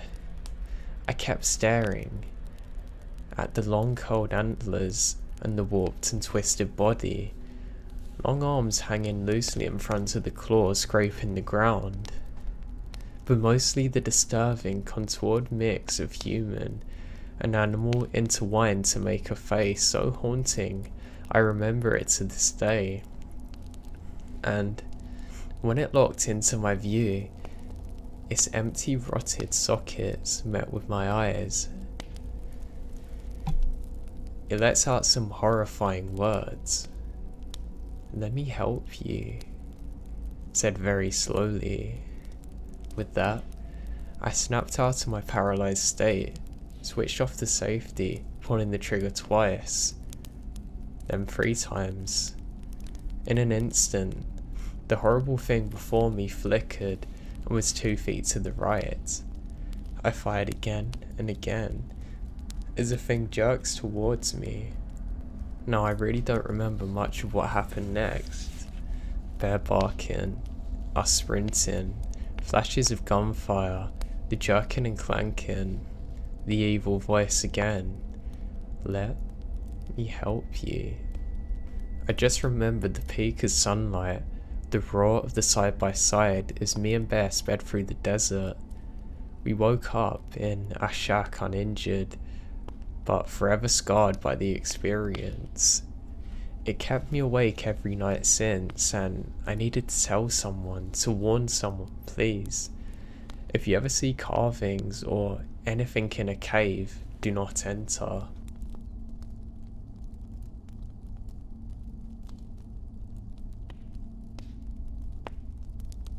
Hey, leader of the cryptid crew here.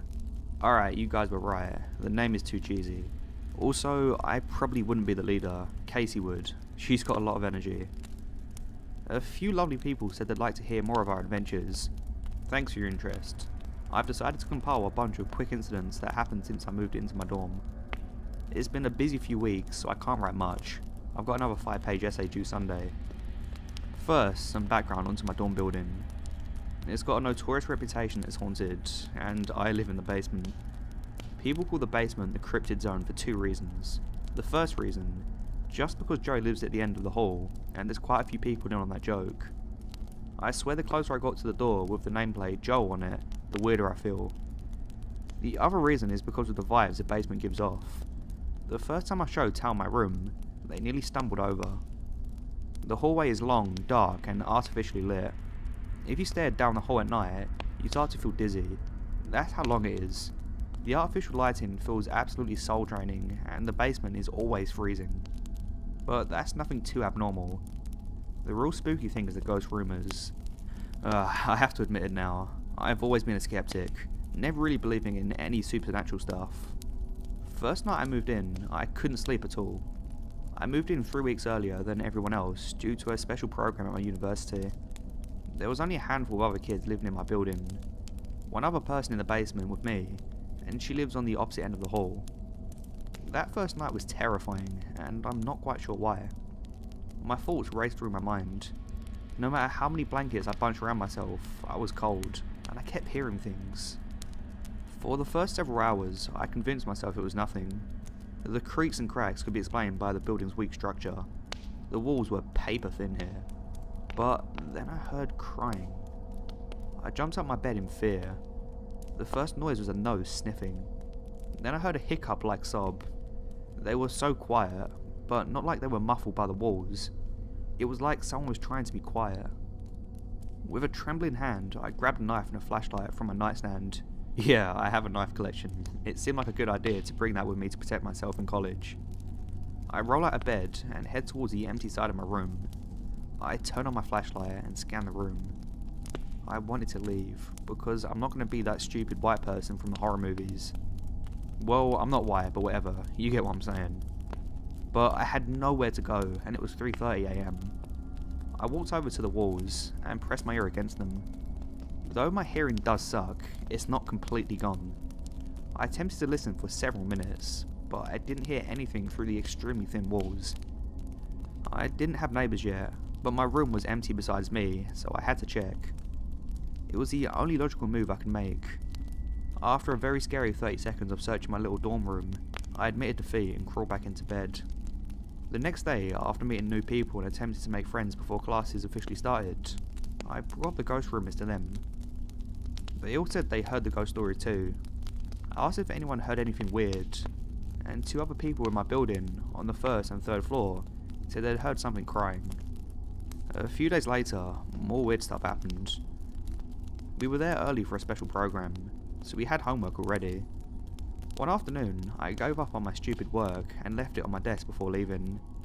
When I got back 3 hours later, the papers were scattered all around my room and all over the floor. I simply joked about this to my friends, saying, "The ghosts must hate this class too." No, nobody else had the key to my room, and I didn't have a roommate yet, no RA, and no cleaning services. One person dismissed my ghost claims by saying it was just the AC moving the paper. My homework being thrown everywhere happens a few times, and sometimes it wasn't just papers, pens, folders, blinders, and even a protein bar once. I haven't known any cold AC units to be able to move protein bars and books. The morning after one of the first nights I stayed over at Casey's room, she told me something that still terrifies me. We were up pretty late, so when I eventually passed out in her arms, I was out. I can be a heavy sleeper at times. We woke to a phone ringing. My mum had tracked my phone, then freaked out when she noticed I wasn't home. Talk about an embarrassing phone call. One that had to happen over FaceTime because we were both hearing impaired. Her ears are much worse than mine. After I'd taken care of the messy parents itch, all Casey said was, "Sorry you got yelled at. She sounds a bit like a helicopter." When she noticed how embarrassed I was, she reassured me with a kiss, then gasped in realization. I asked what was wrong. Something really weird happened last night, but... What? Am I that bad? I asked jokingly. She shoots me a look that essentially says, "Shut up, idiot. Just listen for a second. I don't think you'll believe me, but I don't really have anyone else to tell, and well, it did happen to you."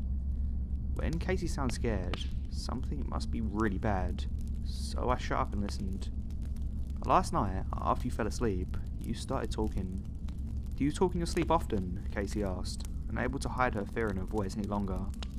Unfortunately, I was no help. "No, I never really have.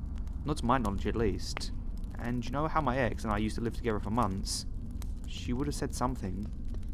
I instantly regretted bringing up my ex with my new girlfriend, but thankfully Casey overlooked it. "Damn," Casey said through gritted teeth. I sat up asking what was wrong. "Okay, well, last night around 3:33, I know because I checked my phone, you started talking in your sleep, but it didn't sound like you." "Casey, what do you mean?" "The accent was different. The voice was deeper. You were saying the weirdest stuff too," Casey tried to explain. "Like what?" I asked. "What did I say?" "You said, 'Where's my bag? I left it on the 3rd floor.'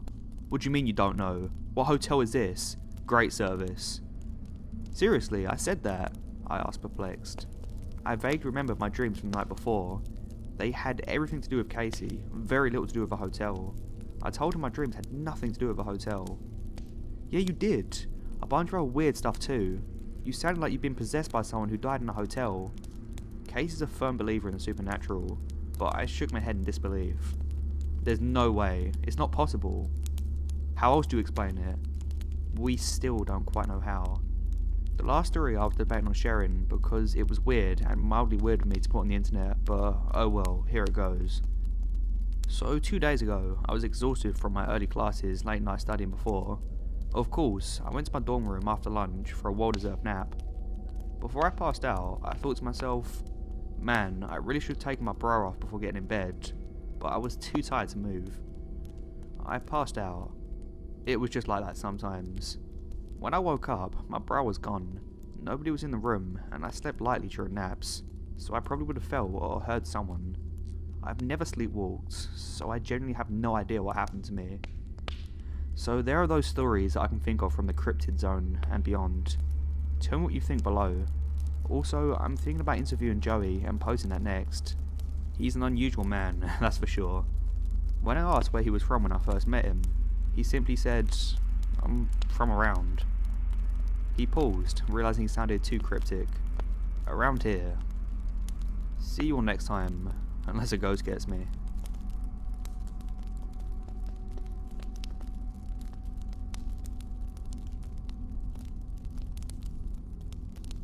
My grandfather told me a story once as we sat around a campfire in his backyard in the cool night of the Arizona desert. The horizon is clear. Each star twinkled in a purple sky with a full fat moon hanging low over the mountains. His voice is raspy and gravelly, the result of a lifetime of smoking cigars and drinking whiskey. The fire danced and shined across his dark eyes as he settled into his seat, ready to tell his story. Way back when I was a boy, about your age, I lived outside an Apache reservation with your great-grandfather. He returned from the war, setting about raising cattle. Now, this is on a 100-acre ranch, settled between a mountainside, with dirt good for growing thorn bush and not much else. One night, my mum was sick, and my pa and I took a trip into town, about 50 miles away, straight through a dry desert, over a washed out creek, and some old abandoned farmsteads. A fire sparked and a log crackled, jolting me out of the story. So Pa and I driving in an old Ford pickup truck. I remember this dark out, inky and thick, with only the lights out of our old truck lighting up the road. I remember too, when the engine began to sputter and the truck slowed to a jerky stop. God damn it, Pa said, guiding the Ford to one side of the road as it coasted to a halt. Stay here, son, he says as he steps out into darkness, shutting the door with a heavy thud. My window was down, and the cool desert air was breezy and felt good on my hot face and neck. Pa was getting water from the back to cool the engine, and that's when I smelt it. A rotten smell. Strange, I thought. Why could I smell sulfur in the desert? My nose also picked up on some weird rotten tomato smell, almost like one of the dead bloated cattle from the heat. You know, where the crows come and pick holes in the side of them. It was foul and I gagged.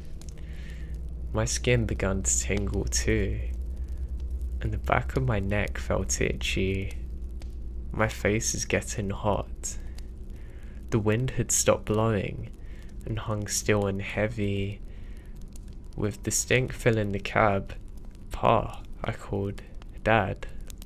No answer.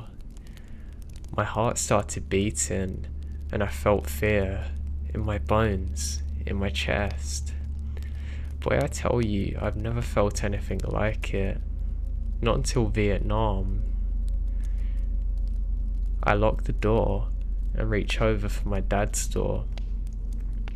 I see a shadow bound across the road, through the dim beams of the light, across the partly open doomed hood. My grandfather paused. He spit a fat wad of tobacco off to the side. He looked passively into the darkness.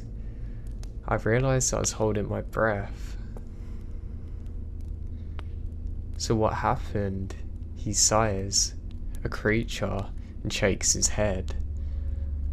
You have to understand that there were legends, old legends, older than the rocks of these valleys, older still than Crazy Horse and Sitting Bull, than the old Injun chiefs and their shams, the Apache, the Hope, and the Cherokee. All of them old tribes and First Peoples, they told tales, old stories about dark Injun magic, a deal made with old spirits, a blood sacrifice to gain power, old power, enough to fight each other and the Spaniards, and later the white men who come for their land. They called them. He paused. Grandfather took a deep breath and plodded forward in his towel. Across the fire and the sky and the desert, the creek, the moon, the sun and old mountains. They call them skinwalkers, shape changers, old warriors resurrected as skinless men,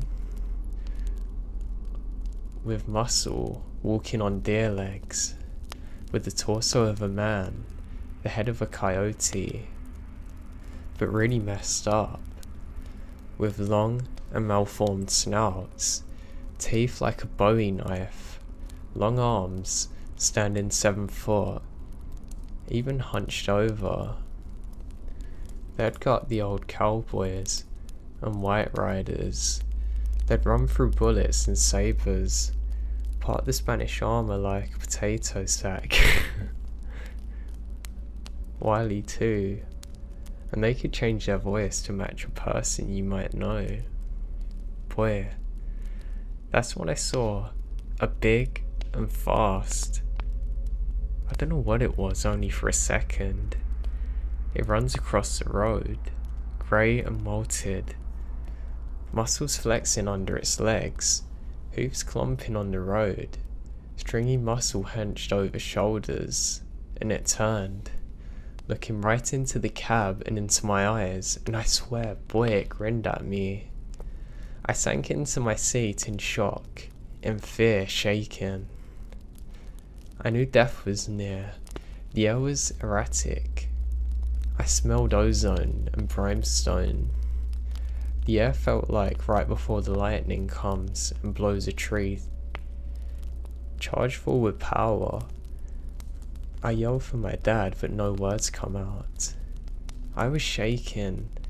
As my grandfather told his story, he was still here, so I know he lived, but the supernatural always fascinated me. Even now, I feel the force of his words. Now the real power of the Skinwalkers was tricky. They could change their voices, but also their skin. That's why the gods took their hide, so they could take others. Not for long, the legend says, maybe an hour before the soul of the skin they wore would come looking for their mortal shell before going to whatever hell awaited them. Though I think getting skinned alive was hell. A minute passes in what felt like a lifetime. 1 second in 1,000 years. My father's door opened and I jerked my head to left, putting my fist up to fend off an attack. "Son, it's me," my dad said, before climbing into his cab. He grasped the steering wheel, pulling himself awkwardly, jerking into the seat. I cringed into the corner looking at him, looking hard. "Boy, your great-grandfather was a good man, treated me and my ma right. He fought the Nazis and saw the worst of man in Poland when he freed them in the camps. And now, I was taking his measure. Is this my father? Do I make a run or die? Is it him or not? Let's go get the medicine for your ma," as he pulls the truck into gear, pulling into the side of the road. Our trip resumed. I guess it was him after all. I said, "But how did you know? Was it because he said something about your mom?" "No, boy. I knew because out the window, out of the corner of my eye, I seen that beast running right next to the car, staring at me with them yellowed eyes, grinned mouth, and I saw it, hunched and angry, running next to us. I just looked straight forward and floored it. 'Son,' he said, 'don't look at it.' That's how I knew, boy."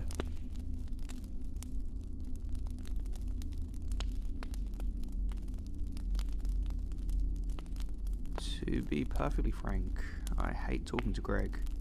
My particular line of work was pleasant enough to exempt me from much face-to-face contact with him. Unfortunately, of course, some contact is inevitable. "So," Greg sighed, easing his girth into the seat behind him, "why are we having this meeting?" I dropped my slender frame into the opposite chair. You called me in to have a meeting, Greg." He blinked, then sighed in disappointment.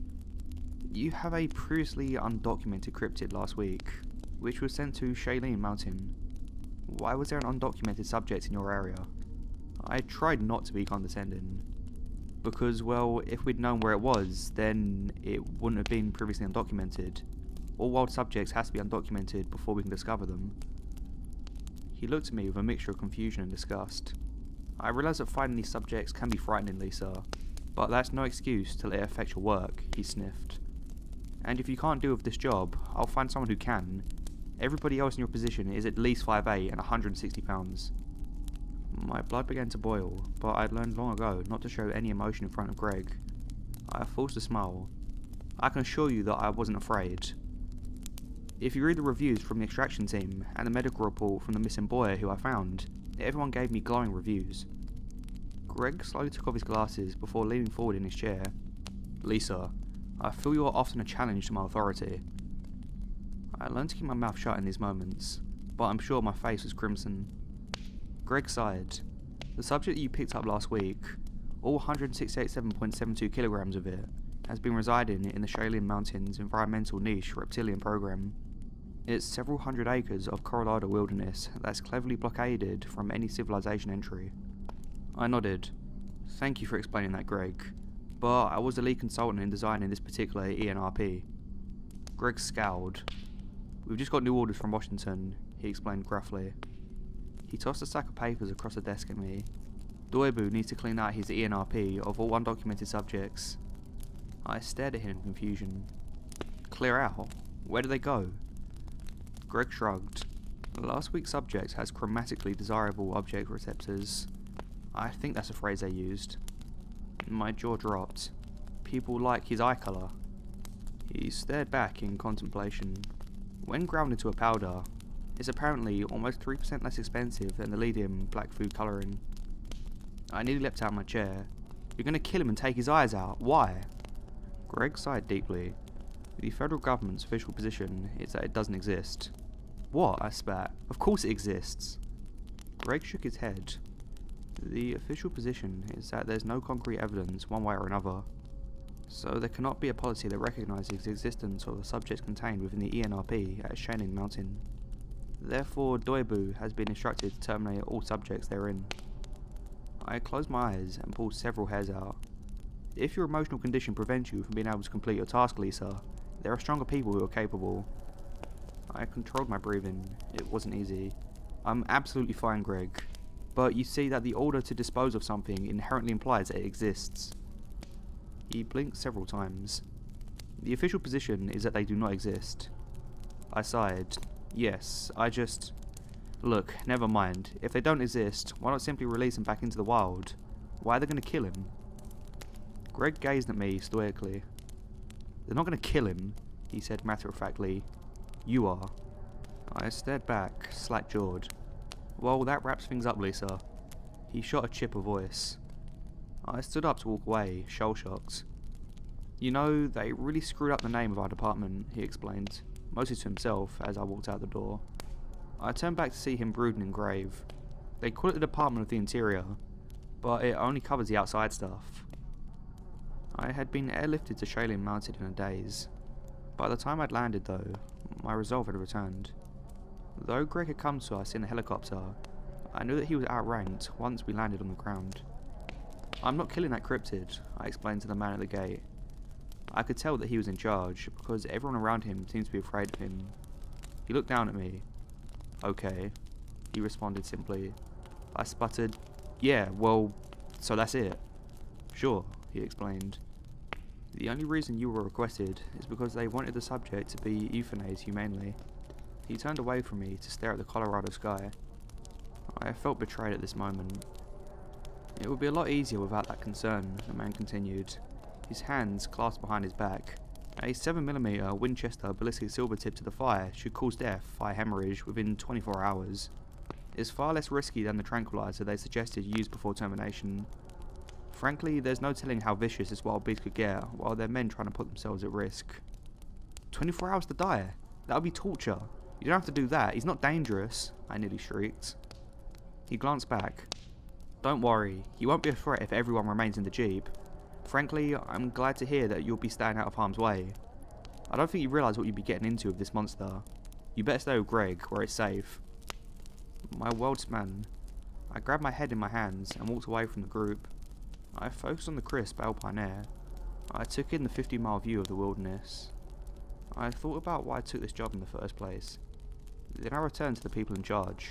I'll do it, I responded meekly. Give me the tranquilizer gun and the rifle. I blinked away a rogue tear that I was determined not to let them see. But I'll need a bag of red gummy bears to do things right. I bounced back and forth as the jeep drove farther into the wilderness of the Shaolin Mountain ENRP. The rifle slid from side to side in my lap. "Did George love Lenny?" Mrs. Neese asked as she walked the rows of my 7th grade class. He shot Lenny in the head. Most people declare themselves unable to do that to a person they loved. She stopped pacing, and for reasons I'll never understand, she looked directly at me. But I'll have to ask most people a very specific question. If choosing not to kill someone is a result of your own discomfort, doesn't that mean you love yourself more than you love anyone else? Here she leaned in towards me and seemed to tune everyone else out. If your definition of love isn't completely sacrificing your own comfort, then how would you define it? My hands were too numb to tremble as I filled the bolt-action rifle with its deadly contents. I loaded the chamber with a decisive snap, then returned it to my lap. I had joined Doibu because I love the unknown parts of the world. Fear is power, but only to a certain few, and extracting fear is nothing different from extracting human potential. But sometimes the task of being human requires us to build impossible hope from nothing more than broken pieces. I am being forced to kill something that I love because I love it. That much of my humanity remains intact. I turned away from the rest of the people in the jeep, so I didn't have to hide my tears. The vehicle plunged onwards, unabated, into the hidden forest with the futile goal of finding something more monstrous than what was already in it.